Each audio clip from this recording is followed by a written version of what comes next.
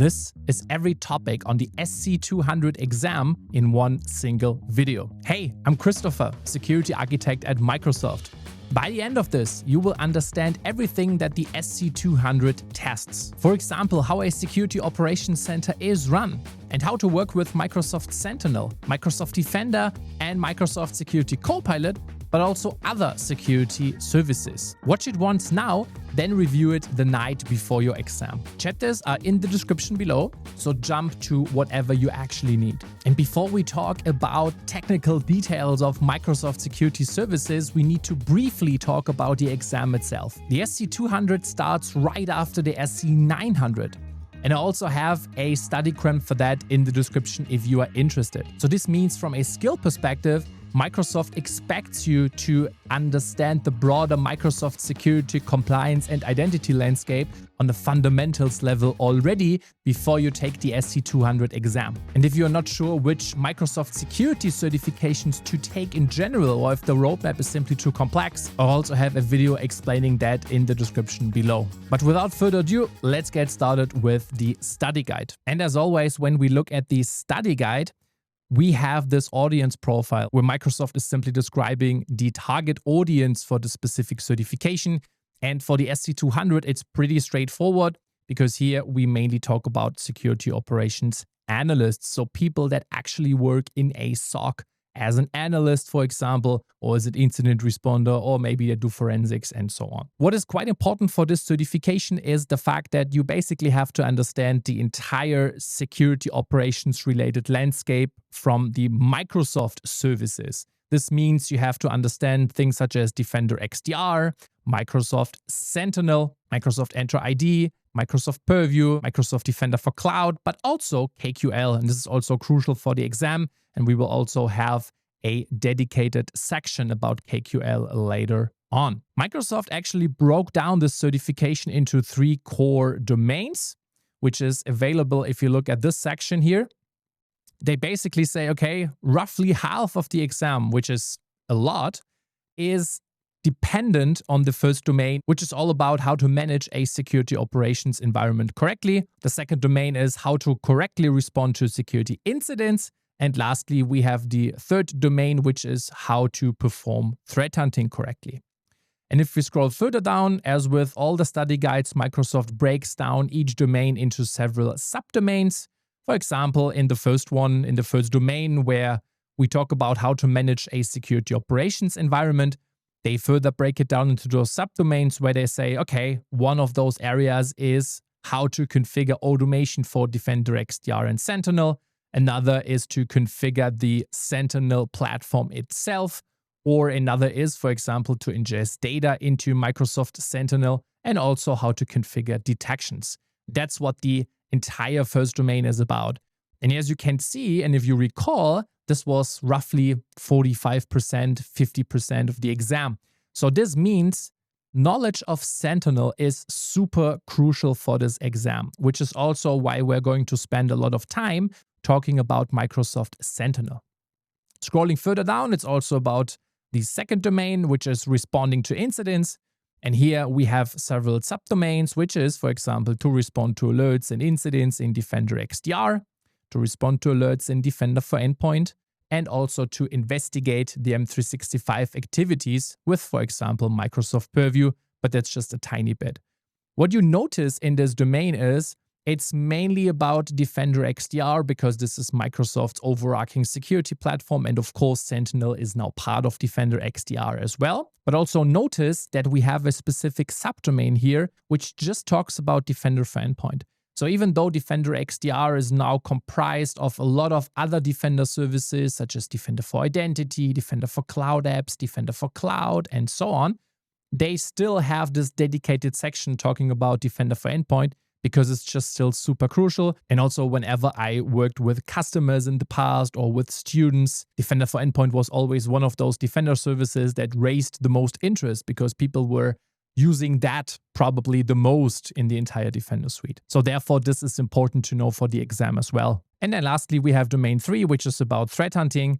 And here we just have 2 subdomains. One is how to correctly detect threats in Defender XDR, and also how to do that in Sentinel. So as you can see, it's quite a mix between Sentinel, Defender XDR, and some Defender services in Defender XDR. Plus, as I mentioned, a lot of KQL will also be included as part of this exam, so be aware of that already. So now that we talked about the study guide and you now have a clear understanding of what Microsoft is expecting from you when it comes to the SC-200 certification, let's move over to the actual content to get you prepared for the exam. And to do that, we will actually start with a primer on SOC and security operations in general, but also in the Microsoft ecosystem. If you're already like a seasoned SOC analyst, feel free to skip that. You can just use, again, the timestamps to jump between the various chapters.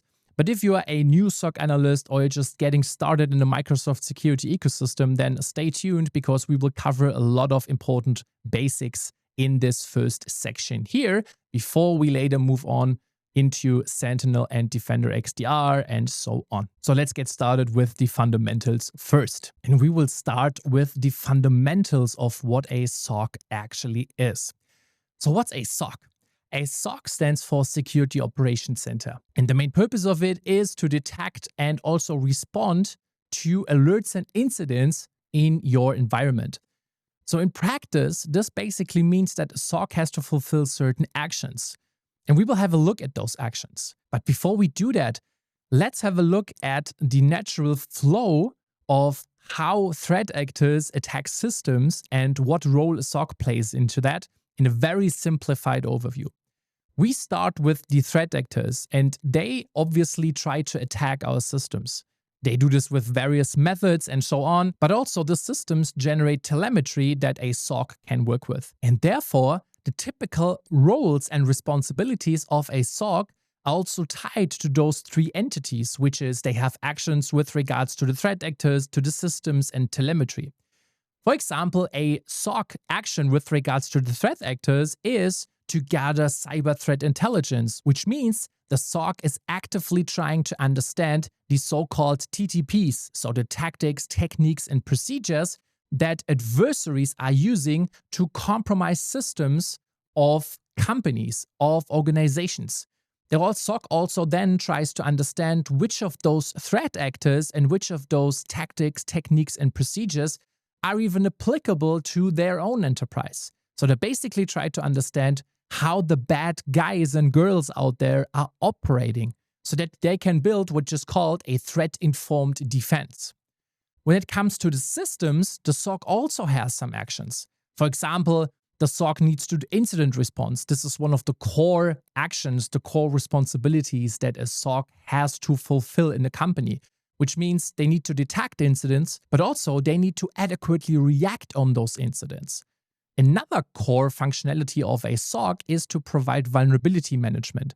This means they actively scan the systems and try to identify vulnerabilities to fix them before they can be compromised.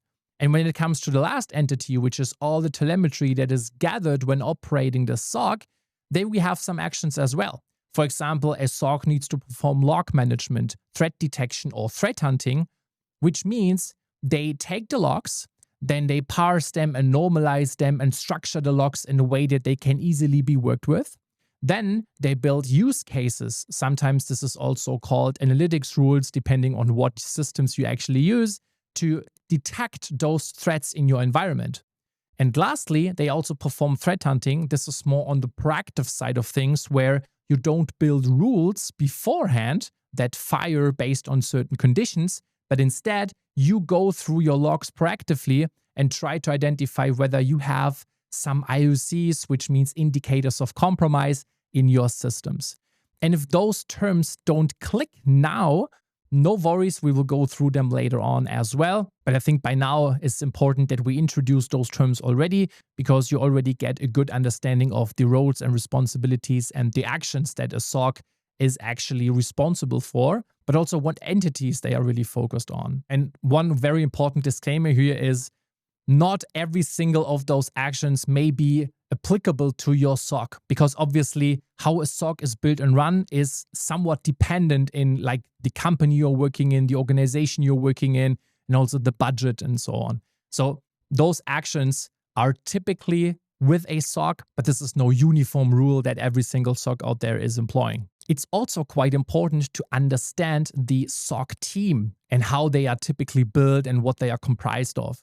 Typically, we have a SOC manager. Of course, we need to have some people managing role here. That's the case for almost all teams. But when it comes to a SOC specifically, we typically see a mix of several roles that are very often implemented. First, we have the security engineer.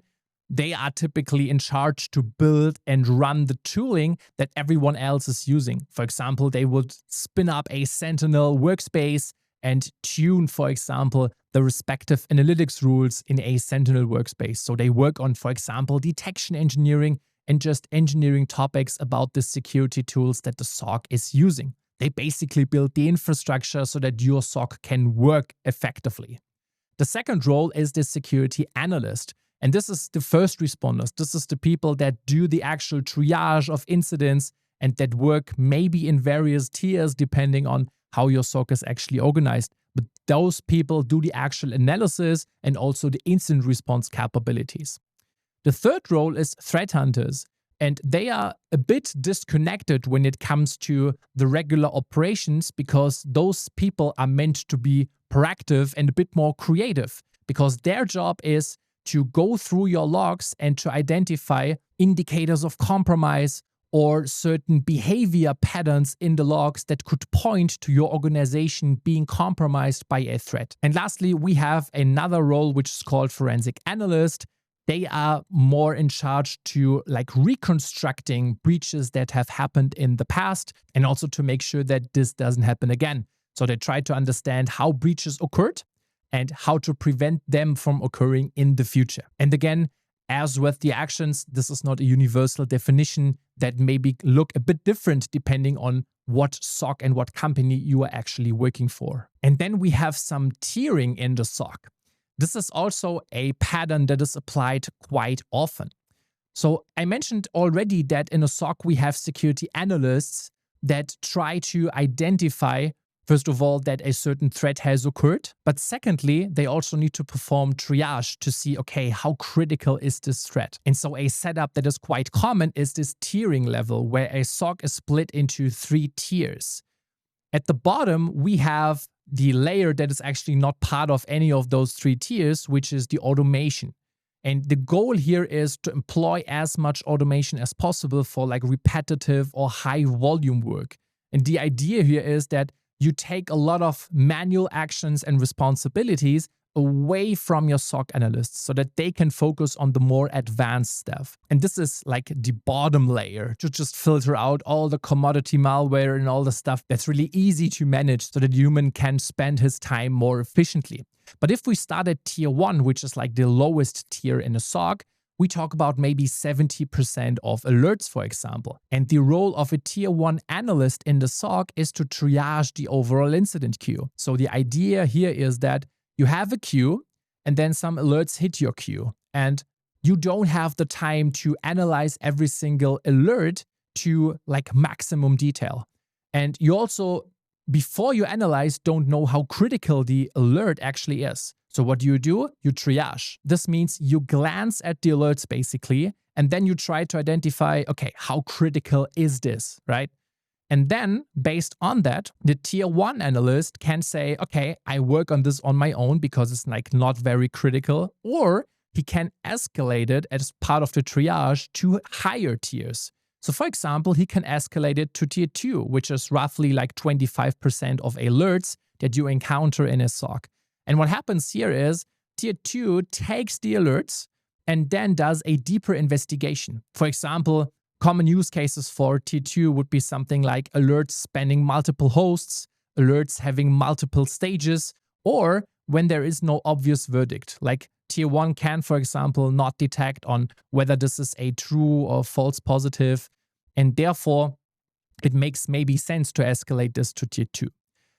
And then we have tier 3, which is maybe 5% or way less, depending on the maturity of your SOC, of alerts. And tier 3 typically does things such as proactive threat hunting and digital forensics, but they also focus on very advanced alerts or even APT-grade cases. APT is an abbreviation that stands for Advanced Persistent Threats, which means they focus on alerts coming from nation-state actors or like very sophisticated alerts from other entities.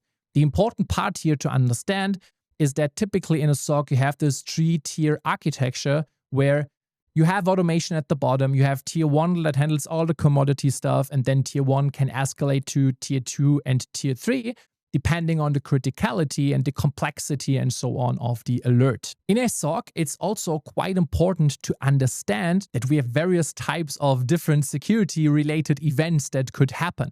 And typically, you use the following definition. And we start with the signals. Sometimes this is also just called event, where we say, okay, one, you have, for example, a signal or an event, and this can just be a raw event. This doesn't need to be a security incident. This can just be a log entry in a firewall, for example. But what we do in a SOC is we take a lot of signals and events, and then we correlate those into what is called an alert.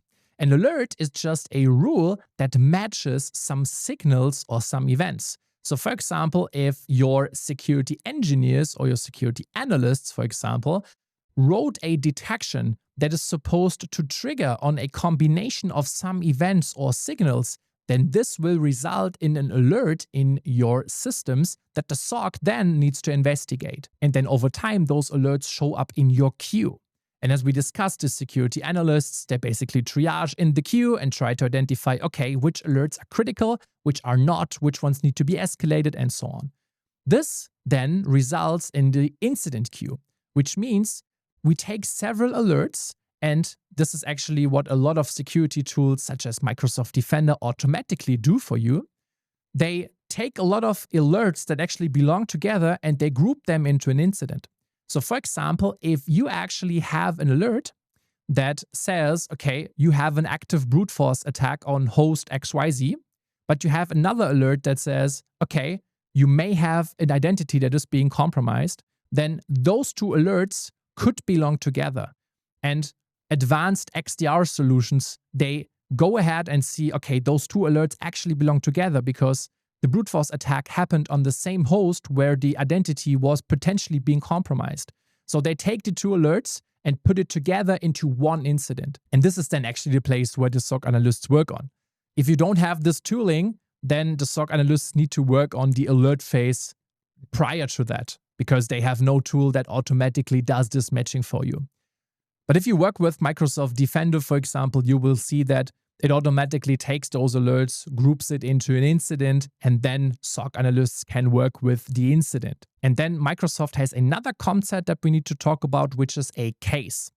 The case is something that you typically don't see when you read about how a SOC is actually built in like NIST, for example. But instead, the case in Microsoft terminology is just Microsoft saying, okay, the alerts and incidents have been like detected by the tools and they actually created an incident based on several alerts. But the security analysts, they work with this concept of a case in Defender XDR because a case allows them to collaborate on an incident in a bit more streamlined fashion because you can work with comments, you can link it to other incidents and so on. So the case is really just where SOC analysts can collaborate on incidents and alerts. And the goal of all those activities, so having good detections, having alerts grouped into incidents, and then allowing people to work with cases on those incidents, is to combat the alert fatigue.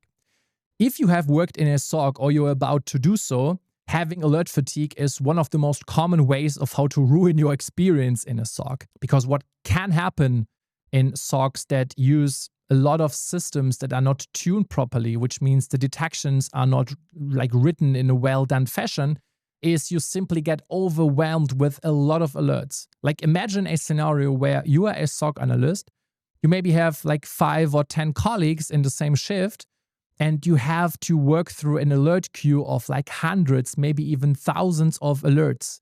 That can be incredibly tiring. And also it can be quite dangerous for the company because you're expected to perform a good analysis on a lot of complex topics.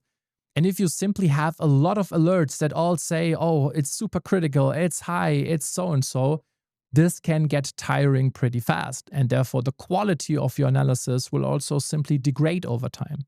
So countering alert fatigue is actually one of the most important things to do in a SOC. And you can do that by simply having good detections and good security engineering and robust principles on how to engineer your systems. And so now that we covered how a SOC is typically built when it comes to the roles and responsibilities and why we actually do that, we also need to talk about the alert lifecycle that is quite common. So we saw earlier that we have signals, which if they hit a detection, so to say, can trigger an alert. Alerts are then grouped into incidents, and people work on incidents with cases. Now, we also need to talk about the entire alert lifecycle that happens here. So what happens is the signals, they may lead up in alerts, but then the next step is that triage happens. And you could also swap out alert with incident here, because as we discussed, depending on which security systems you use, you can either work with alerts or incidents. It's really just a matter of how you define this.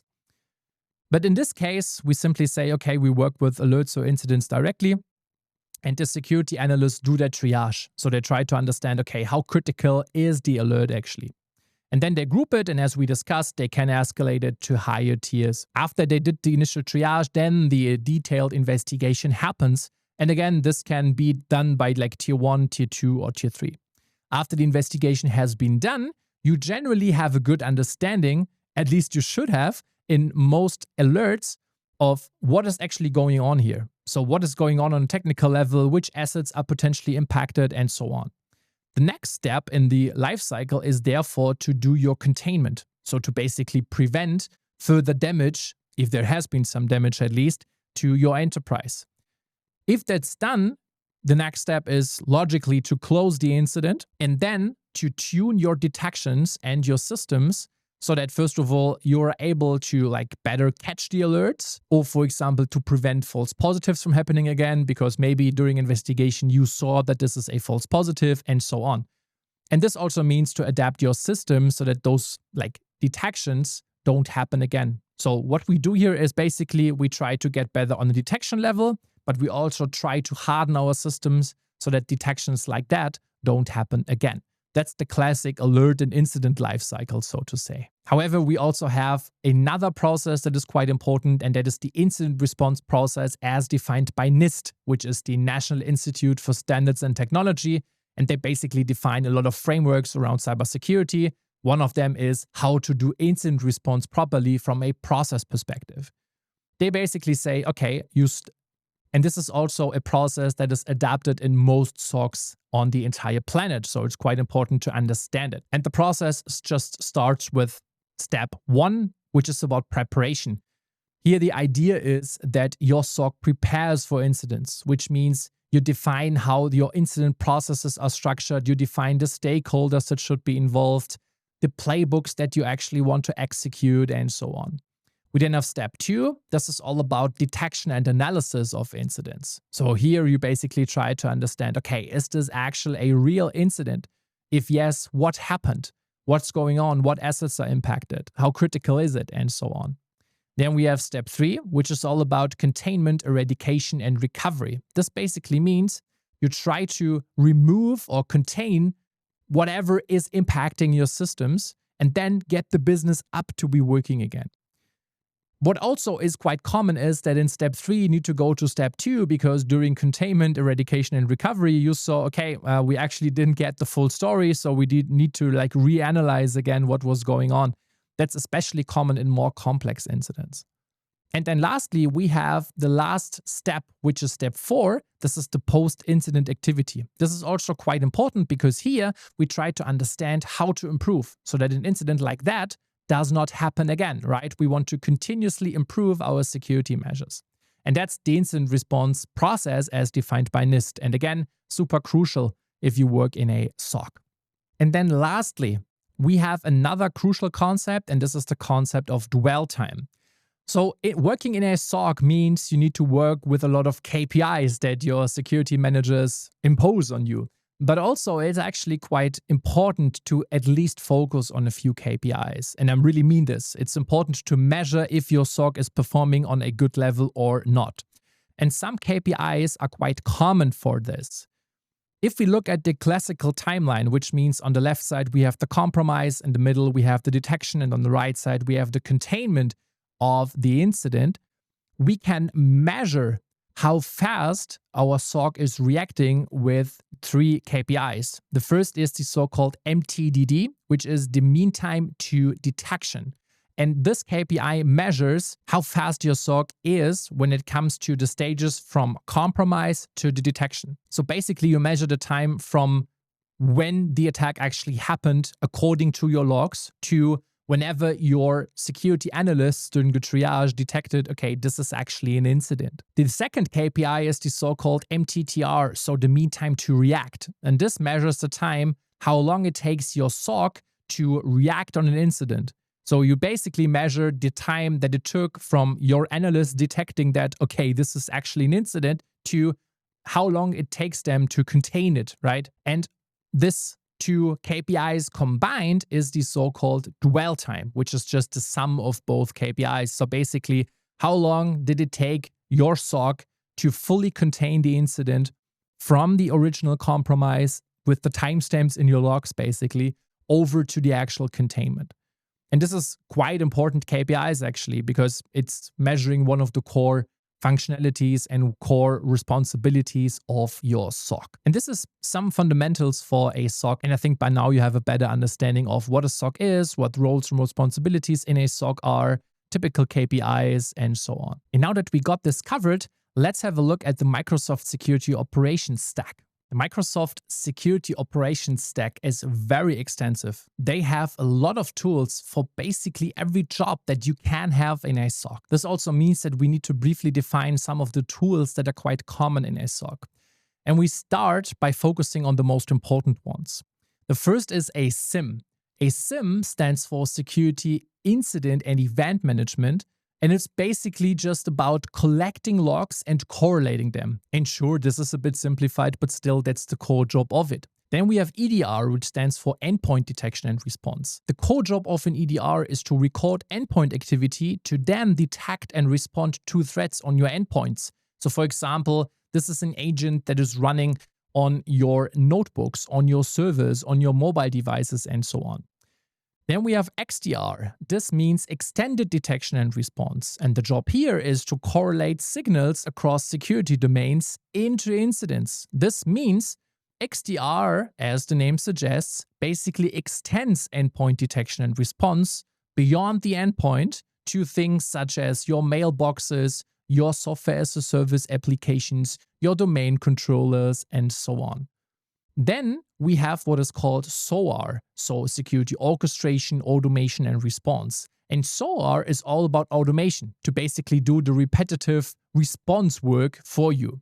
It's also very often coupled with a SIEM system, because in a SIEM, that's where the correlation happens, and therefore with SOAR, we can nicely automate a lot of those things. Then we have what is called UABA, so User and Entity Behavior Analytics. The core job of UABA is to learn what's normal and then to flag any deviations from it. This is typically systems that are very often coupled with machine learning, and they try to understand what the normal baseline behavior of certain entities is, for example, from humans or systems in your organization. And whenever the behavior differs from the baseline, it would, for example, give you an alert that your SOC can work with. And lastly, we have CTI, which stands for Cyber Threat Intelligence. And the core job of CTI is to turn threat intelligence into threat-informed defenses. So basically, you want to understand how the threat actors out there actually behave so that you can implement your security architecture and let your SOC work with threat-informed defenses, which is why CTI is super crucial. Before we talk about the Microsoft services associated with those tools, let's have a closer look at SIEM, because SIEM is maybe the most important tool here. As I mentioned, a SIEM takes all of those signals and telemetry that you have in your organization and that you consider to be important for your security operations center. It takes all those data sources and then it correlates them. For example, it correlates your applications with your operating systems or your devices with your network and so on. And based on this correlation, a SIEM can, based on predefined detection rules, create some alerts and incidents for your SOC. And this is super cool, because it gives you the ability to, across like terabytes of data, for example, create some incidents and alerts that your SOC can actually work with without overwhelming them. That's assumed you do all the security engineering part in a good manner at least. But at least that's the core idea of a SIEM. And then based on it, you have threat detection. You can do threat hunting because you have all the logs in a correlated system already. And you can also do good incident response. That's the core idea of a SIEM. And now if we map the respective Microsoft security services to some of those tools and services, you will see that this is actually quite straightforward. When we talk about EDR, for example, that is Microsoft Defender for Endpoint. It's just an agent that you can install on your notebook, servers, and mobile devices. And then this agent would give you the ability to detect and respond to threats on your endpoints. When we talk about XDR, Microsoft has this big security portal, which you can reach under going to security.microsoft.com.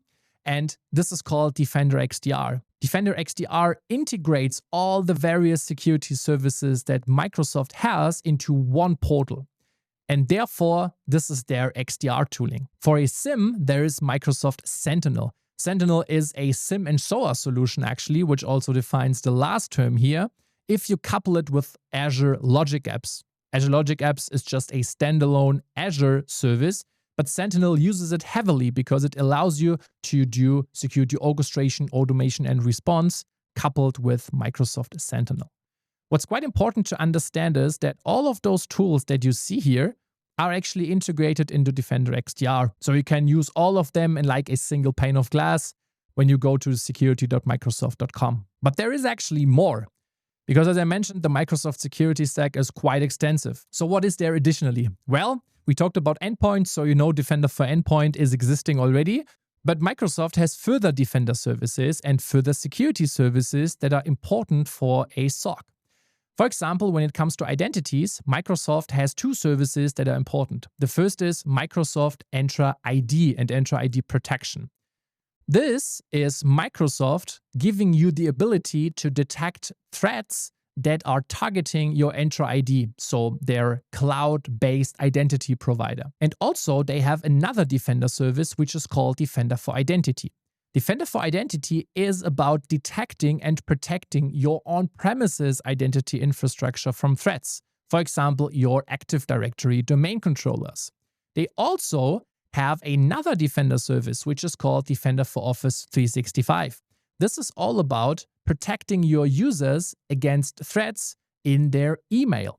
But not only email, they also do this, for example, for everything that is related to collaboration. For example, for Microsoft Teams or Microsoft Office. So for example, if a threat actor sends a phishing campaign to some users of your organization via email, well, Defender for Office is protecting you against that. But it also protects users if this phishing campaign is sent from external Teams messages, for example. So that's possible as well. We then have Defender for Cloud Apps. And this is the security benefit, for example, for software as a service applications. This gives your SOC the ability to, for example, inspect the traffic and associated files between your on-premises environment and, for example, software as a service applications such as Dropbox.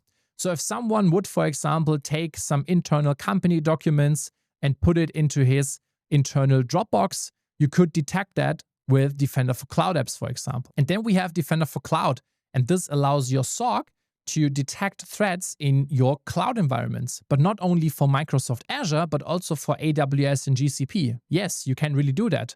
You can really, if you have an AWS environment, use the Microsoft Defender for Cloud service to, for example, protect your AWS EC2 instances. That's absolutely possible. And lastly, we have Microsoft Purview. This is all about data security, and it comes with core functionalities such as data loss prevention that your SOC can use as well. And below all of those security services, we see those two bars which say Microsoft Sentinel and Security Copilot.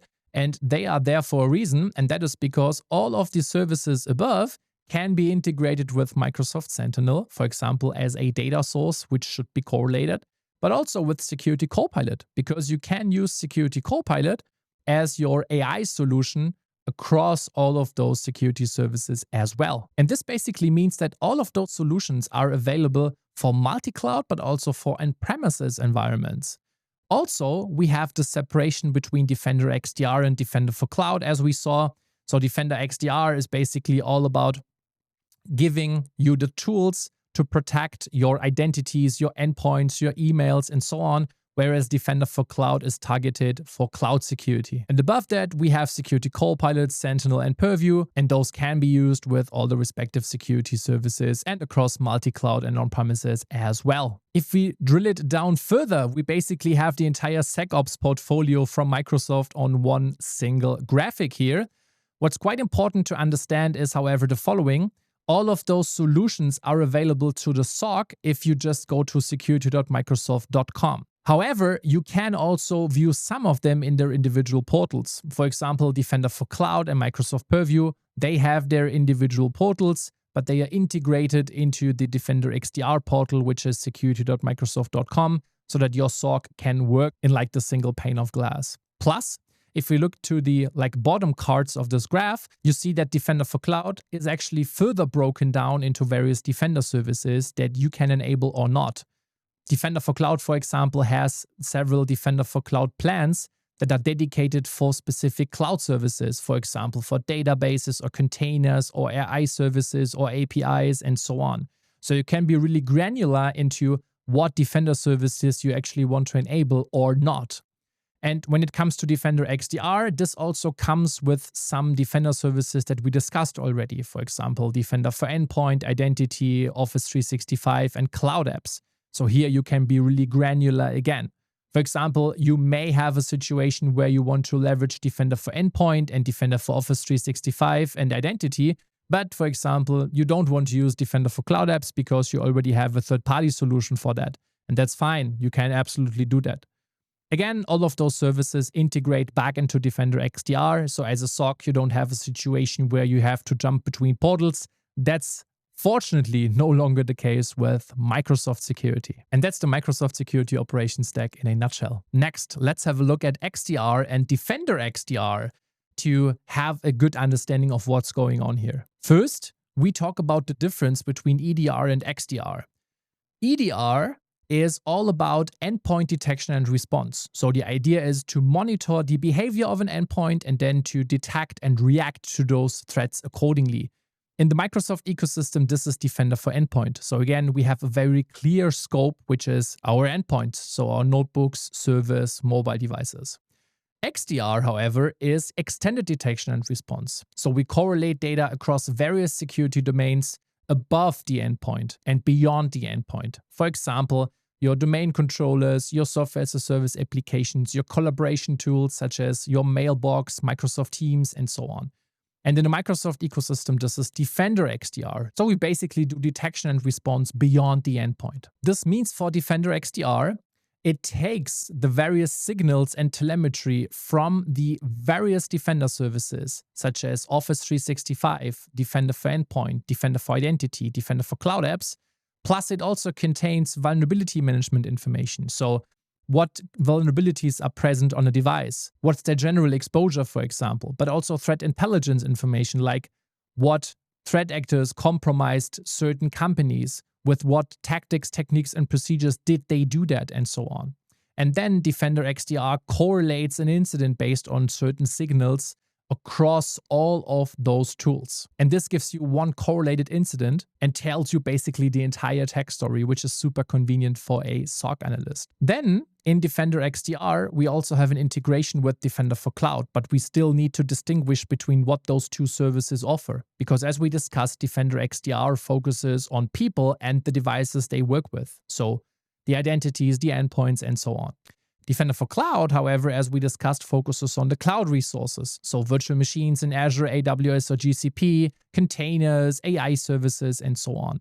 And yes, Defender for Cloud is integrated into Defender XDR already, but still, they have two different jobs, and that is important to keep in mind here. And the same is basically true for Sentinel, because Microsoft Sentinel is now also fully integrated into Defender XDR. You can configure everything that you want to for Microsoft Sentinel if you just go to security.microsoft.com. Previously, this was in the Azure portal, but by March 2027, this is no longer going to be the case.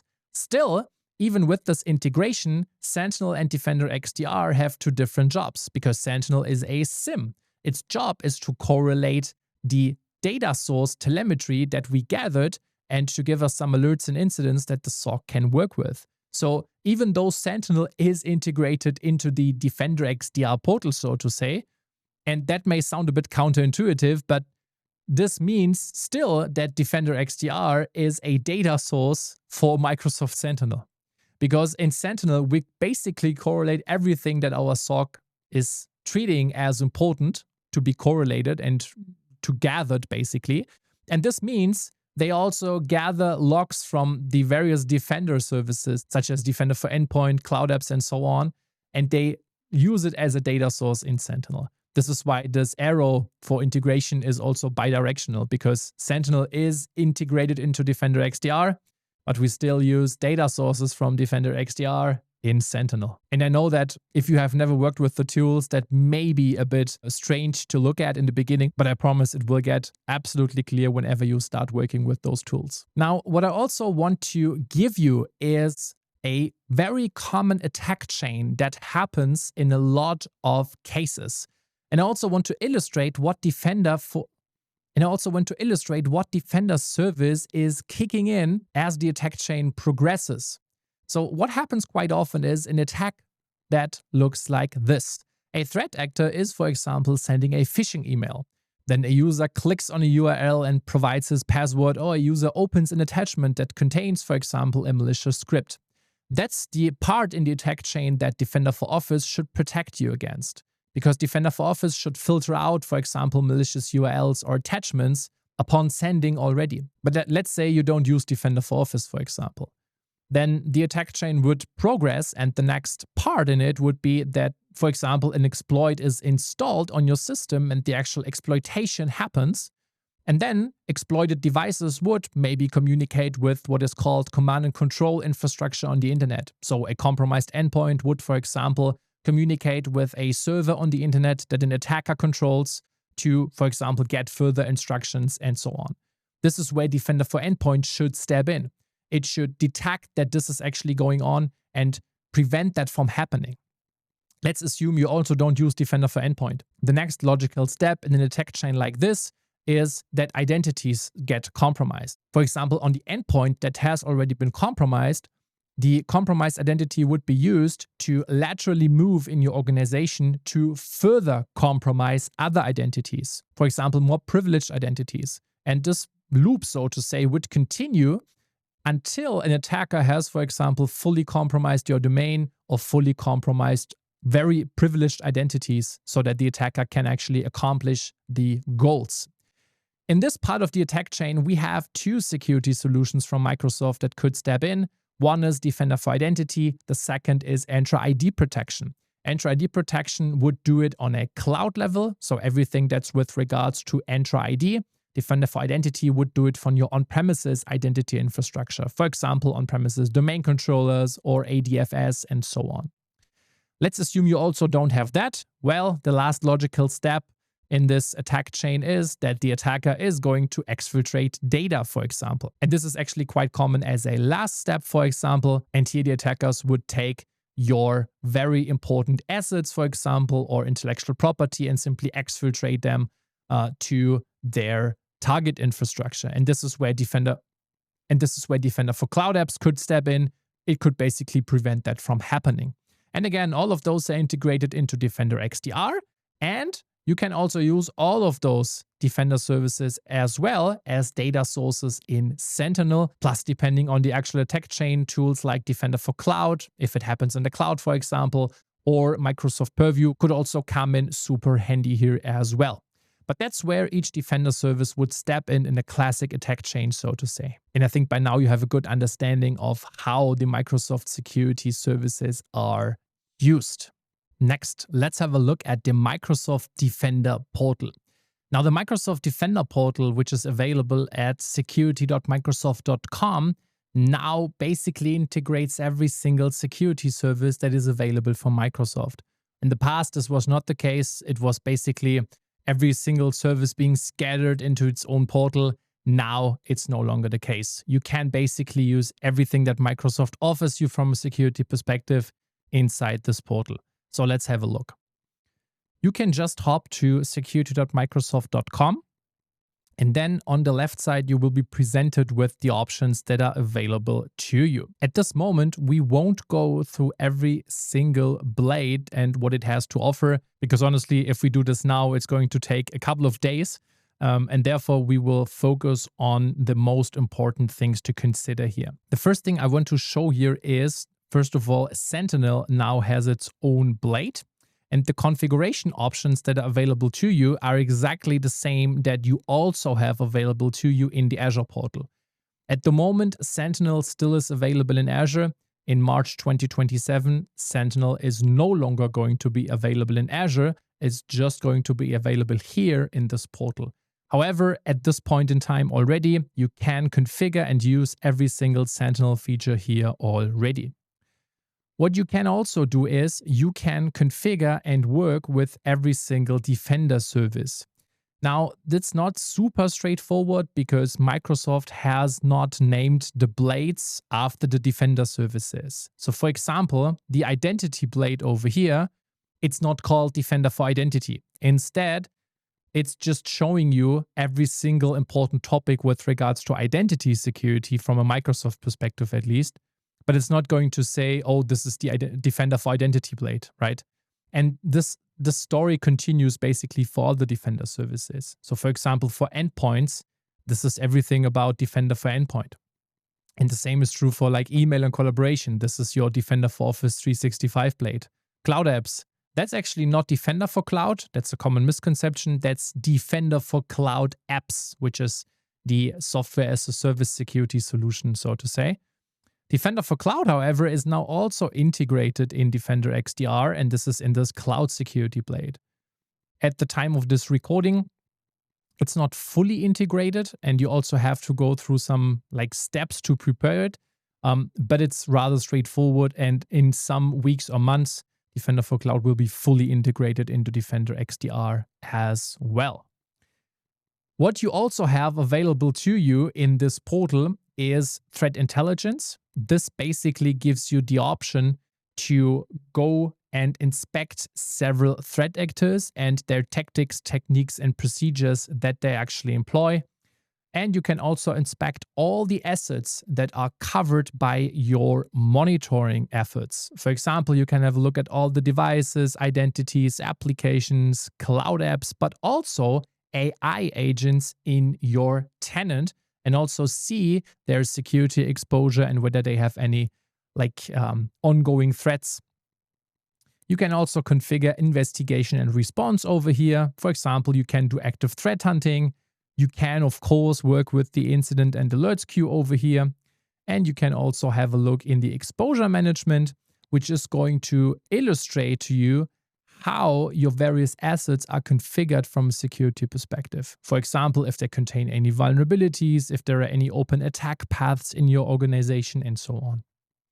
And lastly, this is also quite important for security analysts. You also have the option to work in cases, which is a very nice collaborative way of security analysts collaborating with each other on specific security incidents, for example. And at the very bottom, you also have the option to do a lot of configuration when it comes to Defender XDR and its services. If you just click on this system blade and then on settings, for example, you can see that for a lot of different Defender services, but also for dedicated features such as security for AI or things such as the Defender portal itself, you can go through a lot of different settings and configure it based on your environment and what you actually require.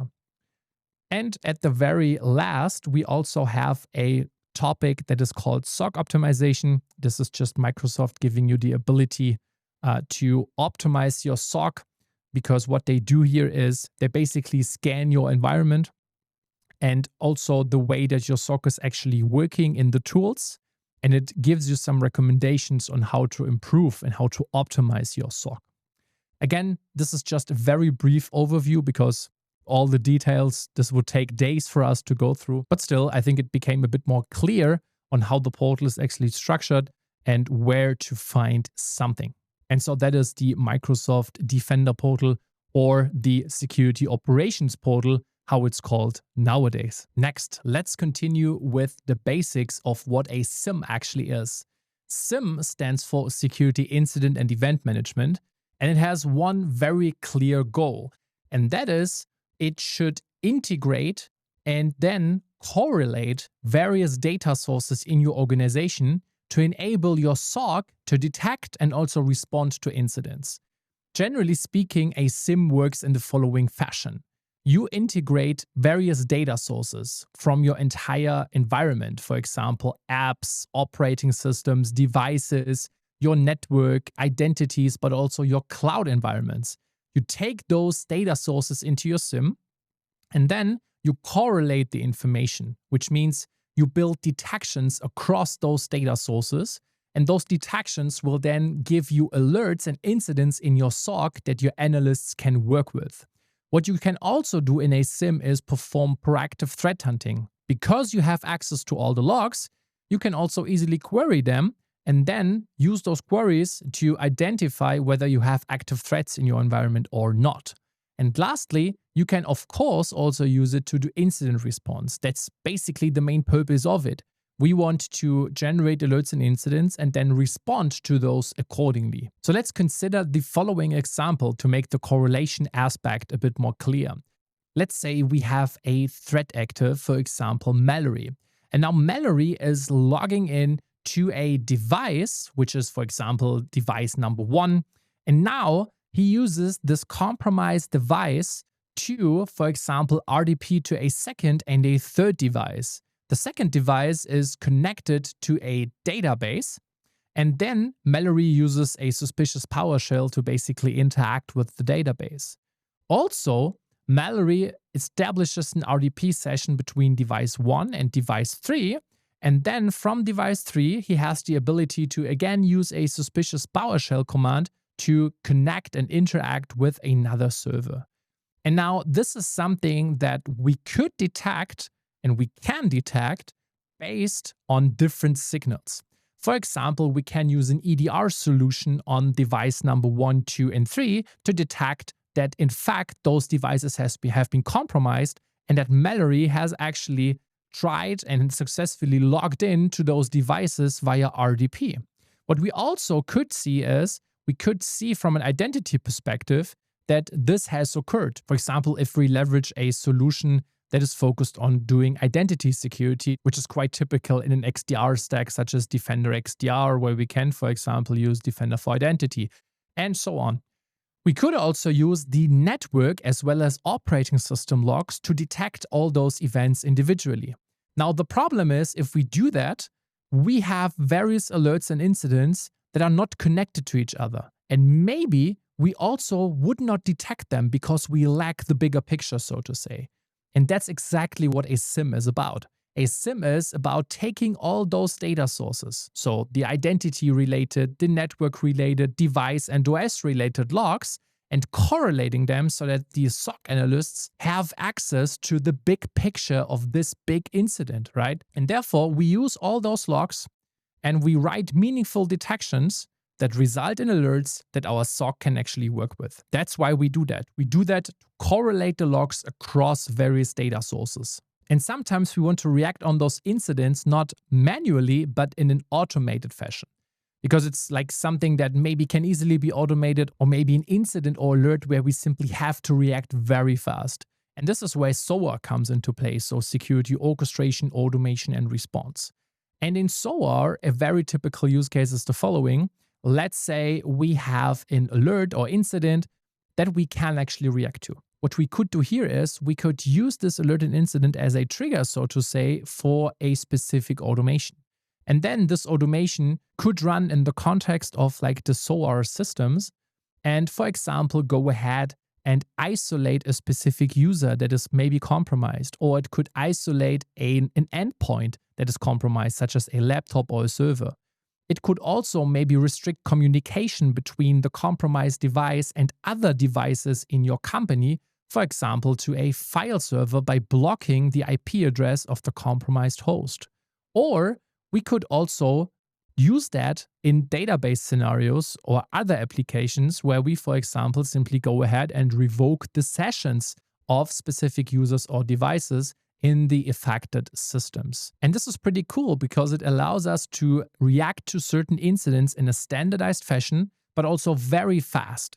And this is why SIEM and SOAR work so great together, because SIEM basically raises the alerts based on the detections we have developed. And then SOAR can react to those incidents in an automated fashion, but also coordinate the response with a lot more actions than just immediately responding to the incident. It's actually a very mighty tool. And this is also why the most prominent SIEM systems such as Microsoft Sentinel or Splunk, for example, always come with the SOAR component so that you can automatically orchestrate and also coordinate your responses based on the actual incident. And that's the basics of SIEM and SOAR. Next, we talk about how Microsoft Sentinel works and how the underlying architecture is. So Sentinel is a SIEM solution. This means the main purpose of it is to collect a lot of telemetry from various data sources and to correlate this across your entire environment so that you get real alerts and incidents that your SOC can work with. In the case of Sentinel, this is very often the data sources such as Defender XDR and other Defender services, firewall logs, Entra ID related logs, logs from other cloud environments than just Azure, for example, AWS or GCP, but also from your endpoints such as servers, notebooks, and so on. And in Sentinel, as with any SIEM solution, we want to collect this data and then detect meaningful alerts and incidents. However, Sentinel also has a fully fledged SOAR component in combination with another Azure service that is called Azure Logic Apps. So therefore, Sentinel really has the ability to automate and also respond to incidents in your environment. And lastly, Sentinel also has a feature that goes beyond what a typical SIEM is offering to you, which is the data lake.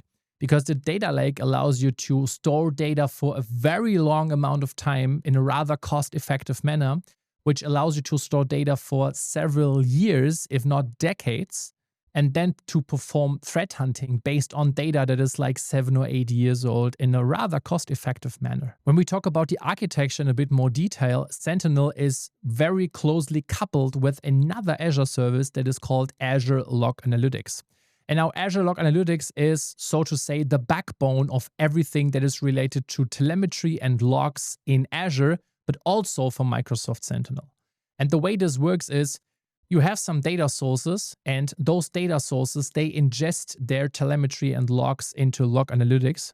And Sentinel is basically the SIEM-related graphical user interface on top of Log Analytics. So you are actually not sending your logs directly to Sentinel. Instead, you are sending your logs to an Azure Log Analytics workspace that is connected and therefore integrated with the Microsoft Sentinel service. And in Log Analytics, if we have a concept that is quite important also in the context of Sentinel, and this concept is called a table.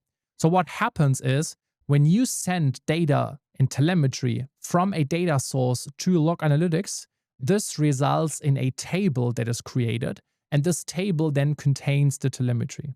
So for example, if you are sending your sign-in logs from Microsoft Entra ID over to Sentinel, you are actually sending those sign-in logs to the Azure Log Analytics workspace that is associated with your Microsoft Sentinel environment.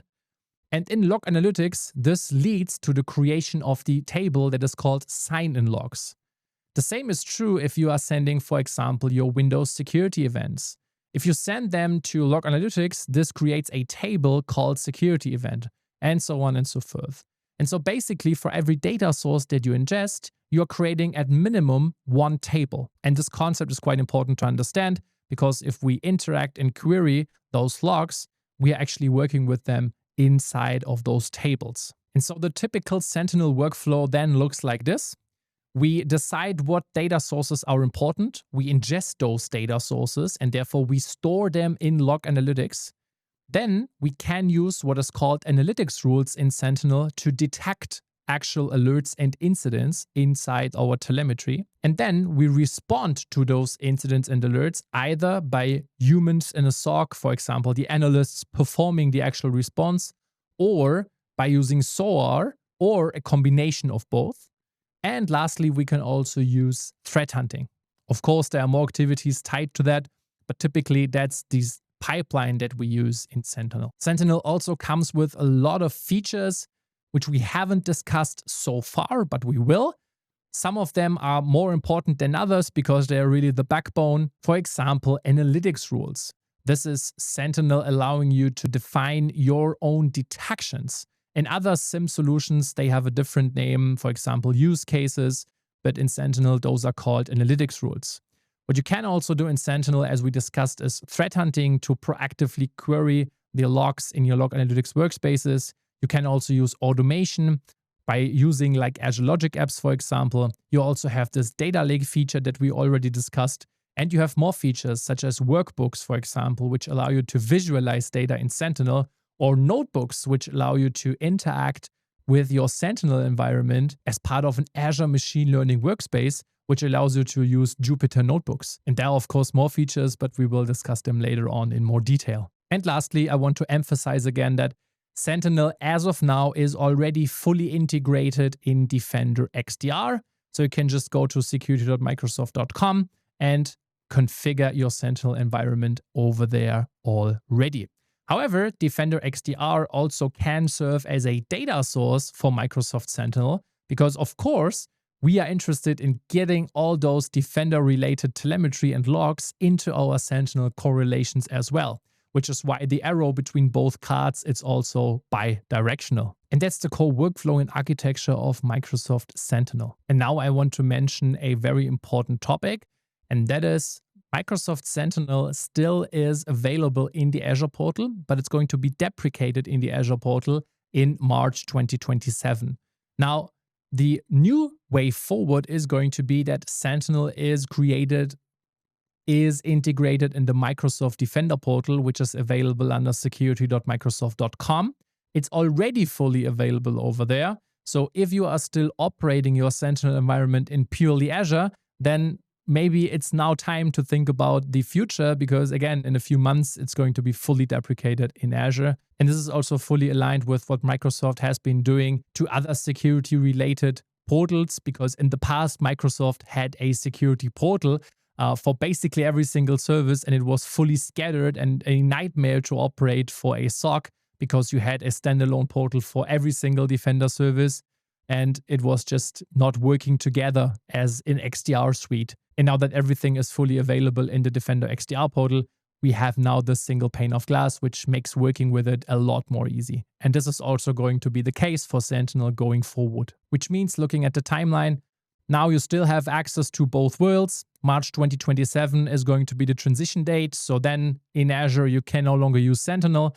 And then afterwards, the Defender portal is the way forward for almost all Microsoft security-related services. Now we will configure our Microsoft Sentinel workspace together. And to do that, we have to consider two different portals. The first one is the security portal under security.microsoft.com, and the second is the Azure portal, which is available under portal.azure.com.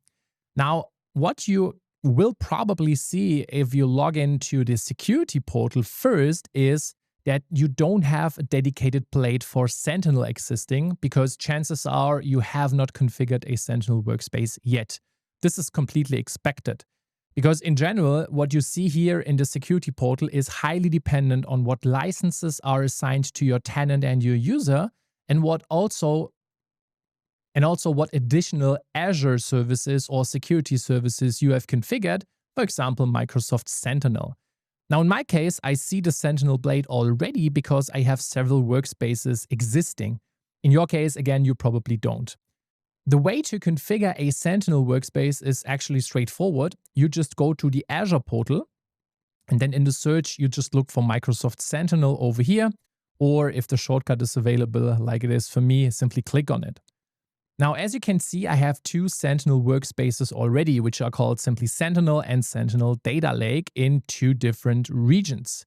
Now, in order to create a Sentinel workspace, you basically have two options, and the option you can choose depends on what is already existing in Azure. And those options are dependent on log analytics, because as we discussed, a Sentinel workspace needs to have an Azure Log Analytics workspace existing as the backbone so that the log analytics workspace can receive the logs and telemetry. And Sentinel is basically just the SIEM graphical user interface on top of log analytics. So if we hit create here, this will allow you to create a Sentinel workspace. However, this is where the two options come in, because what you currently see is a list of 3 log analytics workspaces. Now, what I could do is I could select one of those log analytics workspaces and then hit add. What this will do is it will add Microsoft Sentinel to a log analytics workspace. But this is not what we're going to do. We're going to do it in a bit more cleaner fashion, so to say, because we will hit create a new workspace here. And what this is going to do is it's going to create a new log analytics workspace first, and afterwards we can add Sentinel to it. To do that, simply select a resource group. I will go with Sentinel, but it doesn't matter, honestly. You can also go with a different resource group, and then we will also give it a name. Now, this is going to be the name for the Azure Log Analytics workspace because that's what we are creating here. And then for the region, I simply go with North Europe. You can go with whatever region you prefer and then hit review and create. And then after the validation has passed, simply hit create again. And after the deployment is complete, you can simply click to go to resource. And as you can see, this is in our Sentinel resource group now existing. Yeah, now we have a log analytics workspace that is called Sentinel. The thing here is, and that is where some get confused, we haven't created a Sentinel workspace yet. We have just created a log analytics workspace, but we need to add Sentinel to it. So to do that, simply go back to Sentinel in the Azure search. And then again, click on create. And then we can select the workspace, the log analytics workspace that we just created, which is demo. And then simply click on add. And then, as you can see, this is going to add Microsoft Sentinel to the log analytics workspace that is called demo.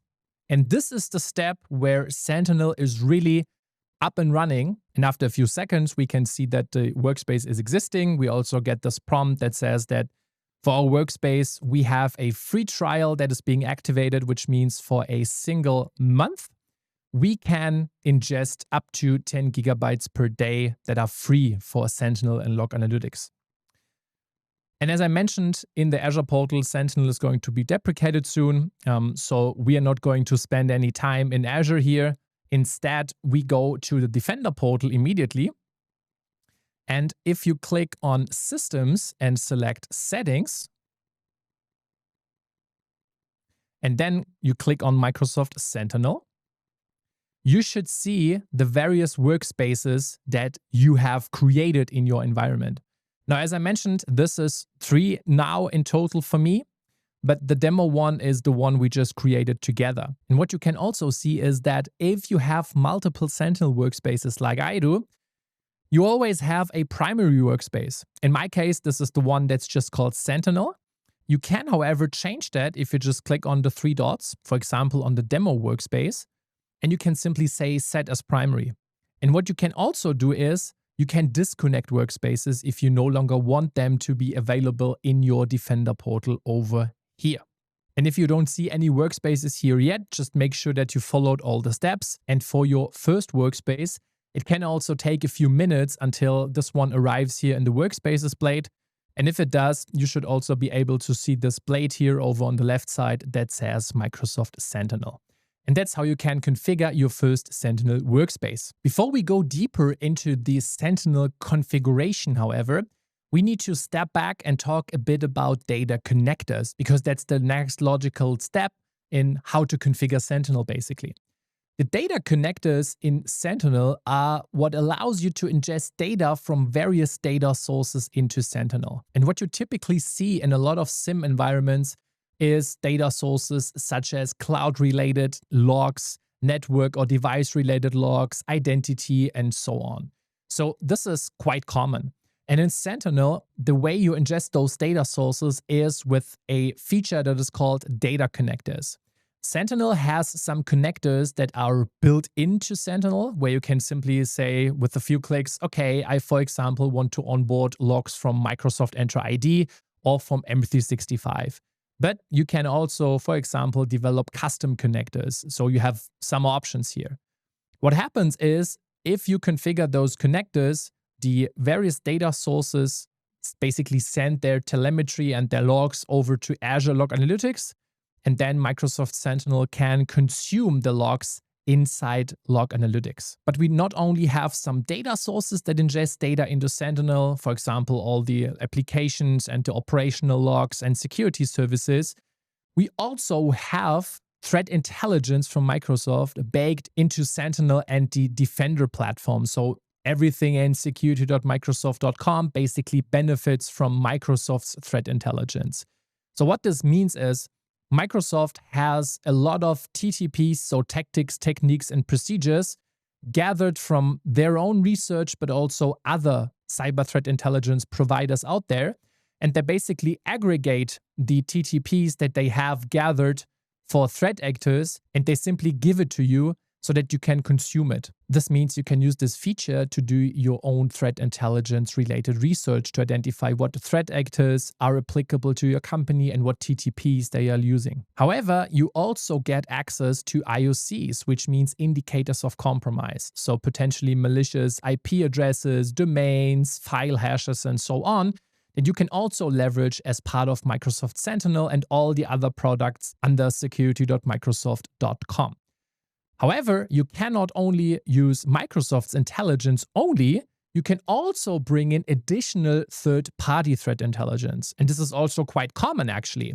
So what a lot of mature enterprises do is they take the Microsoft threat intelligence because, yeah, it's good, but they also have like 2 or 3 additional third-party threat intelligence feeds that they can bring into Sentinel to just get a bigger coverage, so to say, on threat actors out there.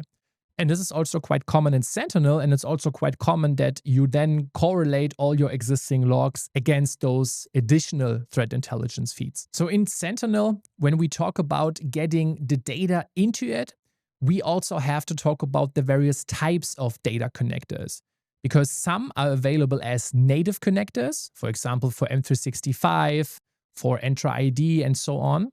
Others, you have to go with a connector type that relies on agents. For example, if you want to bring in like Windows security event logs or syslog, and others are based on threat intelligence. Then we have another connector type that is simply existing in the so-called Content Hub, which is connectors that are developed together with Microsoft and third parties, for example, for very common security products from Palo Alto or other providers. And lastly, you also have the option to build your own custom connectors where you can simply ingest more exotic, so to say, data sources into Sentinel. And if you check the actual data connectors in the Defender portal, you will see that for Sentinel, you have hundreds of pre-configured connectors to choose from.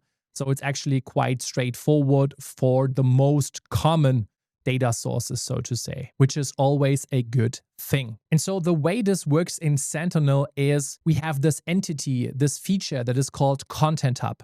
And for the Content Hub, you can think of it like the App Store that you are probably used to from your iOS or Android device. What you can do in Sentinel is you can simply open the Content Hub, and then you can select the various solutions in there that you would like to use.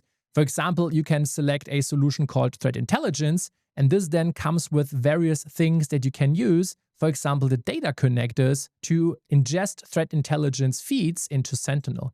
But the solutions typically come with way more than just data connectors. They also come with things such as analytic rules, which allow you to detect alerts and so on. And it really depends on the solution that we are talking about. For most, we have way more assets than just the connectors. However, you can also decide to just install standalone content from a solution. So for example, if you just want to install a certain data connector, but you don't want to install the rest of the solution, that's also perfectly fine. You can really install it in a very granular fashion from the Content Hub. So let's have a look at the Sentinel portal in the next step again to see how we can browse the Content Hub and how we can install data connectors and onboard them into Sentinel.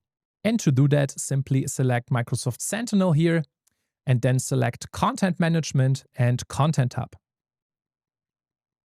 And as we can see, we currently have almost 500 different solutions that are existing for Sentinel and like 370 standalone content types. And some of those are installed in my tenant already. So what you can do here is you can simply look for whatever solution or whatever content type you are interested in. So for example, we can, look for AWS. And this will then show you the different solutions that are existing to onboard certain logs and telemetry from AWS into Sentinel. But what we are going to do is we will do that for threat intelligence. So let's simply look for threat intelligence over here. And this will give you a few different solutions to choose from. The first is the so-called Microsoft Defender Threat Intelligence. The second is the Threat Intelligence that still here in the brackets says new. And if you scroll further down, you also see that you will have some solutions from other third-party providers that you can actually choose from. However, we will go with the one that says Threat Intelligence and then this new in the brackets. Depending on when you watch this video, this new might be gone. Then it might be just called Threat Intelligence. Yeah, so select that and make sure that you don't select this Defender Threat Intelligence solution at this point. Just go with Threat Intelligence. And then simply click on Install here. In my case, I did that already. Yeah, this solution is already installed for me, as you can see. And if you click on Install, the solution is simply going to be installed. And as part of this Threat Intelligence solution, you install a few data connectors, what you can see over here. It's 5 in total, but it's also other content types. So as we discussed, the solutions typically come with more assets than just the data connectors, and this is also true for the Threat Intelligence type. In fact, this solution comes with 52 analytics rules, which is like 52 detections that you can use out of the box. Of course, they need tuning and so on, but still, that's already a good starting point, as well as 5 hunting queries, 1 workbook. Workbooks are there to visualize data in Sentinel, and also a parser that allows you to normalize and parse logs in your environment. And what you can do over here already is, after you have installed it, you can also select one of those data connectors. Yeah, you can always check the content type for the data connectors over here. For example, you can select the data connector that says Microsoft Defender Threat Intelligence, and then you can already see that this connector is already receiving some events and telemetry and so on. For that specific connector, we already receive threat intelligence indicators. Yeah, so IOCs, which stands for indicators of compromise. So simple domains, hashes, and so on, and IP addresses, for example, where Microsoft knows that they are malicious, which is pretty cool because that gives us a good starting point where we can correlate our logs against already. And this is how you can browse the Content Hub and also how you can configure, for example, a solution and a data connector based on the Content Hub. We did that for threat intelligence here, but for other solutions, the process is identical. You just pick whatever you need from the Content Hub and go through the installation process. For some, it may be the case that you need to configure some additional things. For example, you need to have the correct permissions to install a connector, or you need to do something else in a third-party application. That really depends on the actual connector. For most Microsoft native connectors, the process is quite straightforward. And now, as the next step, I will upload some data manually to the threat intelligence management in the Defender portal so that I can show you, based on some pre-configured data sets and threat intel indicators, what is happening in Sentinel when we use certain features. And if you want to follow along, you can easily do that. Just check the link in the description. You can register for my newsletter, and then I will immediately send you the files that you need to upload in the Defender portal, which allows you to follow along with me. So let's have a look at the files. We will upload 3 files to the Microsoft Defender portal so that we can use them with Sentinel. The first is this CTI file indicators CSV file. This is just a CSV file containing some custom indicators for malicious files. And as you can see, those contain file hashes, and they also contain some like custom IOCs. The same is true for the second, which is the CTI indicators CSV.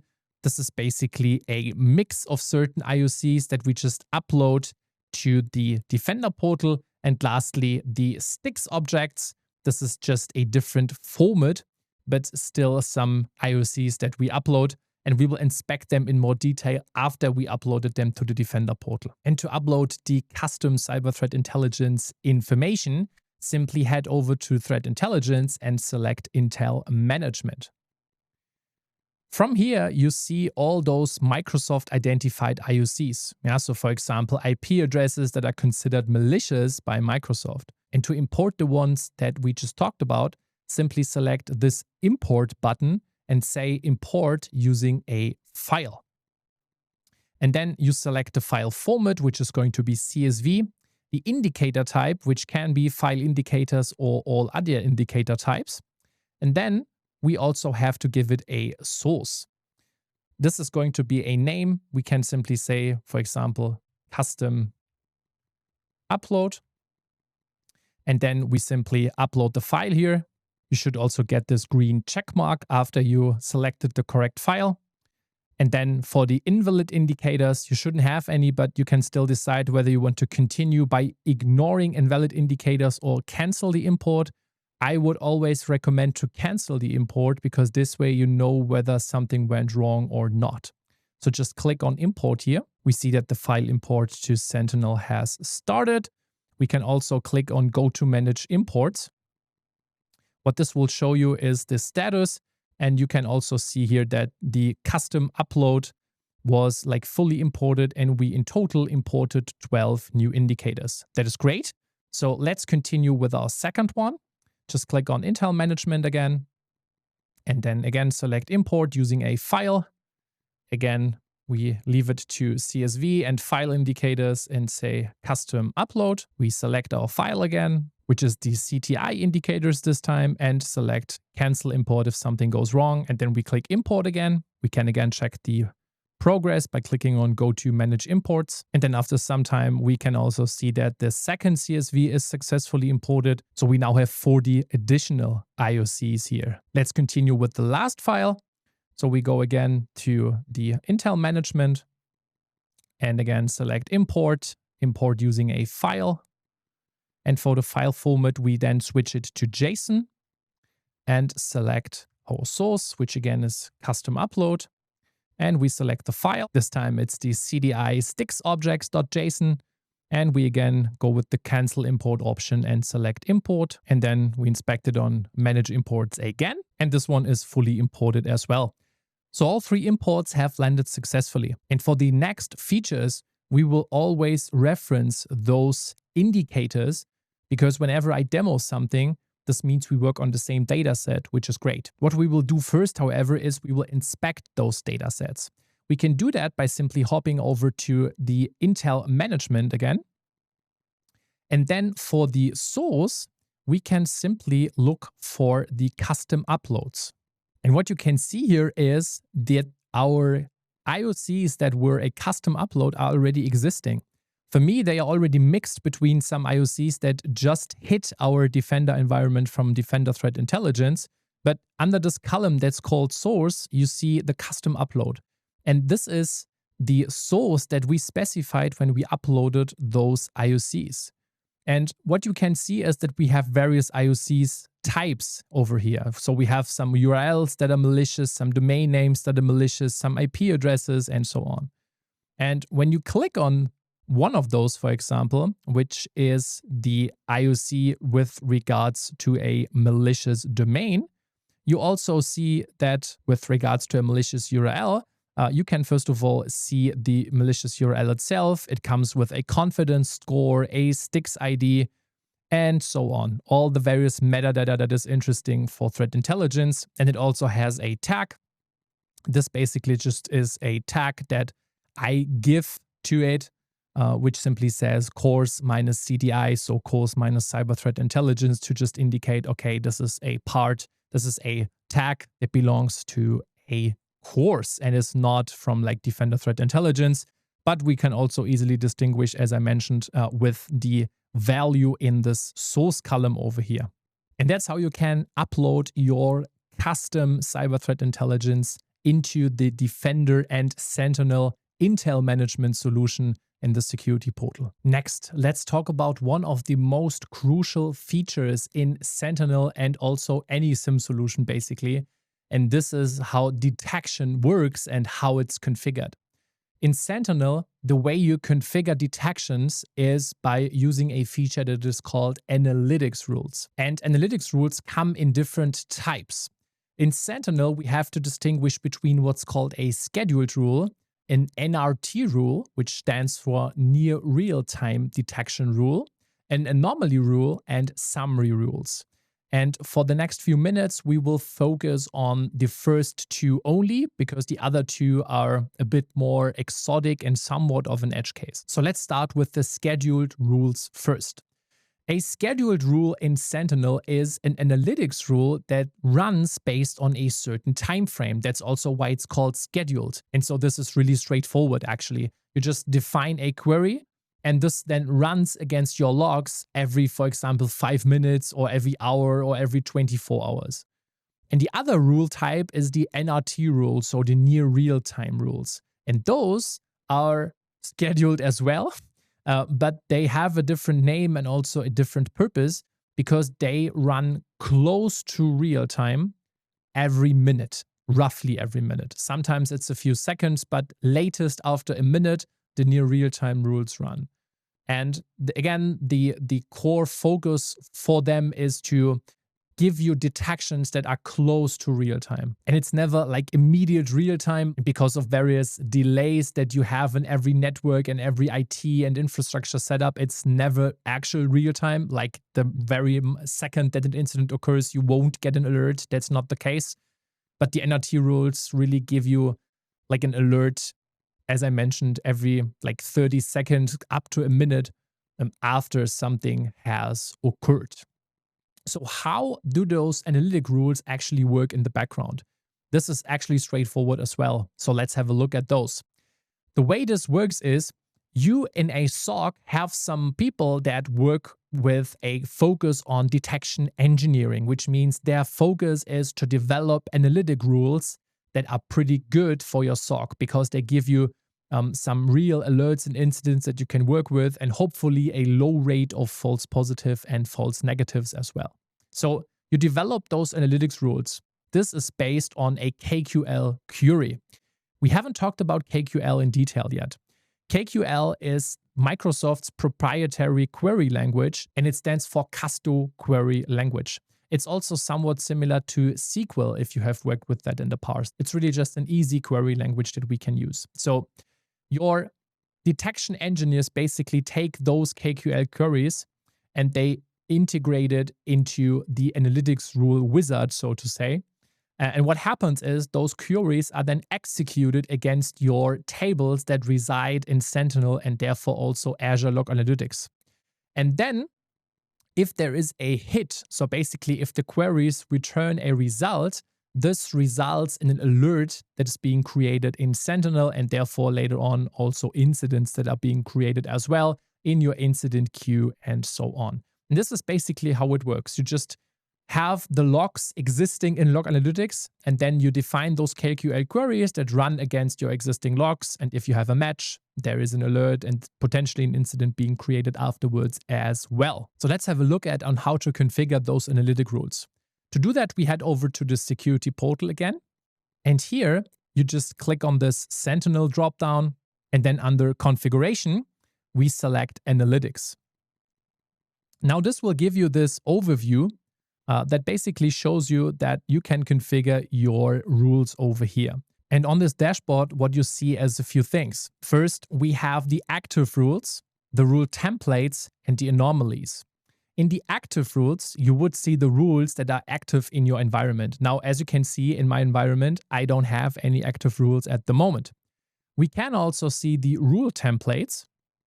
And here, this is the templates that Microsoft gives to us already based on the solutions we have installed from the Content tab. So what you see is, for example, a lot of existing templates that we can use when it comes to threat intelligence because we installed this solution before. And we can simply select one of those and simply say create rule. And in this template, we also see what the description is, so what this rule is about. We can see the data sources that are used for that one. In this case, this is the Microsoft Entra ID connector. We see the MITRE attack mapping and also the query rule. This is like the KQL query that is used to check whether you have an active match in your existing logs. And you see further information such as the rule frequency, the period of lookback, the thresholds, and so on and so forth. So this is a really good starting point because you don't have to construct a lot of queries from scratch, but instead you can simply leverage the queries and tune them based on your needs, based on a template that Microsoft is providing you in the Content Hub. However, we will create our own scheduled rule. We will not use a template. But before we do that, let's have a look at anomalies.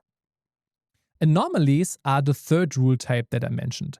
And they are a bit different than the scheduled and the near real-time rules, because what they do is they just look at anomalies based on another Sentinel feature that is called UABA, so User and Entity Behavior Analytics. And what they do is they just try to look on certain deviations from a baseline for certain entities. We will have a look at that later on in more detail, but a few words on this. What this means is, let's say you have an identity that always logs on from a specific location at the same time window with the same device and so on. This is a pattern of usage. And now, if all of a sudden this identity is logging in from a different device, from another location and a different time zone, you have a deviation from the baseline. Now, is that a security incident? It can be, right? But it doesn't have to be. And so this is just an anomaly. That's why those rules are called anomalies.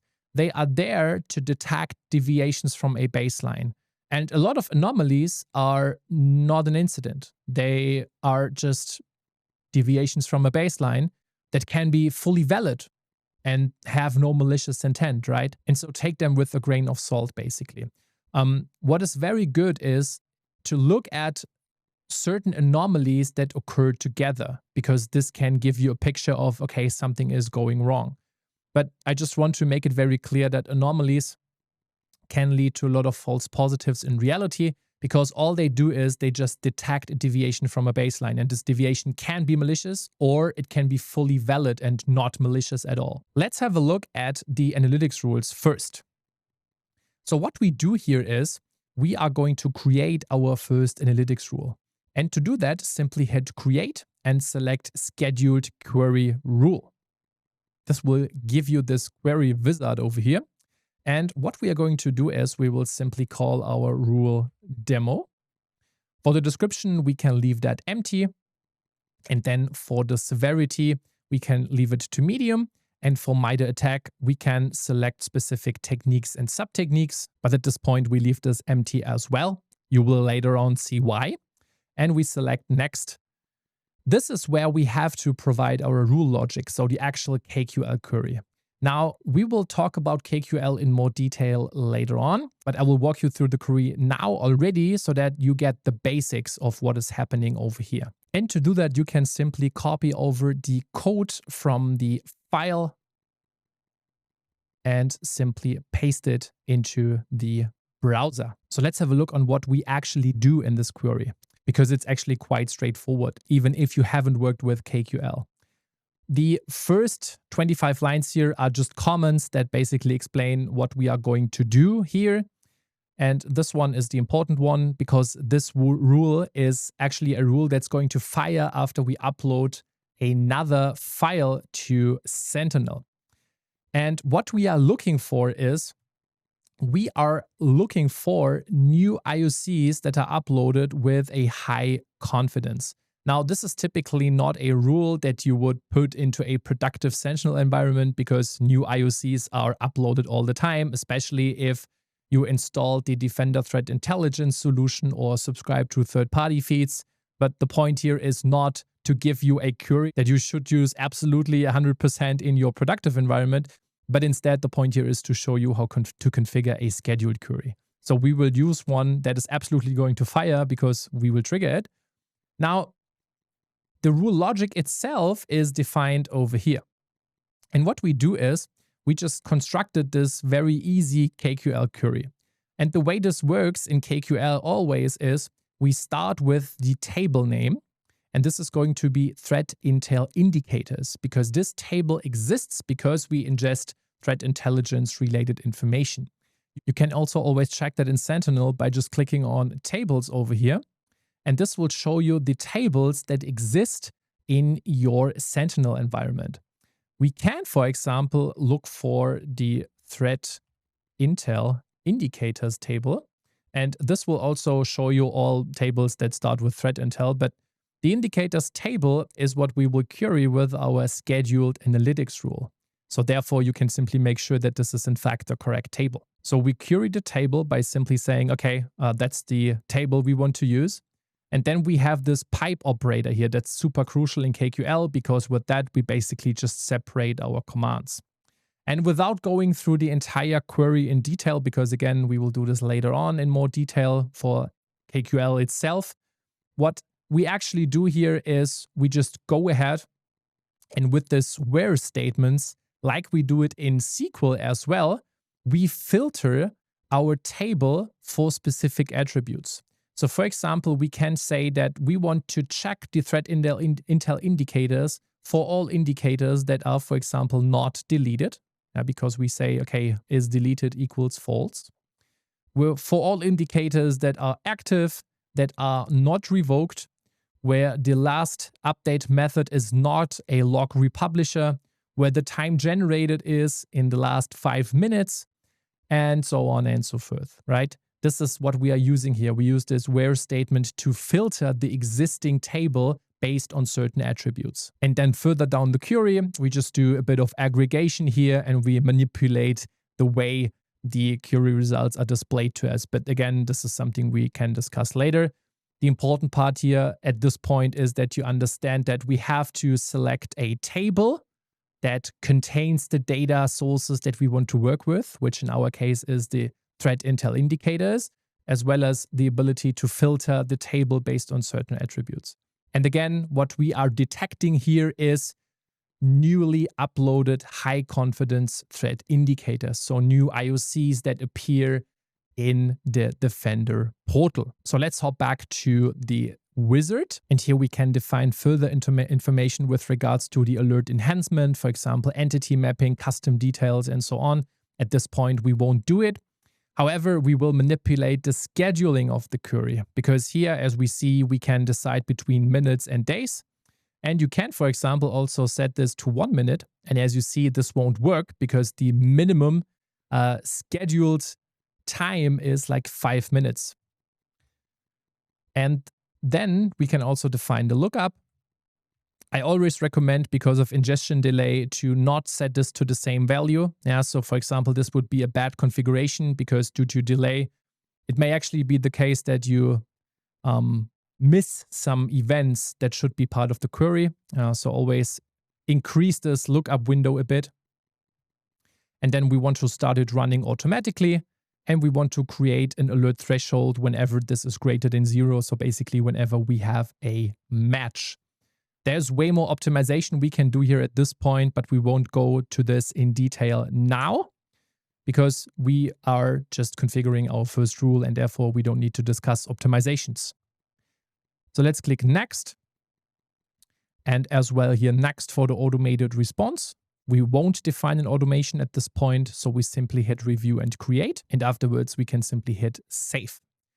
And now this is how you can create an analytics rule. This is then also showing up here under the active rules. So as you see, we now have one active rule. Now let's create the second rule, which is going to be an NRT rule, so a near real-time detection rule. And to do that, simply hit on create again and select NRT query rule. We give it a name and simply say demo NRT. Hit next. And then we inspect the rule logic again for the second file. And this query will follow the same logic as the scheduled query before, because here we simply have a KQL query for a near real-time detection analytics rule that detects newly ingested threat intelligence IP indicators. So we look for IP addresses specifically.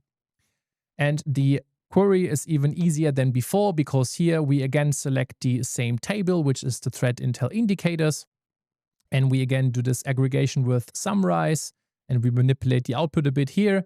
But as before, the important part is all those various where statements, where we simply filter based on certain attributes. The main difference here to our previous query is that we, for the observable key, look for IP addresses only. So to be more precise, IP version 4 addresses only. So we can simply copy over this rule again and paste it here. We leave the optimization options to the default settings and simply click on review and create here. And then on save. And as you can see, we now have those two rules created. The first is this demo rule that is just a simple scheduled query rule. And the other one is the near real-time rule. And now we can check whether we already have some alerts and incidents in our environment. So just go to Incidents and Alerts and select Alerts. And we see that no rule has fired, and this is somewhat expected. It could be the case that you already have Defender Threat Intelligence or some third-party feeds that for whatever reason generate an alert here, but we want to trigger them reliably. So what we do is we again go to the Threat Intelligence blade and select Intel Management. And then we upload some new IOCs to trigger the newly created rules. So just click on this import button here again and select import using a file. And then we select all other indicator types as the indicator type. And for the source, we again say custom upload. And the file needs to be the CTI-trigger-badge file. This is going to trigger the alerts. More precisely, it's going to upload new IOCs, which is then triggering both analytics rules that we just created. And those will then create new alerts. We again select cancel import so that we are informed whenever something goes wrong, and select import. And as you can see, we just successfully uploaded 6 new IOCs. Now we need to wait a bit, because if you remember correctly, the scheduled rules run every 5 minutes and look back every 10 minutes, and the NRT rules run every roughly minute. And therefore, we need just to wait a bit for both rules to actually trigger an alert so that we can inspect whether they work as expected. And then after some time, you will also be able to see the alerts and incidents in the Defender portal. So you can check that by simply going to Investigation and Response and then selecting Alerts. And then you see the various alert names. They depend on the actual name of the analytics rule as well. So as you can see here, we have 3 alerts that were created based on the analytics rule for the near real-time detection, and also 3 that were part of the scheduled analytics rule. And they are exactly as we defined them. So if you click on, for example, one alert, for example, one of the demo alerts, you will see that those are actually linked to us uploading additional cyber threat intelligence information. But as you can see, a lot of metadata here is simply not existing because we haven't optimized it in the query wizard. But that's how you can create and also trigger a scheduled as well as an NRT rule in Sentinel. And now one of the next features that are super important when we talk about Sentinel and its usage in the security portal is threat hunting. Now, threat hunting in general can be split or categorized into 2 different kinds of threat hunting.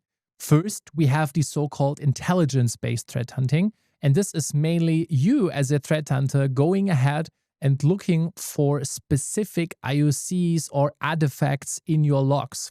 For example, checking for specific IP addresses or domains or certain artifacts that may or may not be present in your system. So it's very IOC and very artifact driven. And the main purpose of it is to simply identify whether any of those are in your logs. Typically, as we saw, you ingest a lot of thread feeds already and you build some rules that correlate your thread feeds and your threat intel information with your existing logs. For example, you would build something like, okay, you take the network logs from Azure, for example, so the VNet flow logs, for example, and you correlate them with cyber threat intelligence information, so IOCs.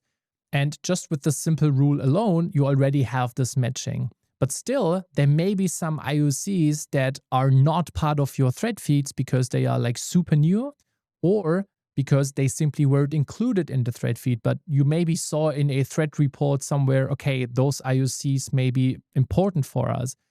And therefore, it still makes sense on like certain occasions to still search for IOCs manually. This is the intelligence-based threat hunting method. The other method is the hypothesis-based threat hunting. And this does not revolve around like IOCs or specific IP addresses that you would look up. Instead, it's more based on the behavior of the adversaries. So we focus on TTPs here again. So tactics, techniques, and procedures. So what kinds of behaviors the threat actors are actually showing. And this is way more advanced than just curing your logs based on certain IOCs, but it's also the method that is employed more often because we have a lot of queries that consider our cyber threat intelligence information anyways already. Especially for IOCs, it's very easy to do that, and therefore the hypothesis-based hunting is what you will encounter more often. This is then something like, okay, there is a new report coming out that a certain threat actor is behaving in this and that way and attacking certain like industries by using those techniques and so on. And therefore, you would build some queries that try to identify certain threat actors. And this is what you can do in Sentinel and the Defender portal very easily. Now, Sentinel and the Defender portal itself actually have two different features. In Sentinel, we have the ability to use hunts, queries, live streams, and bookmarks. And in Defender, it's just the advanced hunting, but they have a bit of a different purpose. And you will now see what the differences are actually. So let's hop over to the portal again. And over in the portal, we can inspect the hunting feature of Sentinel by just clicking on the Sentinel drop-down menu again, and then threat management, and then hunting. In hunting, what we can do is we can collaborate as a SOC on certain hunting activities. More precisely, this is not the entire SOC, but in most cases, certain threat hunters that collaborate on the threat hunting activities together. Now, the cool thing about the hunting feature here is that you can organize your hunting into different hunts. So we can just click on New Hunt, and then we can simply call it Demo. We can give it a description. For example, this is our first threat hunting demo. You can also give it an owner and a status. Now we can, for example, say this is new. And as I mentioned, we always work with a hypothesis in threat hunting. So we can say that this is maybe an unknown hypothesis or something that is invalidated or validated. Currently, it's simply unknown because we just started with the hunt. So we can click on Create. Then this is going to appear as something that we can manage. And now if we select this hunt, the metadata that we just gave it is existing here. But the most important part is missing, which is the actual queries, right? Because we want to proactively scan, we want to proactively search in our logs for potential compromise. And so what we need to do here is we need to provide some queries. Now to do that, we can simply select actions and say add queries to our hunt. And this then shows you some existing queries that were created whenever we installed our threat intelligence solution. If you remember, when we installed the solution from the Content Hub, the solution came with a few data connectors and analytics rules, but it also came with dedicated hunting rules. And those hunting rules are exactly the ones that you saw when we installed this solution. Now, if you installed like 10 solutions, for example, all the various hunting rules that came with those solutions will also be presented to you over here. And you could theoretically simply say that you want to add some rules here as well. So you can say, okay, for example, we want to select this specific hunting rule as well. this hunting query as well and select add. And then this specific query will be added to our hunt. And this is also shown to you over here where it says, okay, now we have one query that is associated with this specific hunt. Now, of course, you also have some options to create your own queries. You are not limited to the queries that come with the solutions. And to do that, you have to go to queries over here. And yes, you can see this also contains the 5 queries that you downloaded from the Content Hub already. But you can also simply go ahead and define your own queries. To do that, simply click on New Query. And here we just have to give it a name, for example, our demo query. And then we can simply, and again, provide a KQL query. For example, something like threat intel indicators from the last 12 hours. Again, this is not a query that you would use in production, but this is just, again, to showcase how threat hunting can be worked with in Sentinel. And here we can, again, provide some entity mapping or some MITRE mapping. We don't need it for our demo query here. We just simply hit create. And as you can see, this will then show up again in our list of queries. And now we can take this custom query and assign it to our existing hunt. To do that, click on hunts again, select actions, add queries to hunt. And then we can select our demo query, hit add.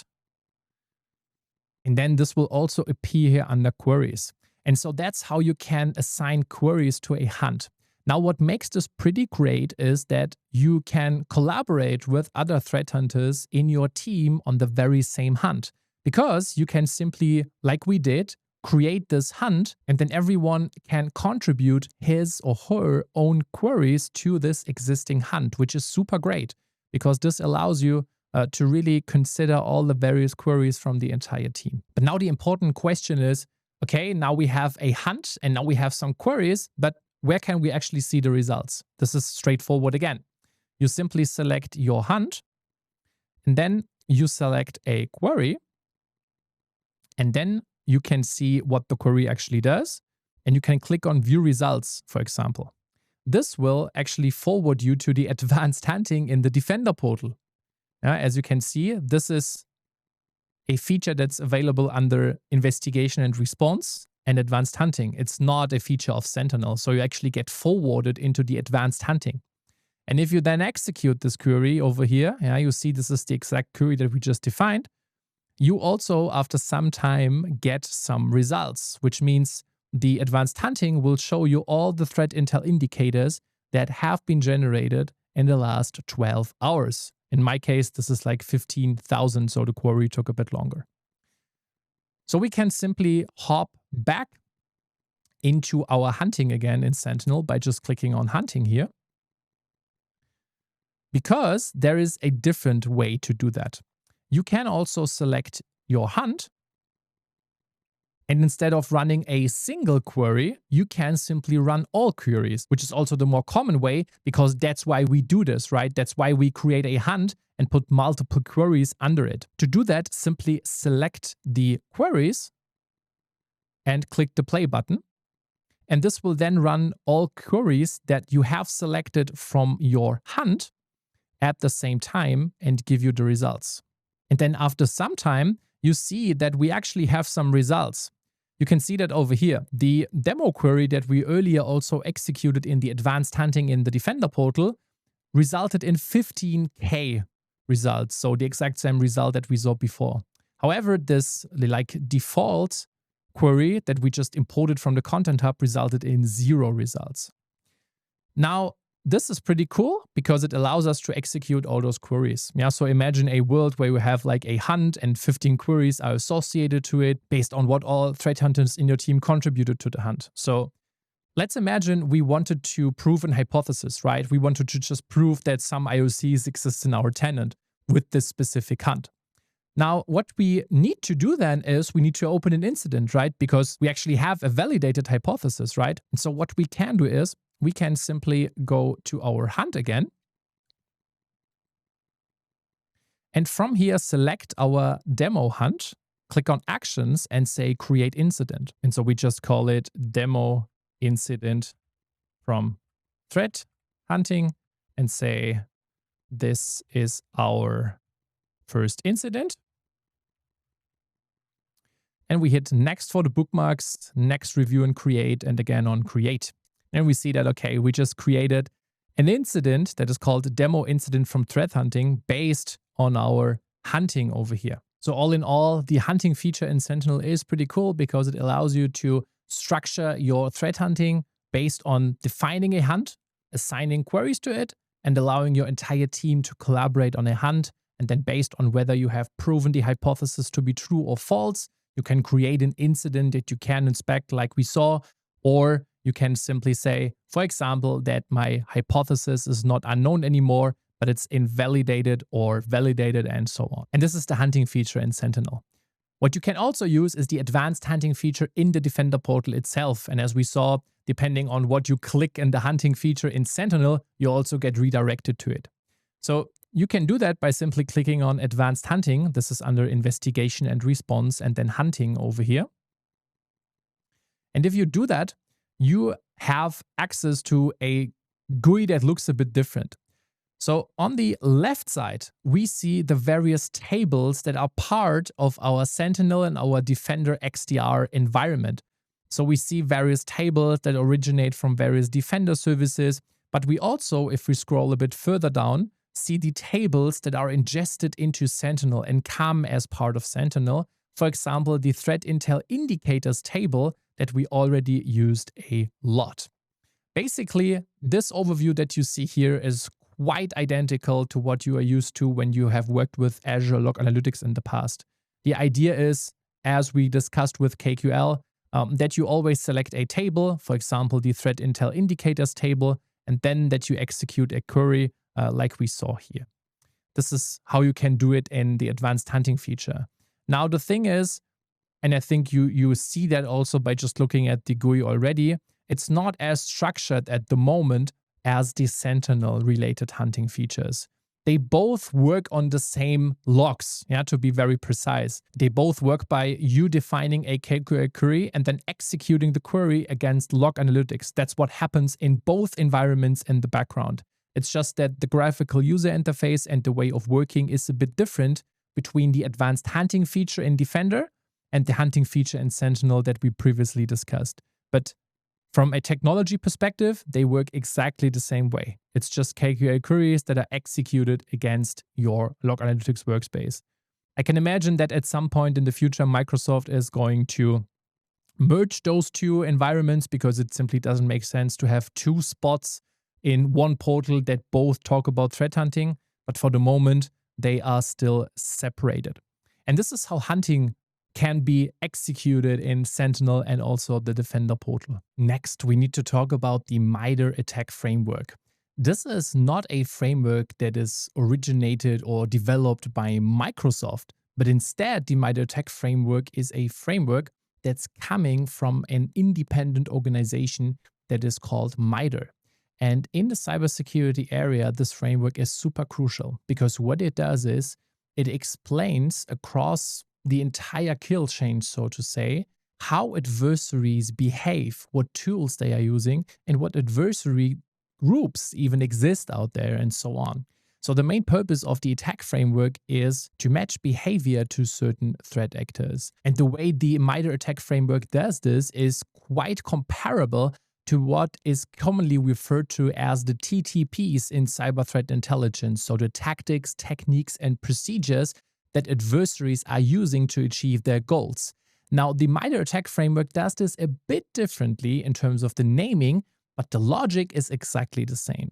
In the attack framework, we basically have three different types that we need to consider when we talk about behavior. The first type, so to say, is a tactic.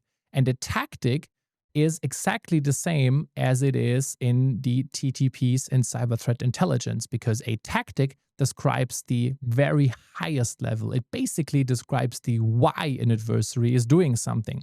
For example, in the attack framework, the tactics are the highest level, and one of the tactics is, for example, execution. So this answers the question of why they are doing it, basically. Because they, for example, want to execute something malicious on your systems. below the tactics in the attack framework, we have these so-called techniques. And this is where it still is basically the same as in cyber threat intelligence TTPs, because the techniques are doing the same job as over there. The techniques basically answer the question of how something is done. For example, if we talk about the tactic execution, a technique that is associated with this tactic would be the command and scripting interpreter usage. So this means that an adversary is just using command and scripting interpreters to achieve their goals. And as the lowest level, below the techniques, we have these sub-techniques. And this is the first time where it's different to TTPs, because in TTPs, we talk about tactics, techniques, and procedures. In MITRE, we talk about tactics, techniques, and sub-techniques. But sub-techniques still have the same job, so to say, as procedures. It's just that they are named a bit differently. And a sub-technique in attack is, for example, Python. So when we look at the entire chain, so to say, a MITRE matching that can occur is that you have the execution as the tactic, the command and scripting interpreter as the technique, and as the sub-technique, you have Python. And why is this useful? Well, because it gives you a way of categorizing the behavior of adversaries into tactics, techniques, and procedures. And we will later on see why this is so useful. It is so useful because you can cluster the behavior into certain domains, so to say. This allows your SOC to identify blind spots and to also see in which areas you can improve. For example, from a detection perspective, you may be pretty good and pretty advanced in, let's say, the tactics around execution. But in the tactic around reconnaissance, you may be pretty bad. And if you match your detection efforts and track records to the actual domains, you can identify those blind spots. And tools such as Microsoft Defender or Microsoft Sentinel also help you in doing that.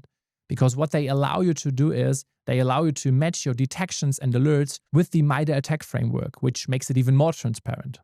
And in the MITRE attack framework, you also have a bit more than just tactics, techniques, and sub-techniques. Because what it also does is it matches detections and also software and also groups to the techniques and sub-techniques.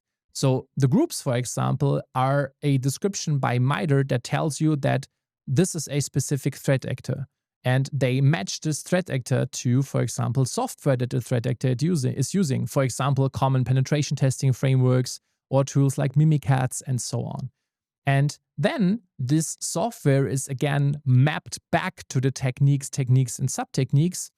And we also couple possible detections with the techniques, sub-techniques, and the tactics, plus data sources that are needed for the detections to make sense. And this is pretty cool because now all of a sudden the MITRE attack framework basically tells you, okay, this is the threat actors to keep in mind and to monitor, not specifically to your organization, but in general. And this is also something that you can take and deviate to other threat actors basically. So they tell you, okay, those are the groups that are of importance. Then they also tell you this is how they behave and this is the kind of software that they are using. And they also tell you how to detect that this malicious behavior is ongoing. So basically how to detect those malicious threat actors and also what data sources you need for it. So from a defender's perspective, the MITRE attack framework is perfect because it gives us all these relations between the various entities that we as a defender are actually looking for. And this is the MITRE attack framework. Next, let's have a look at how this is actually implemented and used in Sentinel and Microsoft Defender. So the way this works is the attack framework is integrated with Microsoft Sentinel and the entire Defender suite. And this is done on multiple levels. First, whenever you have alerts and incidents that are coming up in the Defender portal and therefore also, for example, from Sentinel, those can always be associated with MITRE tactics, techniques, and sub-techniques. For some, this is done by default because maybe this is an alert that was triggered by a rule, by a detection rule that Microsoft is building into their Defender tools, for example. But you can also, if you do it in Sentinel on your own, develop a custom rule, for example, and then based on this custom rule associated with a MITRE tactic, technique, and sub-technique. And this is super cool because it allows you to have this built-in mapping already. This is true for both alerts that are generated by Microsoft and, as I mentioned, also for analytics rules in Sentinel that you can build on your own, but also for custom detection rules in Defender.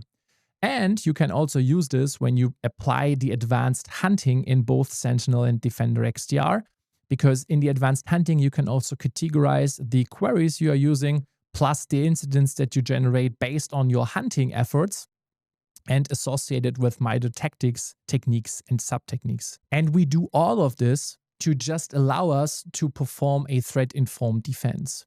Because what we can do if we have some data that we can work with, for example, the past alerts of like the last month or so, plus the detection rules that we have pre-built also, is to come up with a heat map basically, where we see, okay, for certain tactics and techniques and sub-techniques, we may already have a rather good coverage when it comes to analytics rules. But for others, there is maybe no analytic rule at all. And this is a good way to identify blind spots in your SOC. So let's have a look in Sentinel on how we can actually use this heat map. Because over in Sentinel, we can simply hop over to Threat Management and select MITRE ATT&CK. And what you see over here is pretty cool, because this is basically a heat map that represents the entire MITRE ATT&CK framework. So on the top of those columns, you have the tactics from MITRE, which is starting from reconnaissance over to the impact, basically every single tactic that is existing.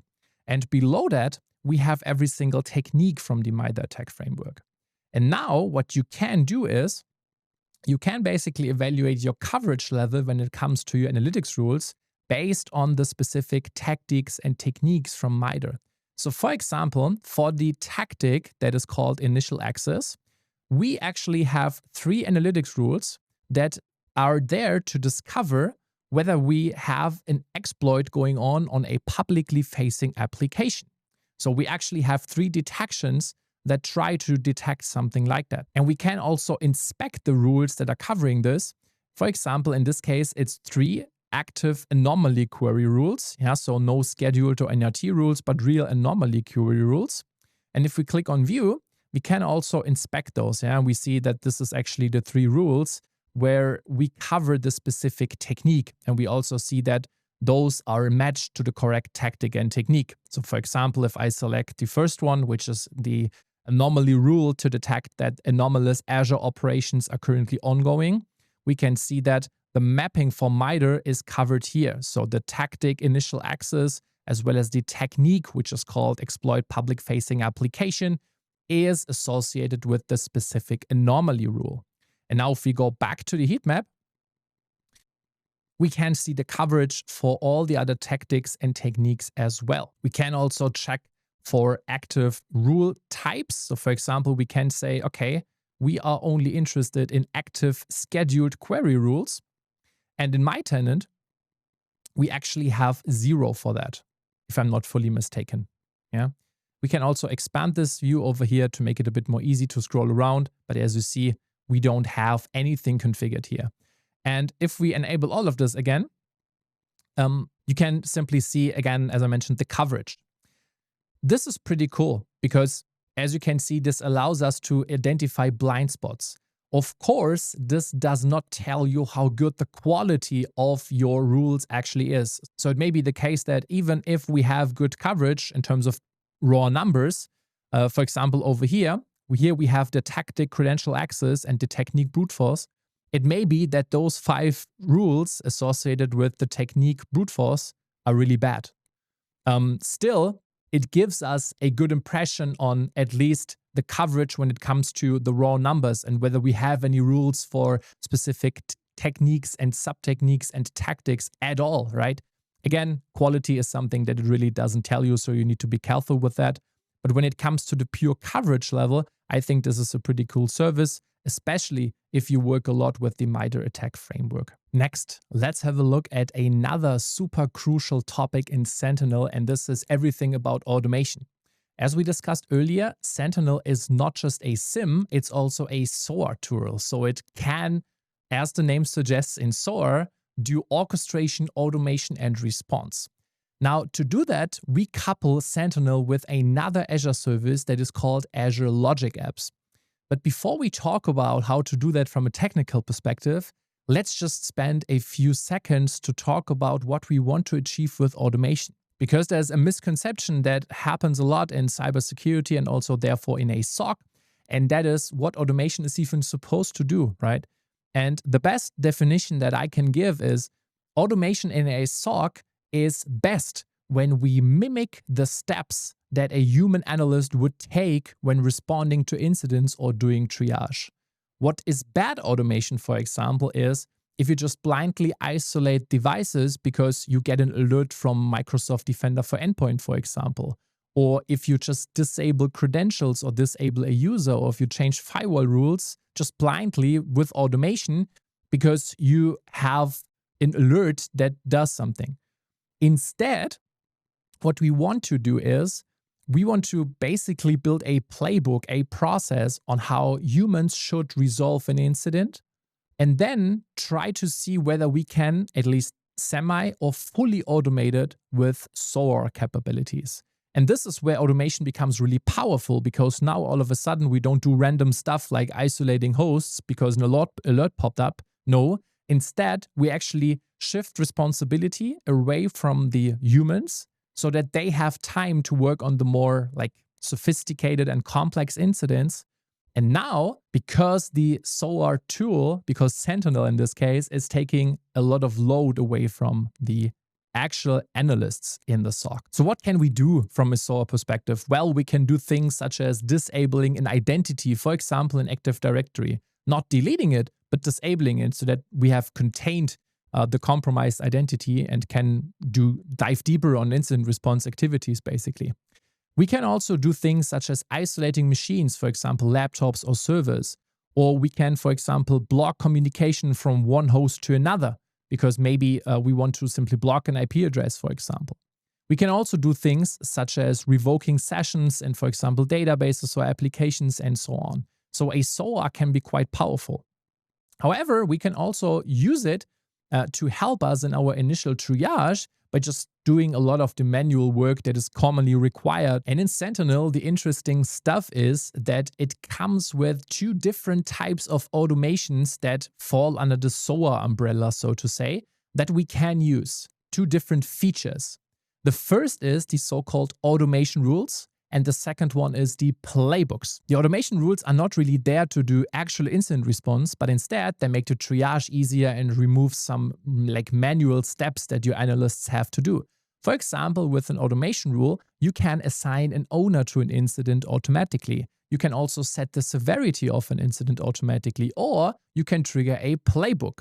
What you cannot do is you cannot disable a user with just an automation rule or isolate a device with just an automation rule. You always need a playbook for that, because a playbook is actually providing the capability to do incident response on affected systems. So a playbook can disable a user, it can isolate a device, it can also open a ticket and send it to your ITSM portal, or it can send a post to Microsoft Teams, for example. So basically you can think of it like this.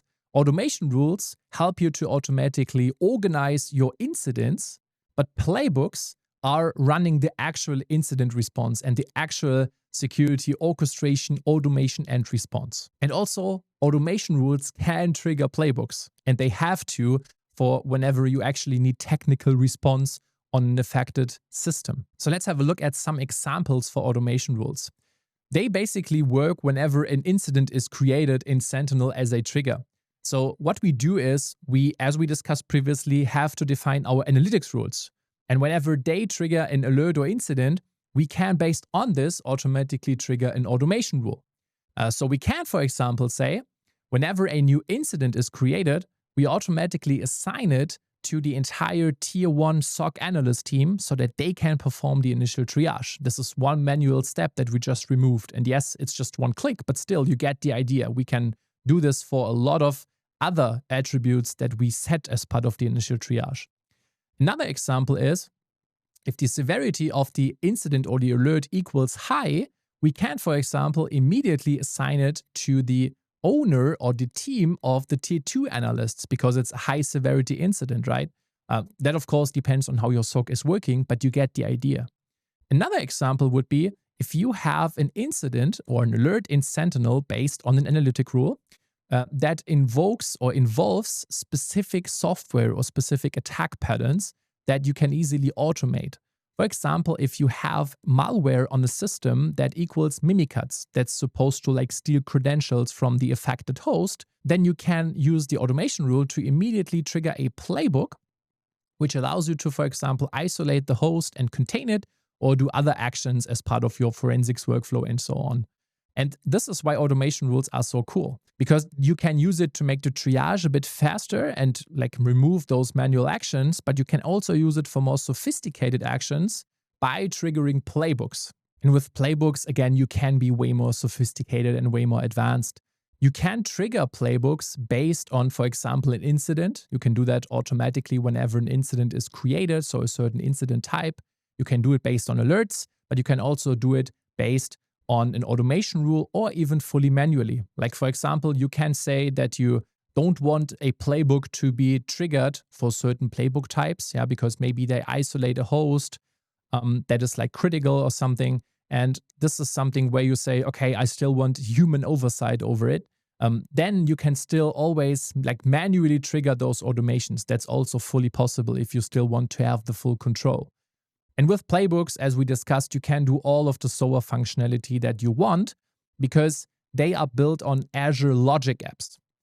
Azure Logic Apps are just a workflow designer with hundreds of built-in connectors, and you can build your own custom workflows and integrate it with things such as ServiceNow, Microsoft Entra ID, Microsoft Teams, and a lot of other third-party tools as well to basically automate your responses to a lot of things that you naturally need in a SOC. You can disable a user, post a message to Teams, and so on, but also create tickets in ServiceNow, for example. So even for third-party solutions, it's actually great to use it. And the cool thing about Logic Apps as well is that you don't need to have coding experience because it's a graphic workflow designer that allows you to connect a lot of systems with each other and to automate a lot without writing a single line of code. However, if you can code, you can still include things such as Azure Functions and so on in Logic Apps, which allows you, again, to import any custom code that you have into your incident response workflows, which is super cool because you basically have full flexibility here as well. So let's have a look at how to configure automation rules and playbooks in the next steps.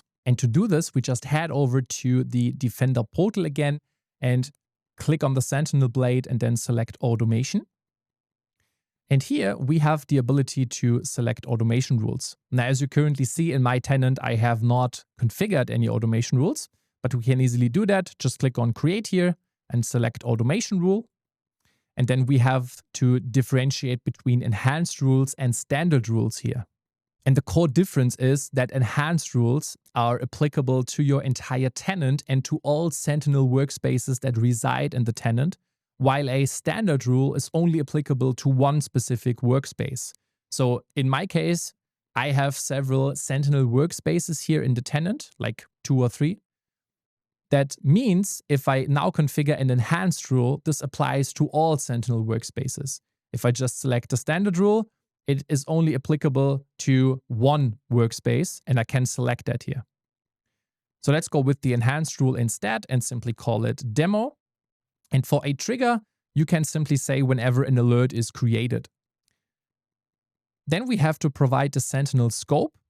This means because it's an enhanced rule, we can define the scope over here and say, okay, this defines to all workspaces, or we can set it to specific scopes instead, but we just leave it to the default option.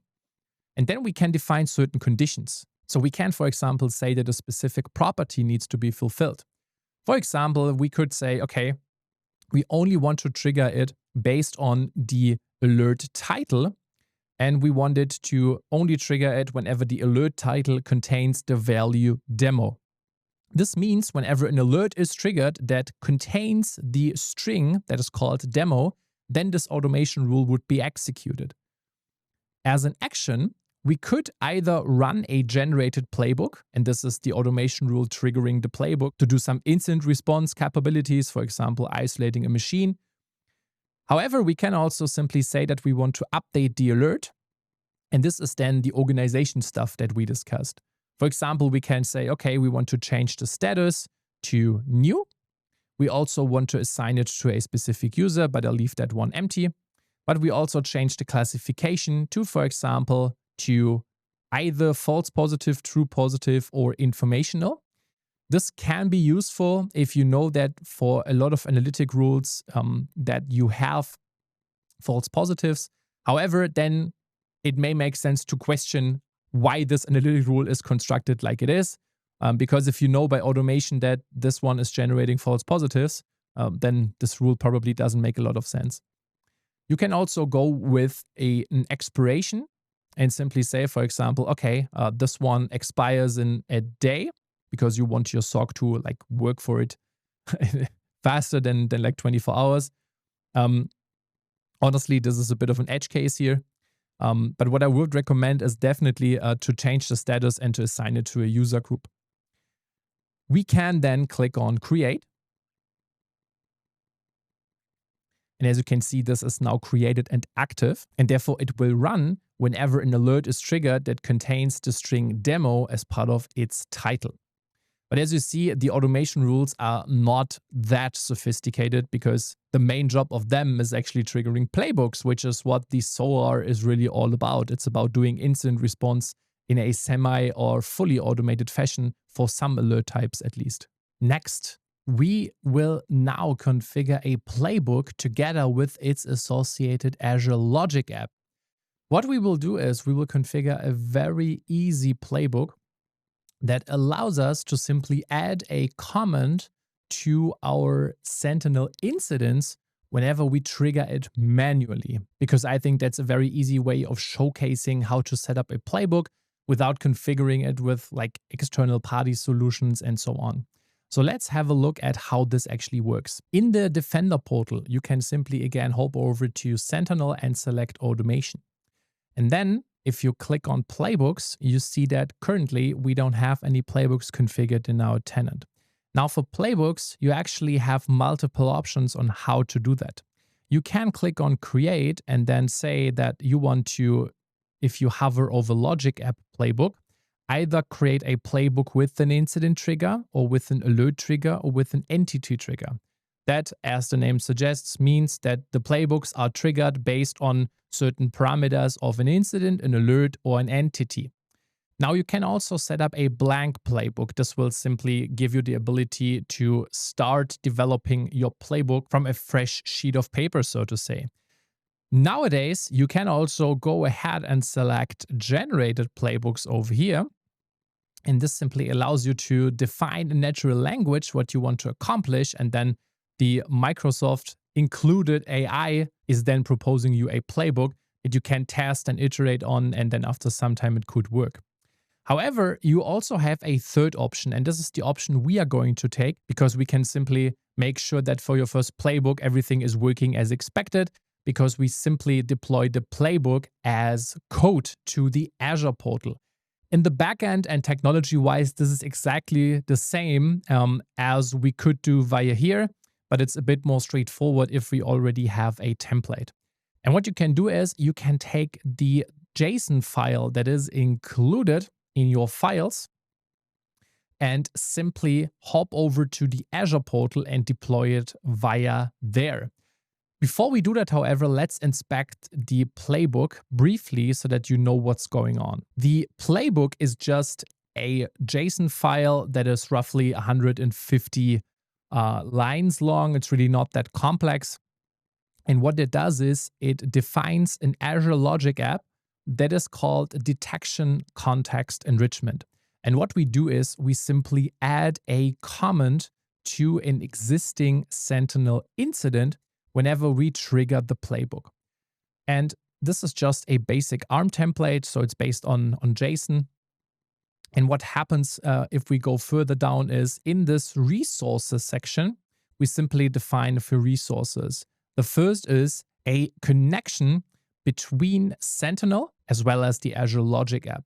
Further down, we simply define a resource of type workflows, where we simply say that we want to have the system assigned managed identity that we also leverage for this one to be able to work with the Sentinel incidents based on an API connection webhook. And we also authorize the managed identity to work with exactly that one. And then in the actions over here, we simply check the analytic rule that triggered the incident.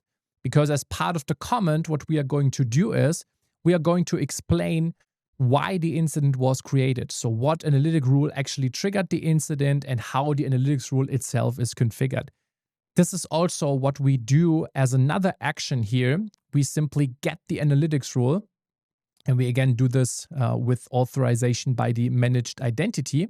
And then we simply format our query here as an HTML request to simply get the details of the analytics rule. And then as another action, we add the detection context as a comment. And the comment that we are going to add here is incredibly straightforward, because we are going to say here just, okay, this is your first Sentinel playbook demo. And afterwards, we simply add all the stuff that comes from the analytics rule definition itself. Yeah, so the KQL query that is used, as well as, the properties of it and the attributes like how often does it trigger, what is the lookback period, and so on. So this is what we are going to upload. Let's hop back to the Azure portal again. And in the Azure portal, you simply have to look for deploy in the search, and then you select deploy a custom template. What this allows you to do is you can basically upload any ARM template, so any JSON file, to deploy your resources. That's not only possible for like logic apps, but also for things like virtual machines, SQL databases, and so on. And you can simply click on build your own template in the editor and then simply upload the file. Just make sure that you select the correct one. This is the detection context enrichment file. And then you just click on save. For the resource group, just select the Sentinel resource group that we used already. And then simply hit review and create. And after the deployment is complete, we can click on go to resource group. And this will show you the existing Azure Logic app in your resource group, which is called Detection Context Enrichment. Now there is one more thing we need to do here, and this is we need to grant some permissions to Sentinel.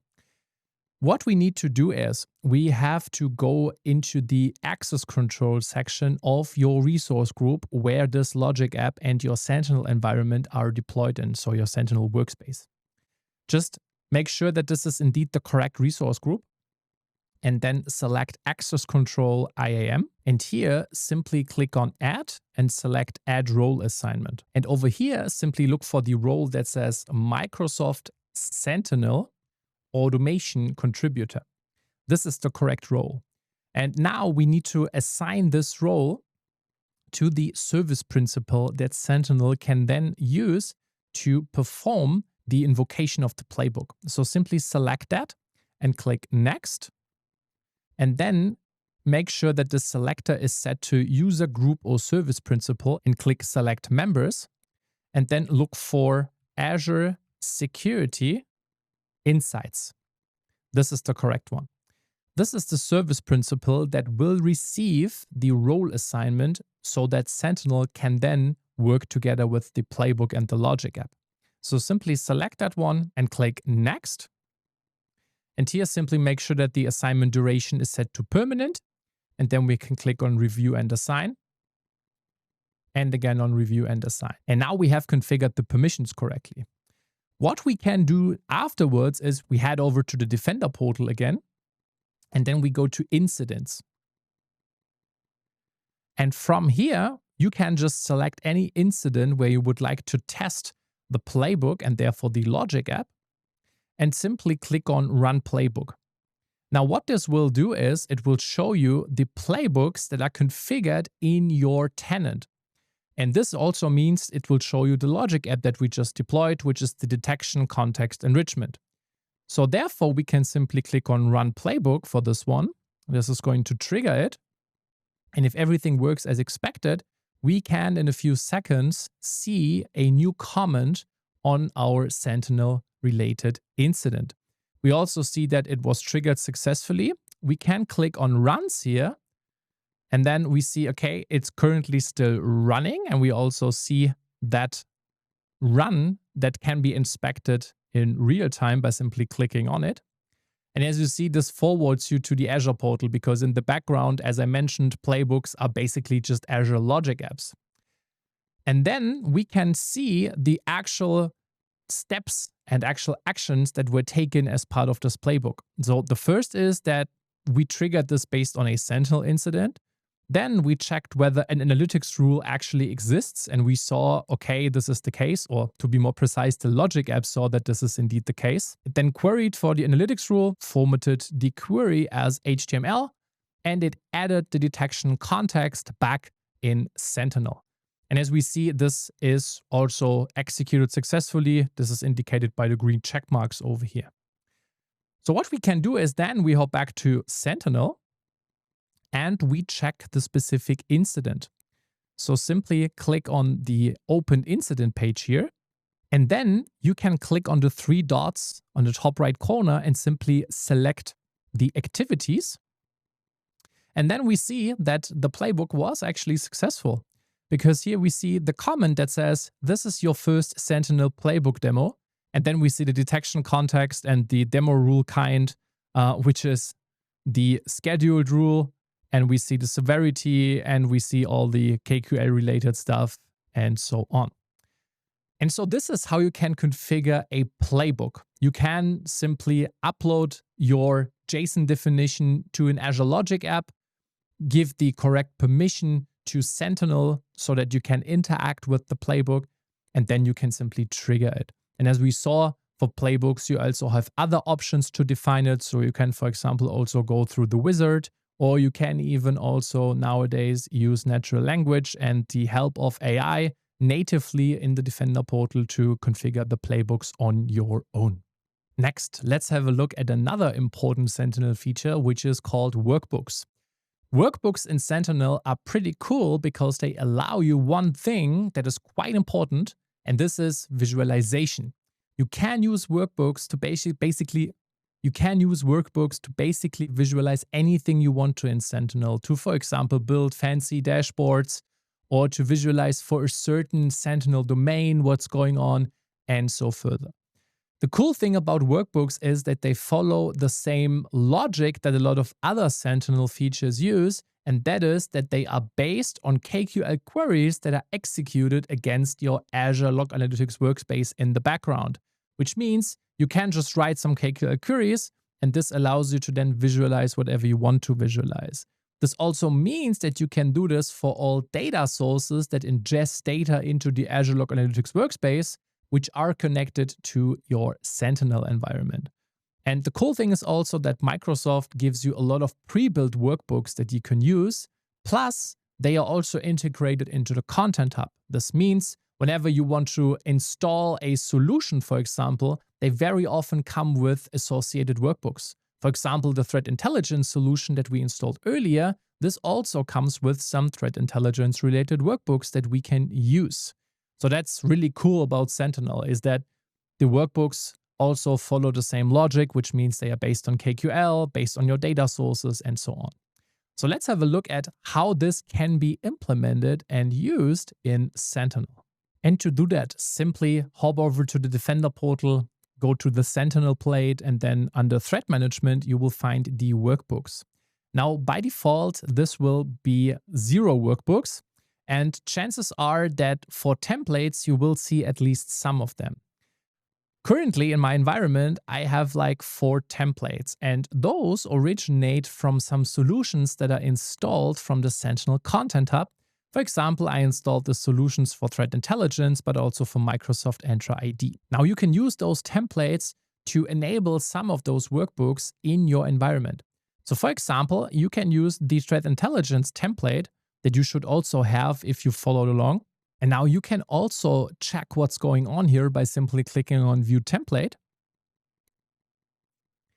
And this is going to show you how the actual workbook is going to look like if you deploy it. And as you can see, this takes the actual data that resides in your Sentinel workspace already. So for example, the specific threat intelligence workflows comes with a few filters at the top where you can say that you want to be guided or not.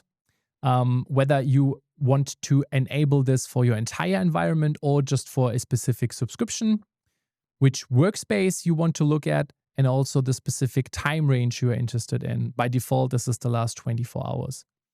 And then it gives you some nice dashboards. For example, the indicators that are imported into Sentinel, broken down by the indicator type and also the date. Yeah, so for example, we see that for the last 24 hours, we actually ingested roughly 30,000 IP addresses that are considered malicious, roughly 124 file hashes, and also like 6 domains and 3 URLs and so on. Another important information is the provider of threat intelligence related information. So here we can see that the majority, which is like, again, roughly 30K of those, came from Microsoft Defender Threat Intelligence. So the threat intelligence that is actually baked into Defender portal by default, and also Sentinel, therefore. However, we can also see that 18 came from the custom upload. This is what I did earlier when I simply uploaded some custom IOCs. We can also see the active indicator type by indicator type. So as we saw earlier, this is mostly IP addresses, and also it's broken down again by the source.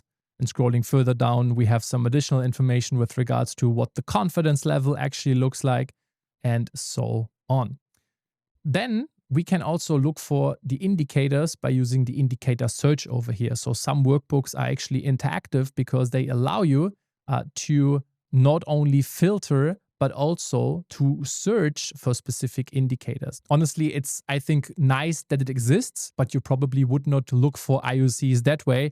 You would use the advanced hunting features instead because they are way more performant, and also they allow you to structure your activities in a way better fashion. But still, it's nice that you can also do this over here. And then you have some further metrics, but we don't need to inspect all of them. So that's basically how workbooks are created and used in Sentinel. Now, if you say this is a great template that you want to use, you can simply go back to your workbooks, select the template that you want to use, and just click Save. You then have to decide the Azure region where you want to store it in, because workbooks are created as an Azure resource in the backend, and they will also show up in the same resource group as your Sentinel workspace. So in my case, I leave it to North Europe and simply click Yes. And this deploys the workbook to Azure. And as you see, now under my workbooks, I actually have one workbook, which is the Threat Intelligence workbook that we just created. And this is how you can deploy a workbook that you selected as part of a Content Hub solution and deploy it into Azure, and therefore also use it in Sentinel. And now we will see how you can create your own workbooks in Sentinel. The way to do this is you can simply hop over to Workbooks again and select Add Workbook. And then you are greeted with this like mini workbook that Microsoft simply uses as an inspiration. But you can click on Edit here. And here you can then select the advanced editor. But to change this, you can simply click Edit.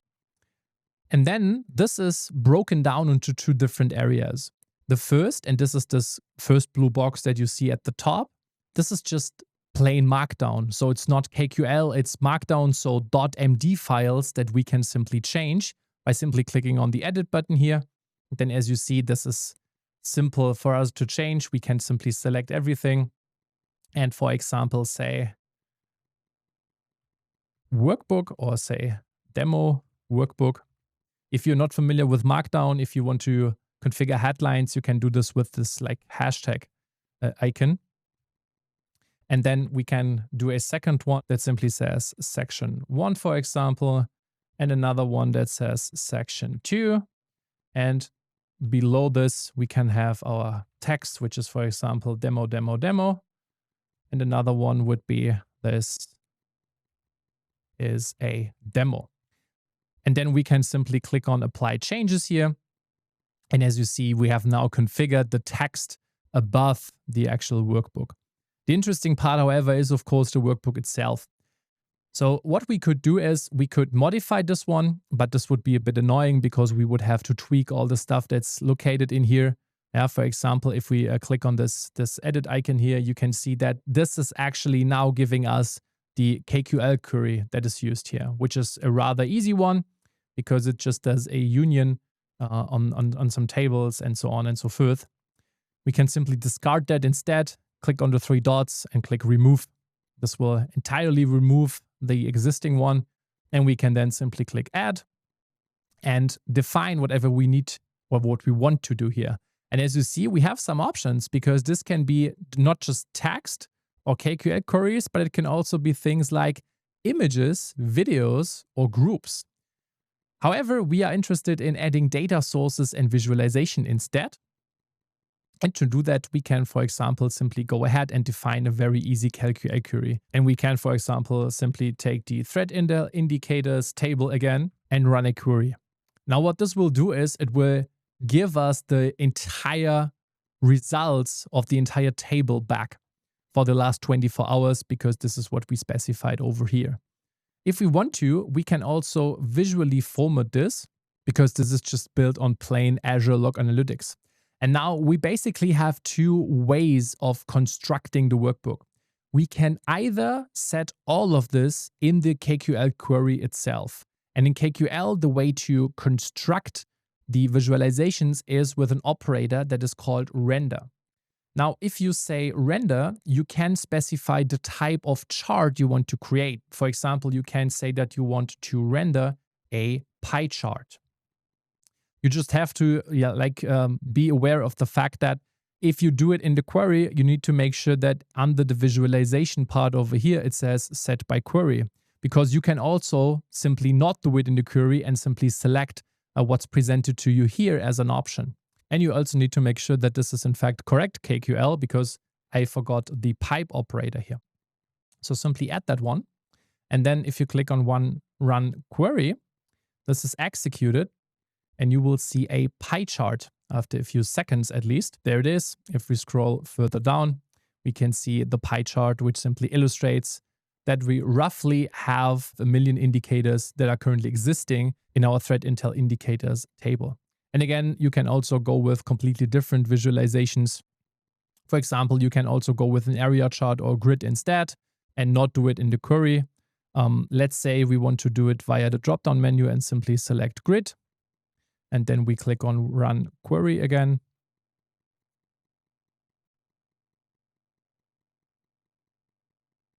You now see that this is actually overriding the pie chart instruction in the query. We can also go with something like an area chart instead, as you see, or with a line chart, or with a scatter chart. So you really have a lot of options when it comes to workbooks. And of course, the example that we have here is rather straightforward because it's a very easy query, but you get the idea. Because KQL is quite good when it comes to querying a lot of data and log analytics, you can also build very fancy queries and also combine them to bigger workbooks like we saw earlier with the threat intelligence related workbooks. Let's assume that this is something you like. You can then simply click on Done Editing and then hit Save. And then for the workbook, we have to give it a title, for example, Demo. We can select the workspace, which for me is going to be the primary workspace called Sentinel, and the location is North Europe. And when we hit Save again, this workbook is then again created as a resource in our Azure resource group. And if we go back to our workbooks, we can now see that the demo workbook that we just created is now also located under My Workbooks. And that's workbooks in Sentinel and also how you can create your own workbooks. So let's have a look at endpoint protection platforms next. An endpoint protection platform is basically, as the name suggests, an entire platform to protect your endpoints, which means your notebooks, servers, and mobile devices. Maybe like 10, 15 years ago, you just had antivirus on your servers, maybe your notebooks and your clients as well, but those are nowhere near to the capabilities of what a modern endpoint protection platform can actually deliver. A endpoint protection platform is also commonly abbreviated as EPP, and in the cybersecurity industry, we have major players such as Microsoft with their Defender for Endpoint product, or for example, CrowdStrike, Palo Alto, and so on. Now, an endpoint protection platform typically delivers the following features, which is antivirus, as well as EDR, which stands for Endpoint Detection and Response. And those are a bit separate in what they can actually deliver. Antivirus has been existing for a few decades at this point, but EDR is rather new. Maybe like 10 years ago, we had the first major EDR solutions hitting the market. And those two features are mainly about detecting whether something malicious is going on your endpoints. And that's also what most people associate with an endpoint protection platform. It's about detecting threats and remediating them and basically enabling your SOC to do incident response on endpoints. But it's actually way more than that. And the bigger players in the market, they also come with a lot more features than just those two. They typically also come with things that are bundled under this umbrella that's called attack surface reduction, which means those endpoint protection platforms also have the goal of proactively enhancing your environment when it comes to security, which means they can assist you in hardening your endpoints. So what they do is they basically scan the endpoints for vulnerabilities and misconfigurations, as well as their network exposure and so on. And then they make recommendations on how to configure the clients so that they get better from a security perspective before a threat hits your endpoints. What they also commonly allow you to do is configure the network with regards to your endpoints. So for example, the local firewalls on your host. And typically they also therefore come with a somewhat built-in form of device management, meaning some endpoint protection platforms can even help you with keeping your clients up to date with like patching and so on. And there are more features than just those, but those are the most prominent ones when we talk about an endpoint protection platform. And with the bigger players in the market, that's also what basically all of them support in some way or the other. Now, before we dive a bit deeper, we have to distinguish between two very important concepts, which is antivirus and EDR. Because as I mentioned, those are still the main features that people are looking for when they think about an endpoint protection platform solution or they want to roll out a solution like that. So when we talk about the more legacy, the more classic feature of that, we talk about antivirus. Now, what's antivirus? Antivirus is just a built-in mechanism that allows you to do pattern matching in most cases. You typically have an agent that runs on your endpoints and scans your files and processes and so on. And then it tries to match, for example, the hash values of a certain file against hashes that are known to be malicious. And so this is very simple pattern matching. And therefore, with antivirus, you could do things such as whenever you download, for example, a file that has a hash value which is known to be malicious, you can use your antivirus solution to block this file, to basically, for example, put it into quarantine and to alert your SOC that a malicious file has been downloaded on a client, for example. But antivirus is very limited in a certain way because it doesn't focus on the actual behavior of the endpoint. It doesn't focus on the actual behavior that threats carry out on your endpoints. It just focuses on very simple pattern matching. And arguably, this is still having its place even nowadays, but it's of course a lot more limited than an EDR solution. Because with an EDR solution, which again is endpoint detection and response, we don't talk about simple pattern matching, but instead we talk about identifying malicious behaviors on an endpoint. And this can also be behavior that is executed by files that are part of the operating system. For example, an antivirus solution would never catch behavior in, for example, a PowerShell or a terminal on macOS that can potentially be malicious, even though it's not that straightforward, because those apps are not associated with a malicious hash value. And therefore, this pattern matching doesn't work for that. And that's exactly where EDR comes into play. Because EDR is, in theory at least, capable of detecting malicious behavior even in apps that are built into the operating systems by default. But not only that, the entire goal of EDR is basically to detect any malicious behavior on your entire operating system, irrespective of whether the file is known to be malicious or not. And nowadays, some endpoint protection platforms don't even use the legacy antivirus anymore because they say we are only interested in the actual behavior that's going on the client. And for example, we don't care if there is a malicious file idling on the client that isn't even executed and doesn't even do something, right? What you have to remember is just the differentiation between those two approaches. Antivirus, simple pattern matching, bit more legacy, and EDR is focused on the actual behavior that's going on to the client, which is way more modern because it also aligns with this concept of having a threat-informed defense, where we look at the TTPs, so the tactics, techniques, and procedures that threat actors actually execute on our clients. And so this is endpoint protection platforms as well as antivirus versus EDR. Next, let's talk about Microsoft Defender for Endpoint. Defender for Endpoint is actually a fully fledged endpoint protection platform. And it's not the way more limited Microsoft Defender that you probably know from consumer Windows devices, because that is mainly a more legacy antivirus solution. Defender for Endpoint is the big package, so to say, instead. You get a fully fledged EDR, but you also get all the endpoint protection features that we discussed previously, for example, attack surface reduction to proactively harden your client from a security perspective, to configure your local firewalls, and so on. But it's also fully integrated into the overall Defender XDR platform. So the Defender XDR platform can use Defender for Endpoint as a signal to basically show you the entire attack chain across your entire IT environment, which means Defender for Endpoint is one piece of the puzzle, so to say, for your SOC to understand and also respond to threats on your endpoints. So what Defender for Endpoint does, and this is quite typical to other AVs and EDRs as well, is you just onboard the devices to Defender for Endpoint, and then it looks, for example, for suspicious files, suspicious processes, as well as suspicious behavior on your respective endpoints. So let's have a look at how to onboard an endpoint to Microsoft Defender for Endpoint. Now, there are various ways in doing that, which makes it a bit complex, because how you onboard entirely depends on what endpoint you talk about, how your remaining IT infrastructure looks like, and also where the endpoint is actually located. So let's have a look at the various onboarding options that we have. And you can also check them on your own by just having a look in the Defender portal. Because in the Defender portal, if you go to the system again and select settings, you can select the endpoints over here. And if you scroll a bit further down, you have this option under device management that says onboarding. And if you select that, Microsoft gives you an overview that explains what you can do in terms of onboarding.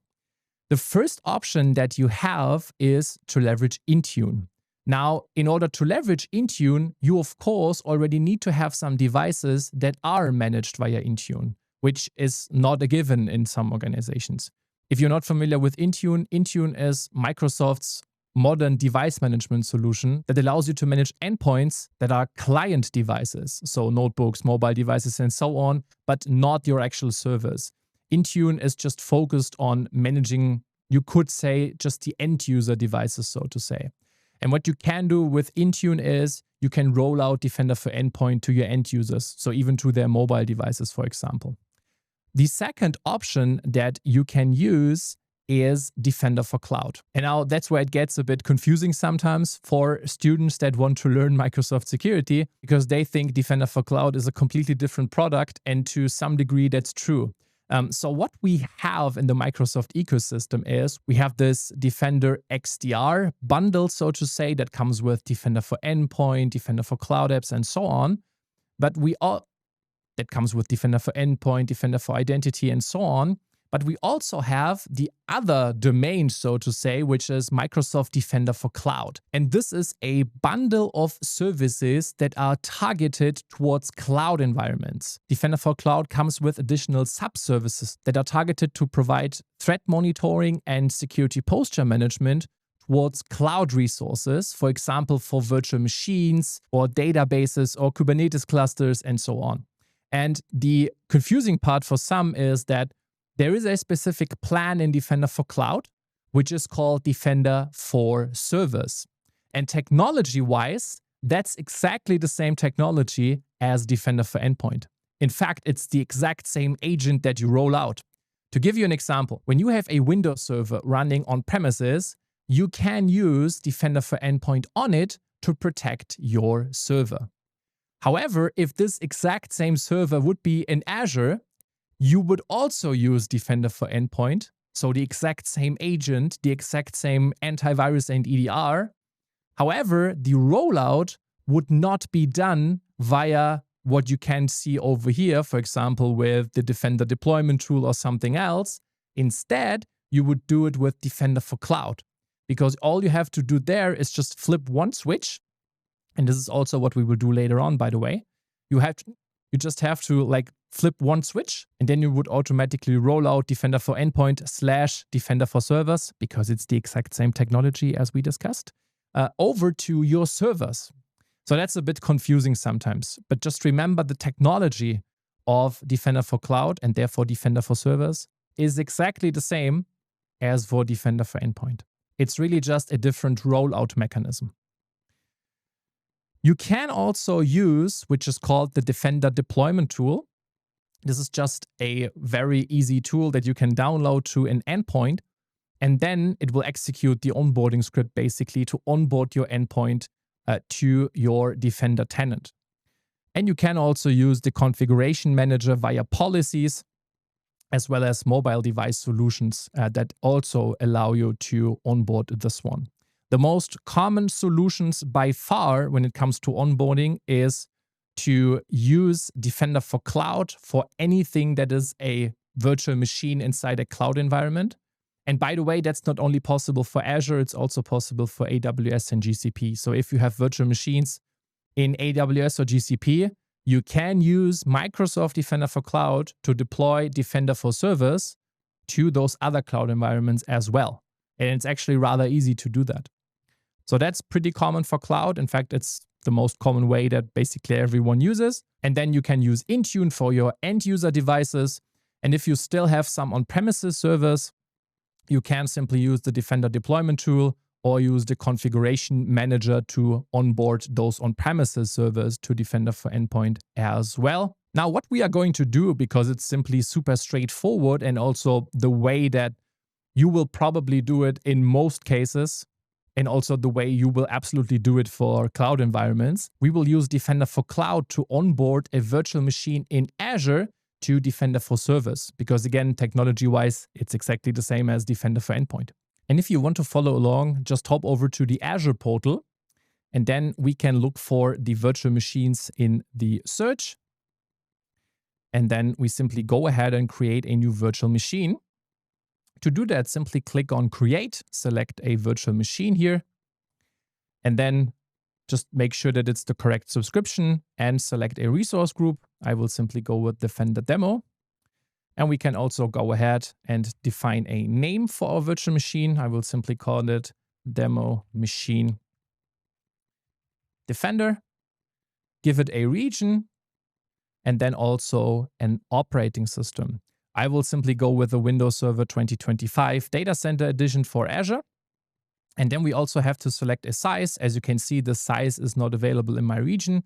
So I can simply go and select a different size. If you click on those drop-down menu and you don't have any of those available to you because they are all grayed out, you can simply click See All Sizes and then select a size that is available in your region, or you could switch the region. Yeah? Just make sure that you can, in fact, select a machine, because otherwise you can't follow along, of course. Then we need to define the administrator account for our virtual machine by giving it a username and a password. And you also have to remember this password, because later on we will connect to this machine via RDP as well. So just give it a name. I will simply go with Defender Demo User and give it a password. And then when it comes to the public inbound ports, the more secure way is to set this to none, and then only allow your specific IP address to connect to this RDP port, or simply disable it entirely. In a production environment, in most use cases, you would not set this to allow selected ports, because this simply means that you expose the RDP port of this virtual machine to the entire internet. So basically anyone can connect and probe your virtual machine. Of course, they still need to know your credentials, but that's one of the factors from a security perspective that you can simply turn off, because it doesn't make sense to expose it. In this demo, because it's just a demo and this virtual machine is going to exist for 5 minutes, I will simply put it to RDP and then click on Next. For the disks, I can leave anything as it is, select Next. And then for networking, what is happening here is we create a new virtual network and a subnet. because in Azure, virtual machines need to be associated with a VNet and a subnet. And so therefore, this is required. If you already have a virtual network and a subnet, you can simply select that here. You don't need to create a new one. It's just that your virtual machine needs a subnet and a VNet. The same is true for the public IP address. I will simply create that together with the virtual machine. And then we can also define the network interface here, which means we can configure the network security group. Now, this is something we leave to the default values as well, because we decided to just open RDP to the internet. And again, in a productive environment, you would be a bit more focused on making the configuration more granular. You wouldn't just expose the port to anyone. Unless, of course, your application simply requires it and you don't have another option. Load balancing can be left empty, as can the rest. We can leave all of those options to the default values here and simply click review and create. And then after the validation has passed, we also get this information that says you have set RDP open to the internet. This is only recommended for testing. If you want to change this, go to the basics tab, which I think is a good thing because it's like Azure reminding us again that this is not a really good configuration for production environments. Then we can simply hit create. And after your resource has been created, simply click on go to resource and just check whether the machine is actually running. For me, it does. So let's hop over to Defender for Cloud because this is where we will onboard this machine to the Defender tenant. To do that, simply click on the search and look for Microsoft Defender for Cloud. And without going into further detail on what Defender for Cloud actually is, we will go to the onboarding under environment settings. Because Defender for Cloud can actually do way more than just Defender for Service, but this is not the focus here because we want to talk about Defender for Endpoint / Defender for Service.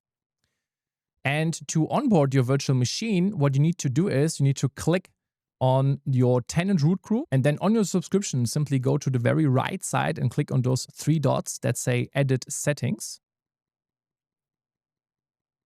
And here you can enable the various Microsoft Defender for Cloud plans for your entire subscription. And the cool thing is that we can do this for Defender for Service as well by simply flipping this switch under status to on. Now, as you can see, I did that already for my environment. And what this means, and that's the cool thing about the onboarding, is that every single virtual machine that is inside the subscription, upon booting, automatically receives Defender for Endpoint / Defender for Service. This is super nice because by just flipping the switch, you have ensured that the endpoint protection is provided for every single server that you spin up in Azure or AWS or GCP and so on, which is super cool because users, first of all, can't circumvent it. You don't have any blind spots, and it's incredibly straightforward to do.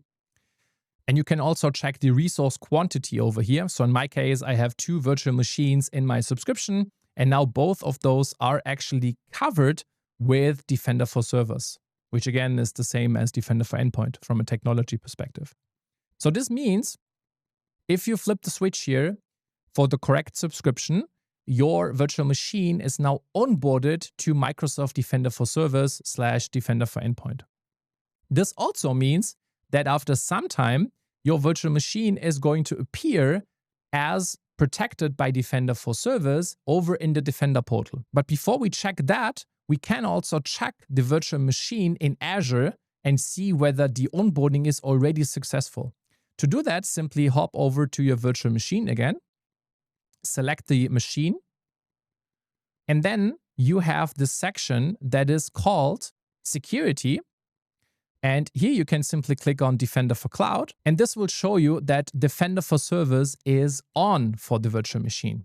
So the virtual machine already has booted and installed the Microsoft Defender for Endpoint agent, and therefore it's connected to Defender for Cloud as well as the Defender portal. So let's have a look at the Defender portal. And over in the Defender portal, you can simply select Assets and then Cloud. And this will show you all the cloud assets in your environment that are onboarded via Defender for Cloud. But because we are interested in the virtual machines, we can simply click on VMs. And this will show you the virtual machines that are associated with my Azure subscription and are onboarded to Defender for Cloud. Now, the newest machine that we just configured with Defender for Cloud is actually not showing up over here already because there is some delay. This can always take a few minutes, maybe half an hour sometimes, for this machine to show up over here. But what you can already see is that the other machines of my tenant that were also simply onboarded with Defender for Cloud show up here already. And if you followed along, again, after a few minutes, maybe half an hour, your virtual machine should show up over here as well. However, you can be sure that the onboarding worked because whenever you see for your virtual machine that this setting is turned on, then there is no issue with the onboarding. It worked successfully because the endpoint is already communicating back to Azure that Defender for Cloud and Defender for Servers is turned on. So it's just a matter of waiting a bit before it shows up in the Defender portal as well. And as a next step, let's go ahead and connect to our virtual machine via RDP. And then we are going to trigger a test alert so that we simply test whether it's working as expected. To do that, simply head over to the Azure portal again, and then we select your virtual machine and simply select Connect. And over here, simply make sure that you have, in fact, configured the public access like we discussed earlier for RDP. If you have done that, simply click on Download RDP file. This will download an RDP file that you can simply execute. And upon execution, it's going to ask you for your credentials. So simply provide your RDP credentials, and then it's going to open the RDP connection, and you can click through this onboarding experience by Microsoft. You can basically just minimize all of that. And the way we are going to simulate a test alert is by using EICAR. And that's actually a very common way of testing whether an antivirus or EDR solution is successfully deployed on a client. To do that, we can simply use the link in the description, or you simply open the browser and browse through the following website, which is this one. Just learn Microsoft.com, Defender for Endpoint, validate anti-malware. Because here, depending on your operating system, you get instructions by Microsoft on how to use this EICAR testing file. And since we do it for a Windows server, we just follow what's written here. And it's incredibly straightforward because all we do is we simply create a new TXT file on our desktop. So simply right-click, select New, and then text document, and simply name this EICAR.txt. And then we simply open this text file. And all we do over here is we just copy this string from the documentation, insert it into the EICAR file. Just make sure that you don't have any blanks at the beginning or the end, and simply hit save. And that's basically it. And now what's quite interesting, at least I think, is that Microsoft is asking you to also open a command prompt and to execute this command. And when I did this like a year ago, this was still the way to demonstrate that it's in fact working. Now the process is a bit different because upon recording this, I noticed that this EICAR file disappeared from my desktop. And the reason for that is that Defender has already quarantined it. And you can see this behavior as well. So if this file is available on your desktop, then simply go ahead and do this in a command prompt. But if it's working in the same way it did from my client, which chances are pretty high it does, then you can simply open the search here by clicking on the Windows icon and typing Defender. This is going to lead you to Windows Security. Just click on that. And then if you select Virus and Threat Protection and you select Protection History, and if you click on the drop-down menu here, it will show you that a virus has been detected. And this is in fact our EICAR test file. And it now says status quarantined. Quarantined files are in restricted areas where they can't harm your device. They will be removed automatically. And this is exactly the file that we created, this EICAR test file, which I simply put on the desktop. What we could also do from here is simply restore it by clicking on Actions, for example, or we could remove it. And so this shows very nicely that Defender for Endpoint is already working as expected on our Azure virtual machine over here. And now we can also check this specific incident because that's actually created in our Defender portal now. So let's hop over to the Defender portal. And here we can simply click on Investigation and Response and select Incidents. And this is going to show you the EICAR test file malware that was prevented. And as we can see, this is also just the severity informational, simply because of the fact that the malware has successfully been quarantined. And if we select that, we can also see the respective incident graph. It's super easy because all we did is we just connected to this virtual machine and created this EICAR test file locally. And so therefore, there's not really a big graph to show that certain other entities, like other devices or identities, were actually part of this incident. This is super straightforward because we talk about an isolated device in our Azure environment. But what's quite interesting to see is why Defender for Endpoint actually categorized this file as malicious. Well, of course, it's because a test based on EICAR, but still, let's have a look at that because that also shows you how Defender for Endpoint does this for other files that are actually malicious. And you can do that by clicking on Evidence and Response over here and then simply selecting this file. Because what Defender for Endpoint does is it shows you the evidence that has been collected as part of an incident. This can actually be multiple files or processes, but in our incident, it's just one file, which is this EICAR file here. We see that the verdict is indeed malicious. The remediation status is prevented because it was successfully quarantined. And now if we click on that, we see in this flyout here what actually happened and whether this file is malicious or not and why.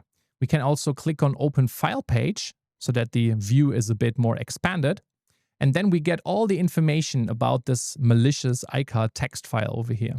First of all, we get the respective hashing values. So for SHA-1, SHA-256, and MD5.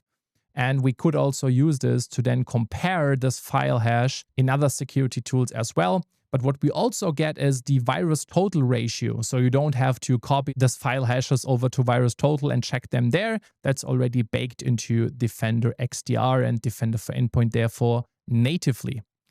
And you can also see the devices that are actually affected. So they contain this malicious file, which is our demo virtual machine. And if we scroll further down, we also see how often this was observed worldwide. For example, in this case, it's over 100,000 observations. We also see the threat intelligence insights here where we see, okay, this is 100% malicious. It's so confident because it's simply an EICAR test. So of course, it's going to treat it as malicious. And then we can also have further information with regards to this file. Yeah, we can, for example, check the associated alerts and incidents in our tenants. But this one, it's going to be 0. But imagine a case where more devices are actually affected by this file, which means you probably have more incidents and alerts. You can also check whether this file has been observed in your organization anywhere else, and so on and so forth. We can also check the file content. That's actually super interesting because this way you can inspect malicious files without having to open the file in like dedicated sandboxes and so on. However, in this case, we actually don't have any information. Why is that the case? Well, we also get this over here. This file content page shows the detonation results of files that were already detonated in the Microsoft sandbox. Now, because that's just a text file with just a plain string in there, there's nothing we can or Microsoft can detonate in their sandbox to observe the behavior and the content. But if you had an actual piece of malware, you would get information over here, such as what process it's going to write to, the files it's going to delete, and so on and so forth. And so that's how you can test whether your onboarding was in fact successful. You can just use an EICAR file to check whether the detection is actually successful for Defender for Endpoint. And now, as I mentioned earlier, a fully fledged endpoint protection platform nowadays comes with way more than just antivirus and EDR. It also comes with ways of proactively hardening your endpoints to simply get better from a security posture perspective, because we want to prevent threats from actually occurring in our systems, right? That would be the best case scenario.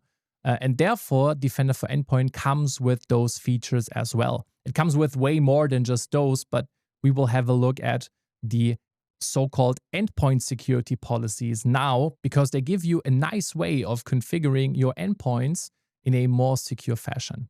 And we can inspect that by hopping over to the Defender portal again. And over in the portal, simply select Endpoints, Configuration Management, and then Endpoint Security Policies. Now, what you can do here is you can configure those endpoint security policies for specific operating system types. So for example, you can create new endpoint security policies for Windows, macOS, or Linux. And this can be, depending on your operating system, for clients or for servers as well. So for example, for Windows, you can configure an endpoint security policy for your Windows 11 devices, but for example, also for Windows Server 2025, for example. And we will do that for a Windows device now. Simply select Windows Policies and click on Create New Policy. And then you can choose a platform again and choose a template. And those templates need a bit of explanation because they are focused on specific features of Defender for Endpoint. For example, we could select this feature that says Microsoft Defender Firewall, and then based on this template, we would configure an endpoint security policy targeted towards the Windows firewall. However, we can also go with Defender Antivirus. This would just be a policy focused on the antivirus-specific features, or a policy focused on endpoint detection and response, so targeted towards EDR. There's also a very basic template, which is called Windows Security Experience, that we can use. So we can simply select that one, and this is going to be the baseline, so to say, we can employ for a lot of Windows clients and servers. So we can simply click on Create Policy, give it a name, for example, Demo, select Next.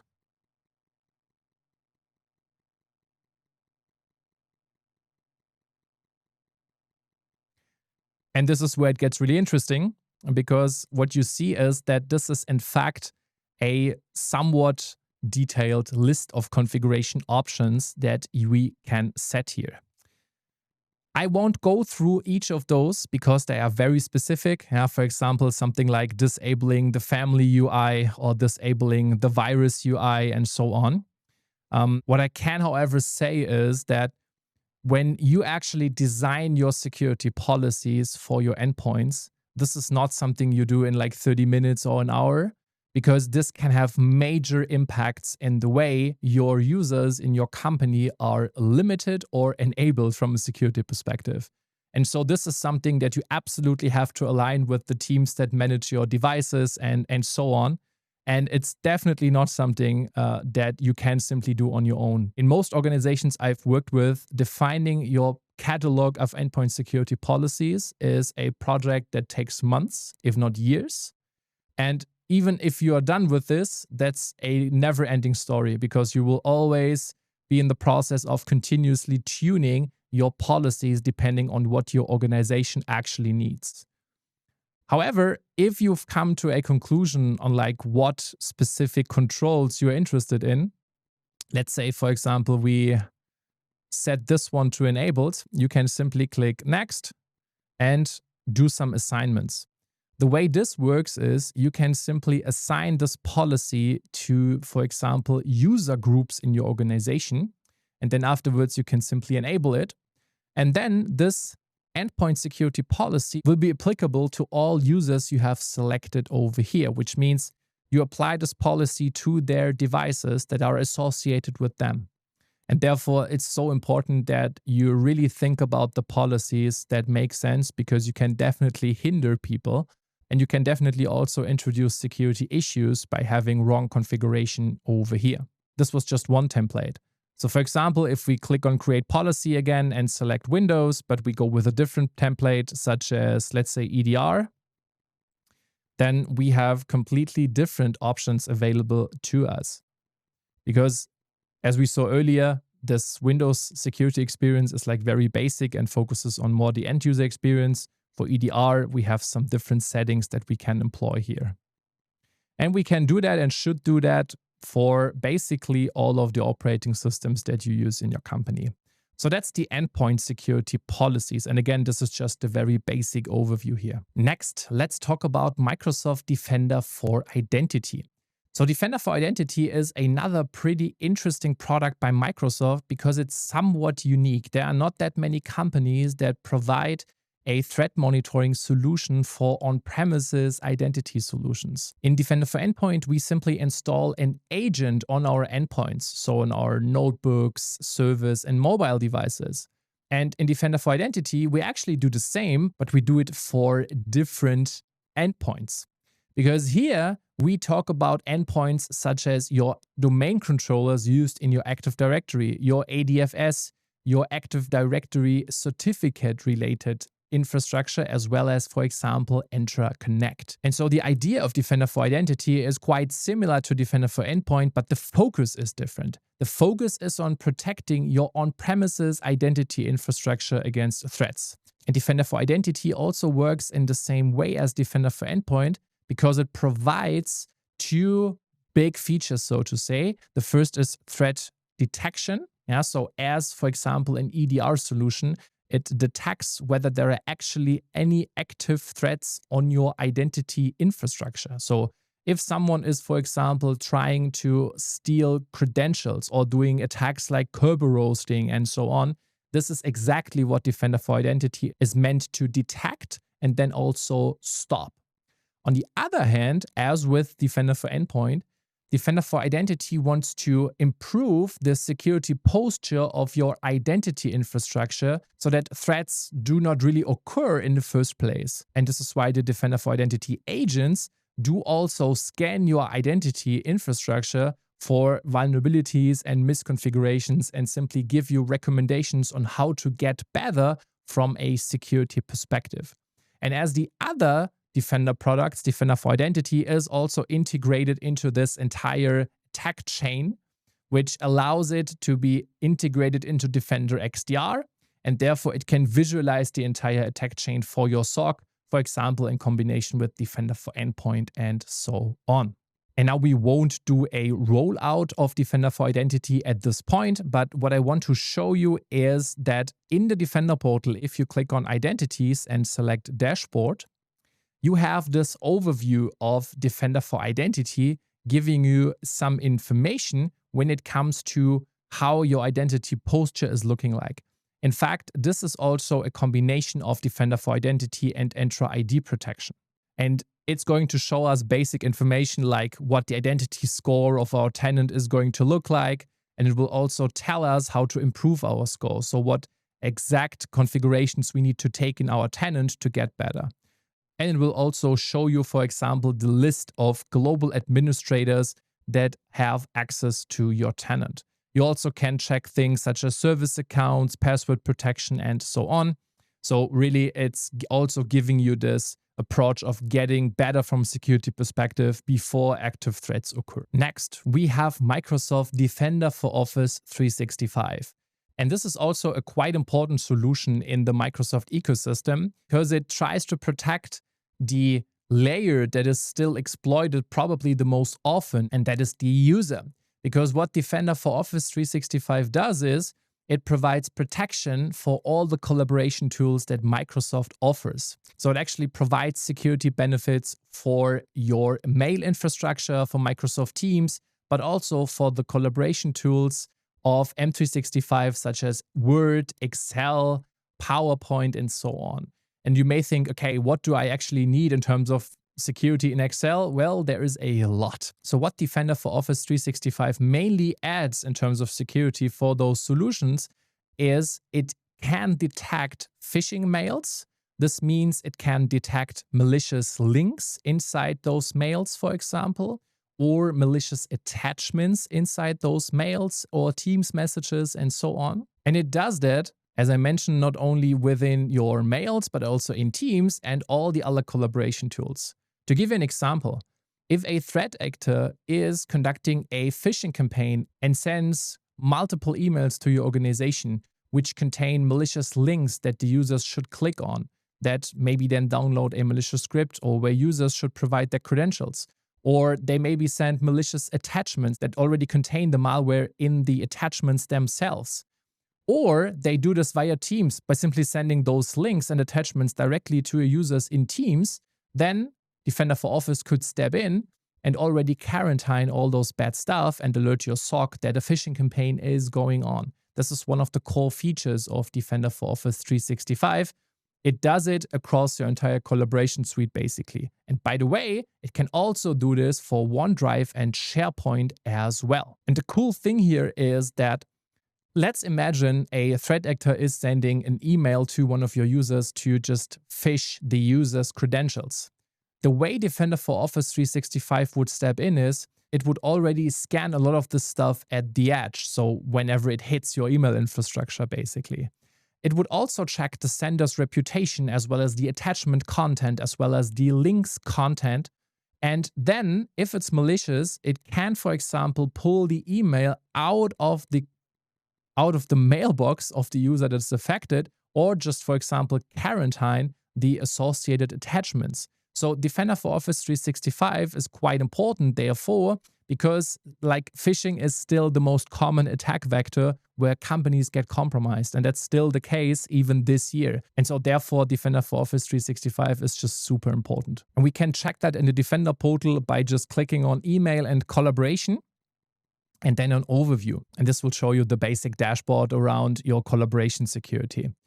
Now, Defender for Office 365 also comes with more than just the detection for like malicious attachments or links in your collaboration suite, because you can also do like detailed investigations over here. You can also analyze bigger campaigns against your environments, and you can also do which is called attack simulation trainings. This is pretty cool because you can build your own phishing trainings for your organization that look actually quite convincing.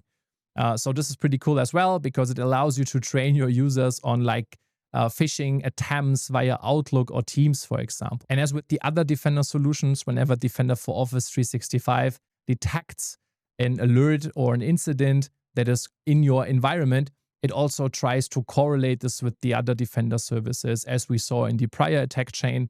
For example, whenever we have a user that was actually compromised as part of a phishing attempt, for example, this would be correlated with the information that we have from Defender for Endpoint and Identity and Cloud Apps and all the other respective security services. Because that's why we have this Defender XDR in the first place. We want to correlate it across the various data sources. And lastly, we have Microsoft Defender for Cloud Apps. Now, don't get confused. This is not Defender for Cloud that we saw earlier that protects your Azure, AWS, or GCP workloads.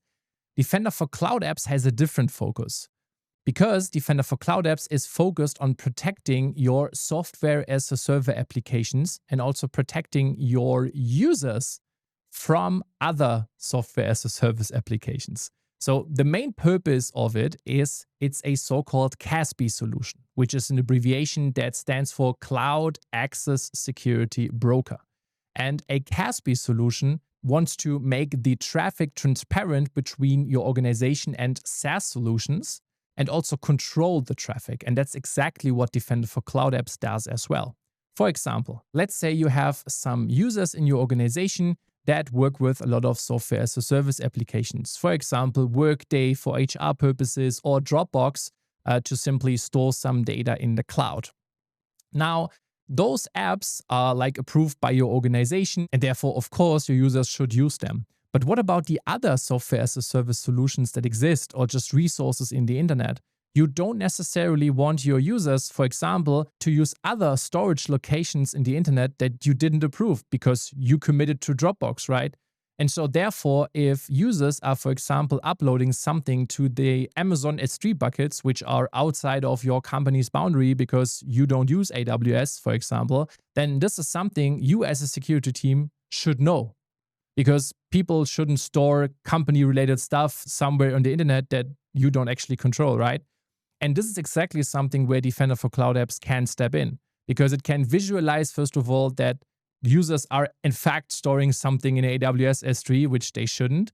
And also, it can block the traffic and the user's interaction with that, which is quite cool. And also, Defender for Cloud Apps has what is called an app catalog, which means it gives specific SaaS applications out there a rating on how they are from a security perspective, from a privacy perspective, but also what their overall reputation is, which is cool for your security team because you have a catalog of thousands of apps that you can simply look up in Defender to see how the reputation of this specific service is actually like. From a technical level, Defender for Cloud Apps works like this. It basically takes the traffic logs from your organization and also does some additional cloud discovery to see what cloud services and what SaaS services your users are actually interacting with. It also matches this to the app catalog that it has, and it allows you to configure policies for specific SaaS applications. And those policies allow you to be really granular on what your users are allowed to do. Plus, you can also prevent certain actions. So let's have a look at some of those features in the Defender portal. Over in the Defender portal, we can simply select Cloud Apps. And then if you click Cloud Discovery, this will show you that you can start to basically understand the traffic that's flowing from your users to other cloud services. Now, in my tenant, I haven't set this up, and it would also be quite boring because I'm not operating a company with like thousands of employees over here. That's why I didn't do it. But more interesting in this one is the Cloud App Catalog. So the Cloud App Catalog, as I mentioned, shows you the different services as together with their security and privacy and so on reputation. Now, as you can see at the time of this recording, we have like 37,000 different services that are listed here and that have a risk score that you can also then dive a bit deeper into to understand how this score came up. And this even includes Microsoft's own services. They are, of course, rated with a 10, so the risk score is very low. So for example, if we click M365, this will show you a description of what this service is about. It will show you some general settings like what company is that, where the headquarters are located in, the domains associated with it, when the domain was registered, which is also always a bit telling when it comes to whether this is malicious or not.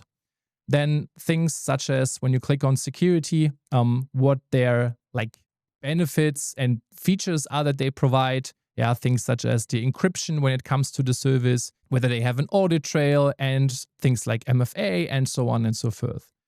And then you can check the same for compliance. So basically the compliance frameworks, regulations and so on the service is compliant with, as well as for the legal stuff, you see the actual regulations such as GDPR. So for Microsoft, as you can see, this is quite like boring. But we can also check for other very common like SaaS solutions such as Workday for like HR management. That's also included here. Or ServiceNow for ITSM. That's also included here. It's really a big catalog, as you can see. But we can also look for an example where the risk score is not that good. So we can simply click on Sort Ascending here. And this will show you some services where the risk score is not that great. Typically, those are either malicious services or for some reason they have a pretty low rating because they are like newly established or like other reasons, right? But the thing is, it's very cool for your organization and your SOC because this allows you to quickly look up cloud services that you are not familiar with because you know the brand name and so on, right? So let's just select one of those. Let's say this one. This actually has a score of 0. We don't exactly know why this is the case. What we see is that there is no information with regards to the domain registration. We at least have the location of the data center. But when it comes to security, they basically don't offer anything except that users can upload data and do file sharing, but the other stuff, the other controls are simply not available here. Compliance-wise, they also have basically no certification and they don't comply with any of those services, at least on paper. And the same is true for legal, which is why they are rated with basically a 0. And so this is the app catalog. Now, Defender for Cloud Apps also gives you this activity log where you can basically inspect an audit trail between selected users and SaaS services. Again, in my tenant, currently not available because I haven't configured it. And lastly, we have those policies You can think of those policies in the same way as the endpoint security policies for Defender for Endpoint. It's just that those policies over here have a different focus, which is not endpoint security, but rather the communication between your users and software as a service applications. And if you click on policy templates here, you can also see some templates that are quite common. For example, the first one, this is a file shared with an unauthorized domain. And if you click on this, just on this plus icon here where it says create policy, you can also see how those policies are configured. Because here we can simply give it a severity and a category, and then we can configure like the actual matching that happens here. Because, and this is a quite mighty policy actually, it applies to all files and all file owners in your entire company. And what we do is, we basically say create an alert for each matching file whenever there is a file shared with a domain that is not on the list of authorized domains. And this shows you how mighty this can be, and also how careful you have to be when you set up something like this. Because as with the endpoint security policies in Defender for Endpoint, you can greatly impact if your users are even capable still to work, or whether you have messed up from a security perspective because you didn't configure any policies or you configured them too loosely and so on. So again, another project that takes months and is never over. But still, this is again one of the most mighty things you can do when it comes to Defender for Cloud Apps, which is those policy configurations. Next, let's continue with Microsoft Security Copilot. Now, if you haven't heard of Security Copilot before, you have probably heard about Microsoft Copilot already. And I just want to clarify here that this is actually not the same service we talk about. Microsoft, and this is a bit of a meme actually nowadays, has I don't know how many Copilots for their different services, but it's a few dozen at least. The most prominent one is certainly M365 Copilot, which is all around enhancing your productivity. It works the same as you're probably familiar with, like from ChatGPT or Claude or Google Gemini, and that is it can enhance your productivity while making sure that it's grounded in your company's data. So you can do all of the stuff that you're used to from other AI services when it comes to productivity, such as summarizing emails and drafting documents and so on. Now, we also have GitHub Copilot, for example. This is super helpful when it comes to helping developers write their code in a more efficient manner. And in the same spirit, we have Microsoft Security Copilot. The entire purpose of Security Copilot is to help your SOC and your other security professionals to get better at their job. And Security Copilot can therefore do a few things. For example, it can summarize an incident, it can analyze a script and walk you through the steps to show you whether it's malicious or not, and so on and so forth.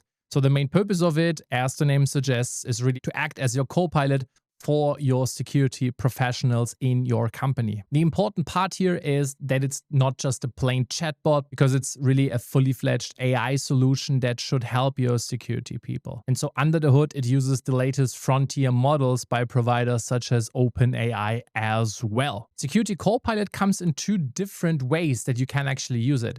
It has a standalone portal that you can access. Plus, it's also embedded in a lot of existing Microsoft security services.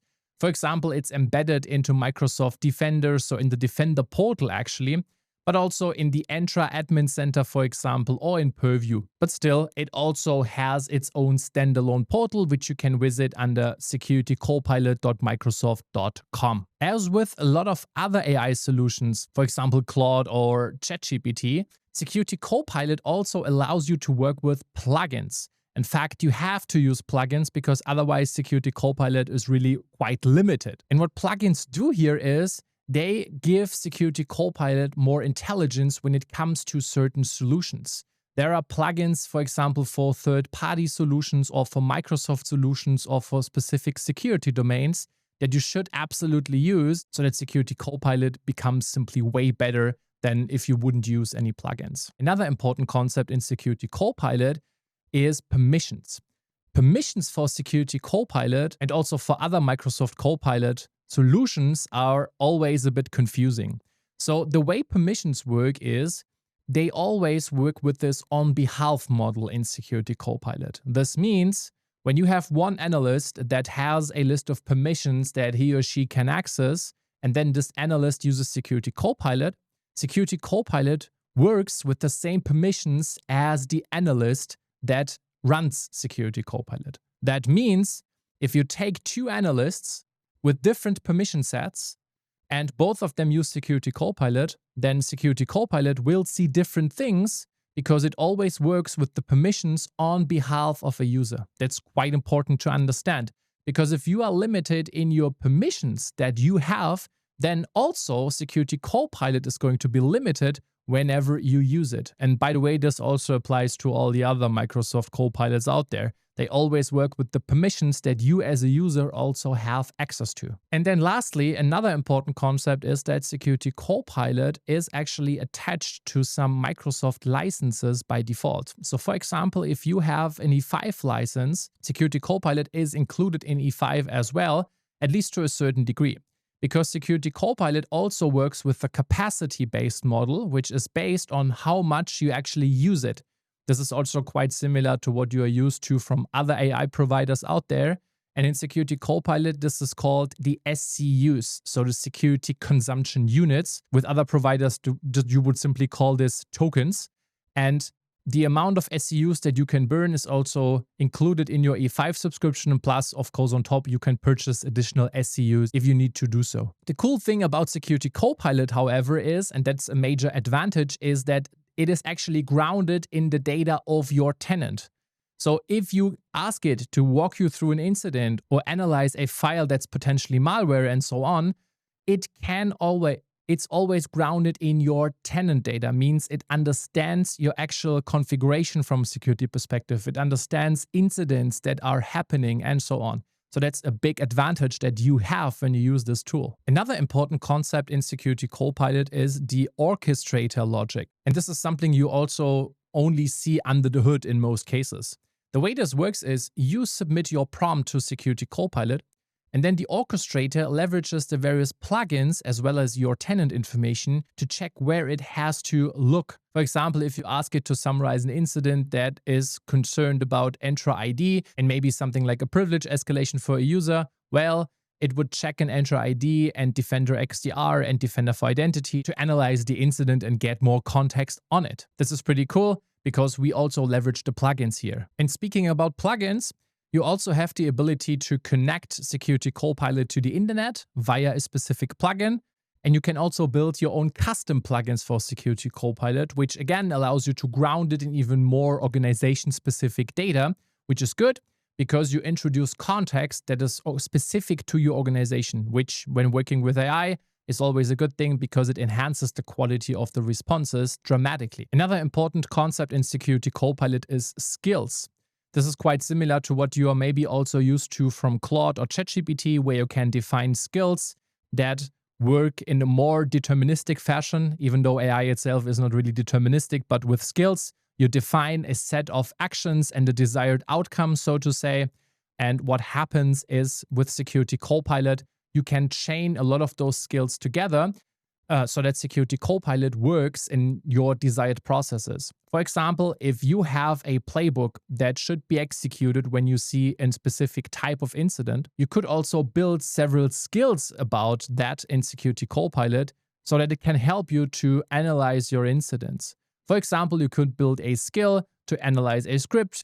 You could build a skill to do the triage in Defender XDR for you. You could build a skill to summarize an incident, and you can also chain all of those together. That's possible as well. So that's another point where Security Copilot can be quite mighty. But let's not get deeper into the theory and instead have a look at the actual tool.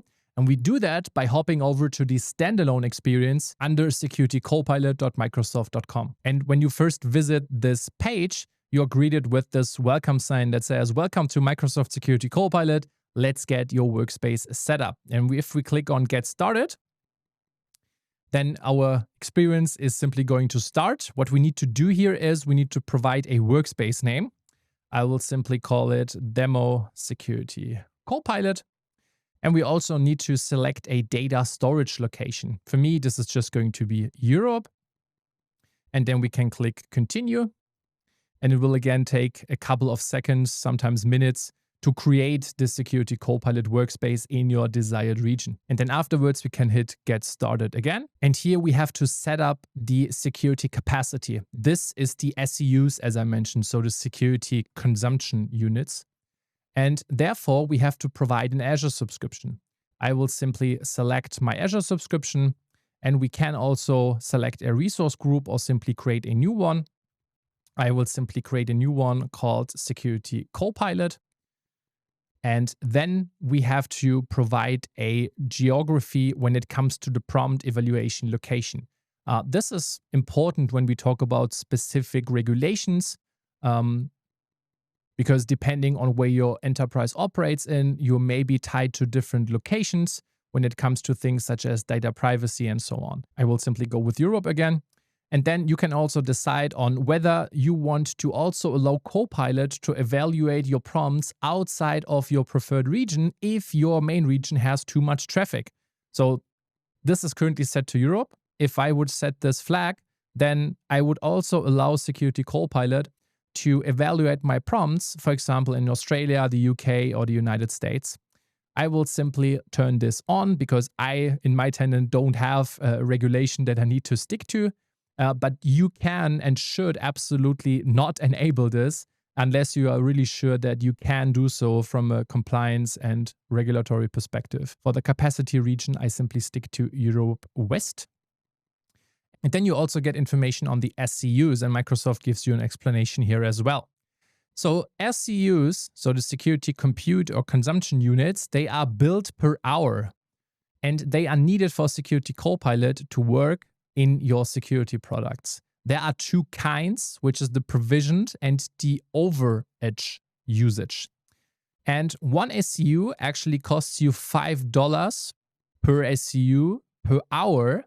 And if you extrapolate this to the overall month, you end up with roughly $3,000 per month.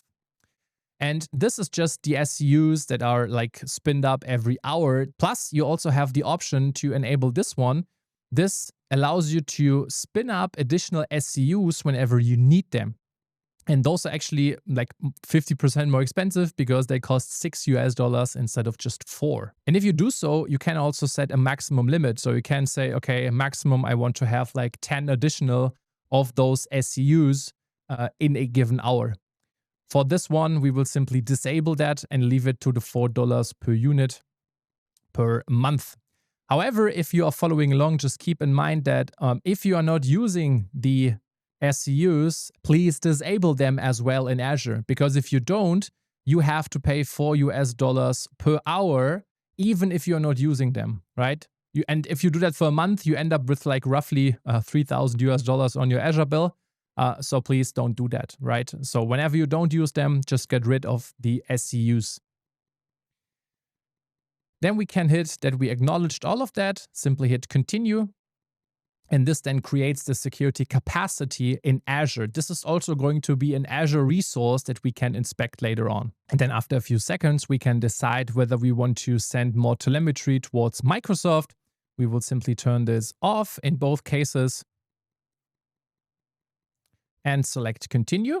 And then we get this notification that simply says that Security Copilot will also have access to your M365 environment, to Purview, and so on.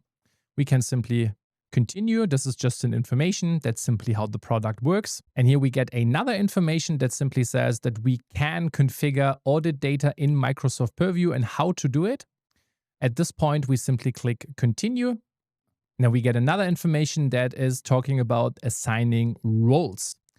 And we also get the information here that you and your roles are added as owners by default to specific roles. This is to make sure that Security Copilot works with permissions that allows it to do its job best. But of course, this can and needs to be tuned towards your actual permissions. In my tenant, I'm like global administrator anyways. And of course, I like have every permission and I'm an owner of everything basically. But that is maybe not the case for you. In fact, it shouldn't be the case because not everyone needs to be a global administrator. In fact, the opposite is true, of course. Scrolling further down, we can simply hit continue. And then afterwards, we get this notification that says you're all set. Now we can basically start and hit finish. And before we do that, you also see those Azure resource links. Because as I mentioned, we actually create an Azure resource here. And this resource is the Copilot capacity that we just created. And now, based on this capacity, we are billed for dollars per hour. So we can hit finish, and this is how Security Copilot looks like. The overall interface is actually quite similar to M365 and also other Copilots out there. And as I mentioned, we can simply also prompt it like we do prompt other AI solutions like Claude and ChatGPT all the time since a few years by now. What we can also do here is we can click on agents. This will simply also allow you to configure agents when it comes to Security Copilot. And in fact, Microsoft gives you a lot of pre-built agents that you can use, but you can also configure your own agents absolutely if you want to. Some pre-built agents are, for example, the conditional access optimization agent. This would allow Security Copilot to work with this agent to then optimize your conditional access policies. You can also employ other agents. For example, in the Microsoft Defender environment, we have an agent that's called Phishing Triage Agent. And this one would actually help you with your triage in your SOC with regards to phishing incidents and so on. Another example would be the Threat Intelligence Briefing Agent. That's an agent that simply browses the available threat information and checks your vulnerabilities in your tenant and tries to identify what TTPs and what IOCs are applicable to your environment and so on. And I think that's actually pretty cool. But what you also have is this Security Analyst agent, and this is supposed to serve as, let's say, an intern or another colleague in your SOC that really helps you in your initial security incident management. Now, what we also have in Security Copilot is those Promptbooks. And those Promptbooks are really just a sequence of prompts that can be executed for a specific use case. For example, we have a prompt book that's called Defender Incident Investigation. And if we click on Get Started, you can see that this is just a list of prompts where we can execute them in a sequential fashion. Here, it simply asks us to provide an incident ID. This is something we can get from the Defender portal. We just have to copy it and then simply click Submit. And then it will execute those 7 prompts and simply go through the entire chain. So let's just do that. If we hop over to Defender, I will simply click on Investigation and Response, select Incidents, and then I will simply take this incident ID from the EICAR test file that we earlier used when we set up Defender for Endpoint and triggered a detection on it. The incident ID is 4 and then 111. So let's simply provide this incident ID over here and execute the prompt book. And then as you can see, it starts to execute those 7 prompts, and it starts with the summarization of the incident. Therefore, it first checks the sources that are available, and after a few seconds, we see that this prompt book is now fully executed. So let's see what Security Copilot did here. First, we submitted the prompt that says summarize Defender incident for 111. And then we get the summary. And Security Copilot correctly says, okay, this is an informational severity event called EICAR test file. And malware was prevented. It happened on this specific time. And the incident was tagged as security testing and affected only the device that is called demo. That's the device we created in Azure. However, there's actually one mistake here, and this is it was identified as a Windows 10 device. This is not correct, as we saw. This is, in fact, a Windows Server 2025. And then we also saw that the Defender antivirus quarantined the file. This is correct. And the file was also immediately identified as this specific category. Yeah, we also saw this earlier. This is, in fact, correct as well. And scrolling further down, we have the second prompt that says, tell me about the entities associated with this incident. And here we get this summary in form of a table, which we can also export to Excel if you want to. That simply says, okay, a specific device, a user, and a file are the entities that are part of this incident. And this is all correct. And here we also see that for the device, we have the correct Windows Server version. What we also see is the user. This is also correct. and the file is correct as well. Scrolling further down, we have prompt number 3, which is what are the reputation scores for the IP version 4 addresses on that incident? And we get the information that there is no evidence of any IP version 4 addresses associated with this incident. And that fully makes sense and is also correct because all we did is we connected via RDP to this demo virtual machine and just locally created a text file. So there is no communication involved with a malicious actor or something, and therefore this is correct as well. Scrolling further down, the next prompt is to show the authentication methods for each user involved in that incident, especially indicate whether they have MFA enabled. And we also see that, first of all, our user could not be found in the directory. And this is, of course, true because what we didn't do as part of creating this Azure machine is we didn't join it to our domain. So the user we created locally, this demo user, is just a local user. Therefore, it's not part of our domain. And therefore, we also can't tell about their authentication methods and whether they have MFA enabled or not. To do that, we would have to check the machine locally, which is what Security Copilot just with this prompt alone is not capable of doing. So therefore, the response is completely fine. Scrolling further down, we are checking with prompt number 6 if a user is listed in the incident details, show which devices they have used recently, and indicate whether they are compliant with policies.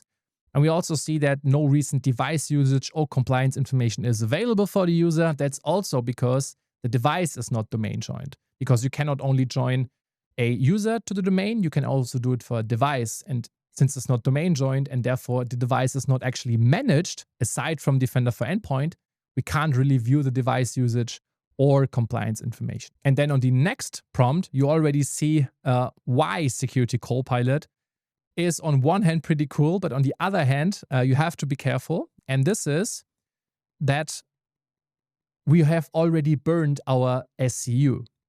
So the message that we get is, due to your organization's high usage, Copilot can't respond to requests. Now, since we created the Security Copilot capacity, I didn't do anything except executing this prompt book, which means the first 4 or 5 prompts alone were enough to already consume the first SCU, which we provisioned for the hour. And now if I want to continue, I basically have to provide additional SCUs because otherwise I will always get this message that says that the usage is already too high.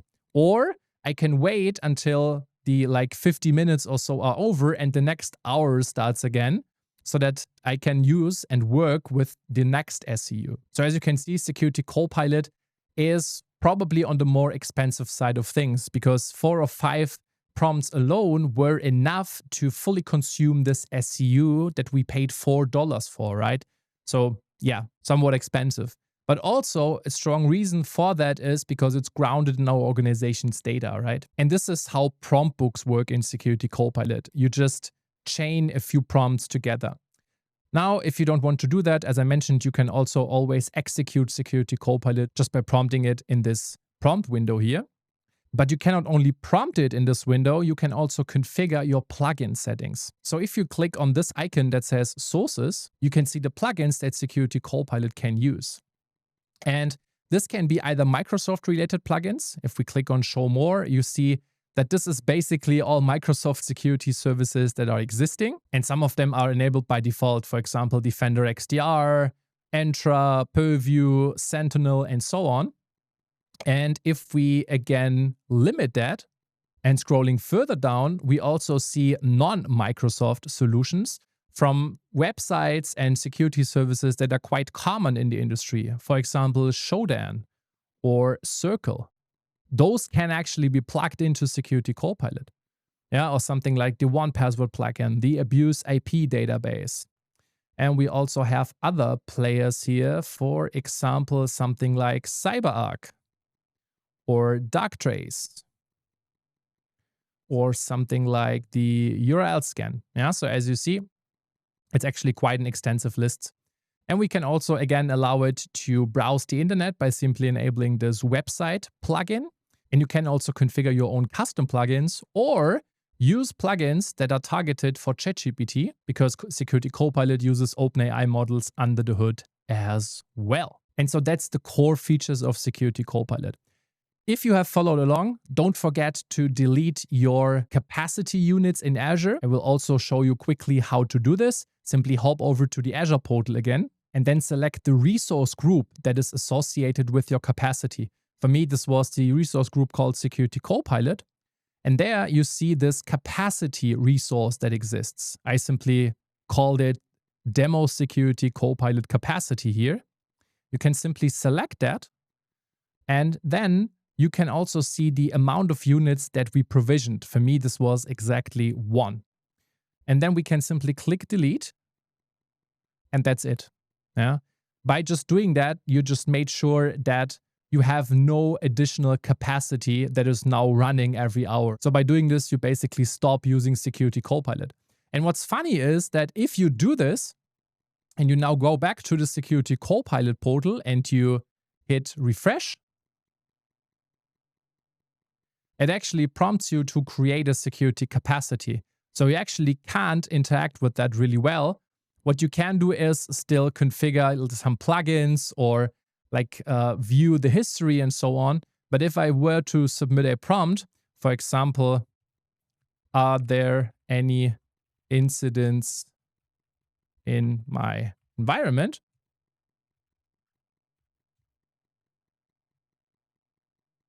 It would tell me that an error has occurred, so I can't really work with it anymore. I have to provide additional capacity again, which makes sense because it's entirely based on your usage. And so that's how Security Copilot works. Again, just make sure that you actually delete your capacity units in the resource group, because otherwise you will pay every single hour. Next, let's have a look at the custom query language, which is also commonly abbreviated as KQL. Now, what is KQL about? KQL is really a query language that is optimized for querying large data sets. And in the Microsoft ecosystem, it's not only used for Microsoft security purposes, it's also used for a lot of other things such as data analytics or monitoring, because KQL is really closely coupled with Azure Log Analytics workspaces, which, as we saw, serve as the backbone for anything that's telemetry or log related in Azure, but also basically everywhere in the Microsoft ecosystem. And when you construct KQL queries, the mindset to put yourself into ideally should be the following, and that is that you start with a question. For example, what do I actually try to find out, or what hypothesis do I want to prove or disprove? And then based on your question, the next logical step is to identify the relevant data sources, which in KQL and therefore also log analytics means you try to think about the tables that could give you the answer. So for example, if you are looking for information that is maybe about security alerts, well, then you have to look into the security event table. If you are interested in things about the network or devices or specific applications, think about the tables that are tied to those data sources. Because in KQL, we always start our queries with the tables in the first line, basically. Afterwards, in our KQL queries, all we do is we try to filter and narrow the big result, which is the entire table with all its data sets and rows, further and further down into the actual results we are looking for. And then we may be also visualizing the information and so on. And this is how a typical KQL query actually looks like. We start with the table on the top. We then use some filter statements such as where to eliminate a lot of the roles that we are not interested in. And we then use operators such as summarize or project to further aggregate and also manipulate the output so that it exactly suits what we actually try to achieve with our query. There are some KQL operators that you will use quite often. Some of those fall into a few categories. Most operators try to achieve things such as filtering information or shaping the way information is presented in the output, or aggregating it, or focusing on specific time frames. And it's really not that complex. KQL is nowhere near comparable to fully fledged programming languages. It's just a simple query language that we can use. And it's only really used for that purpose, querying information out of log analytics. So let's have a look at some actual KQL queries. And we will do that against the cyber threat intelligence data set that we uploaded a bit earlier. To do that, simply head over to the Defender portal, and then under Investigation and Response, simply select Hunting and then Advanced Hunting. This will show you the Advanced Hunting feature that we used earlier already. And the first thing we are going to do is we are going to simply query our threat intel indicators table. And the way to do this is by simply providing its name.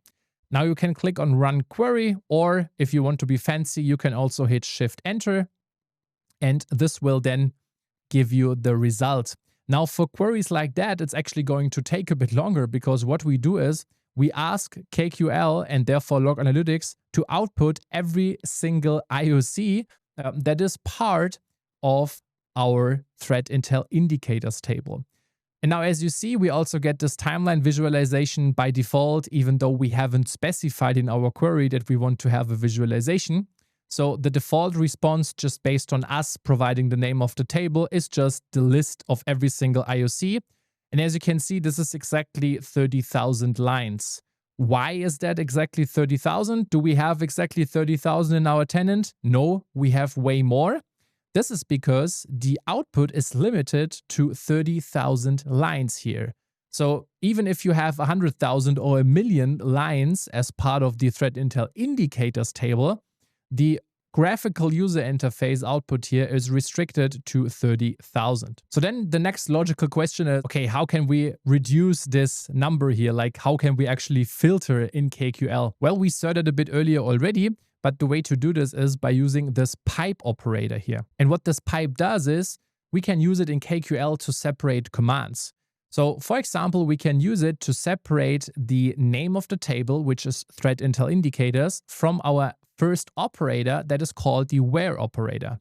And what we can do with the where operator is we can simply look for certain conditions. For example, we can say we want to show all IOCs, so all rows, as part of the threat intel indicator table, wherever the attribute value, so the field value that's called source system, equals this string, which is custom upload, which, if you remember, is exactly what we specified when we uploaded the indicators into the Defender portal.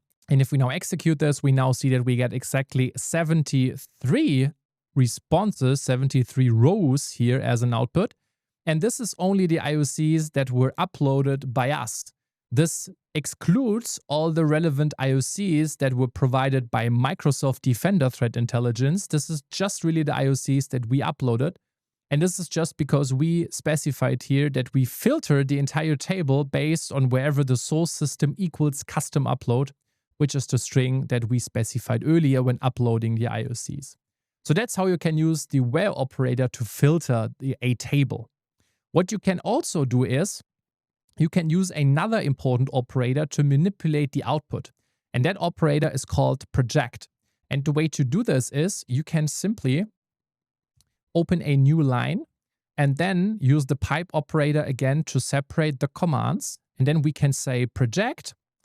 And we then choose specific columns that we are interested in. For example, we say that we are interested in the observable value, the observable key, and the confidence column.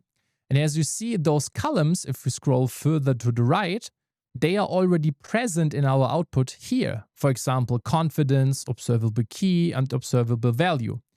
And what we do with project is we basically select the columns that should be included in our output. So if we now execute this query again, you will see that all the other columns, except the 3 that we specified here, suddenly disappear. And now our result is still the 73 items like before, but it's only the 3 columns that we explicitly specified to be included. So that's how you can manipulate the output a bit. Now there's another thing we can do in KQL, and this is limiting the results to a certain amount of rows that we want to see.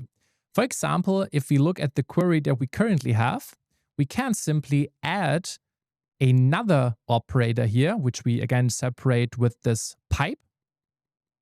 And this operator is called top. And here we can simply say that we want to limit our results to the top 5 results based on the confidence level. So if we hit that, we see that now we only get exactly 5 rows, and those are the 5 with the highest confidence level, as you can see, 96s and 94s only. This is the top operator. Then we have another operator that's quite common to use in cybersecurity, and this is the contains operator, because this one allows us to look for specific strings in our logs. And this is especially helpful, of course, if you look for specific IOCs or hash values and so on. So therefore, contains is used quite a lot, actually. The way this can be used is the following. Let's say we have this query. Here we again take the threat intel indicators table. We again separate our commands with pipe, and we again focus on our custom uploads. But now we introduce this contains operator here. And contains just goes ahead and looks in the observable value column for a string that's Microsoft. And if we execute this one, you can see that we have exactly two results, because what we do is we check for the string Microsoft in the observable value. And in our results, we can also see that the string is in fact existing. In the first entry, we have simply a URL in the observable value that contains Microsoft. And this is also true for the second one.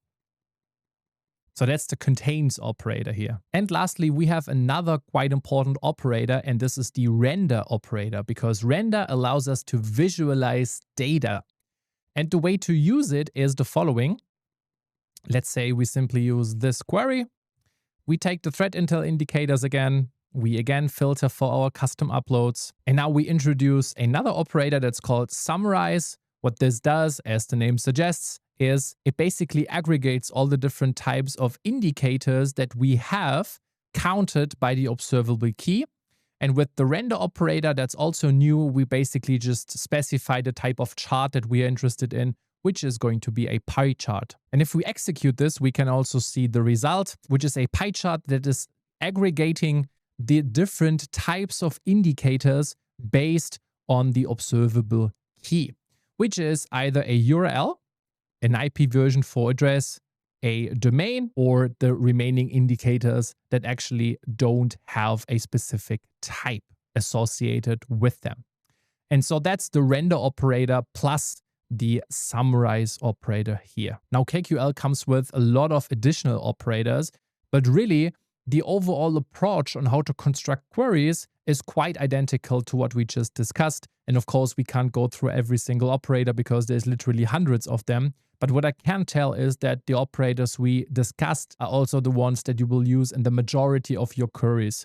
And what you will also find out when you work with KQL a bit more is that the queries over time are repeating itself quite often when it comes to the operators that they are using. Because yes, KQL has hundreds of operators, but most of them are quite exotic in a way that, yeah, you will use them from time to time in certain edge cases, but really in reality, you will stick to like 20 operators that you use in like 90% of your queries, and that's really it. And so therefore, I can highly recommend to play around a bit with KQL and simply practice your querying skills. And I promise you will get to a reasonable level rather fast because it's really straightforward, as you saw. And so that's the SC-200 study cram in a single video.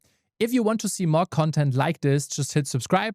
And you can also check those playlists over here to see more videos like this. See you in the next one very soon.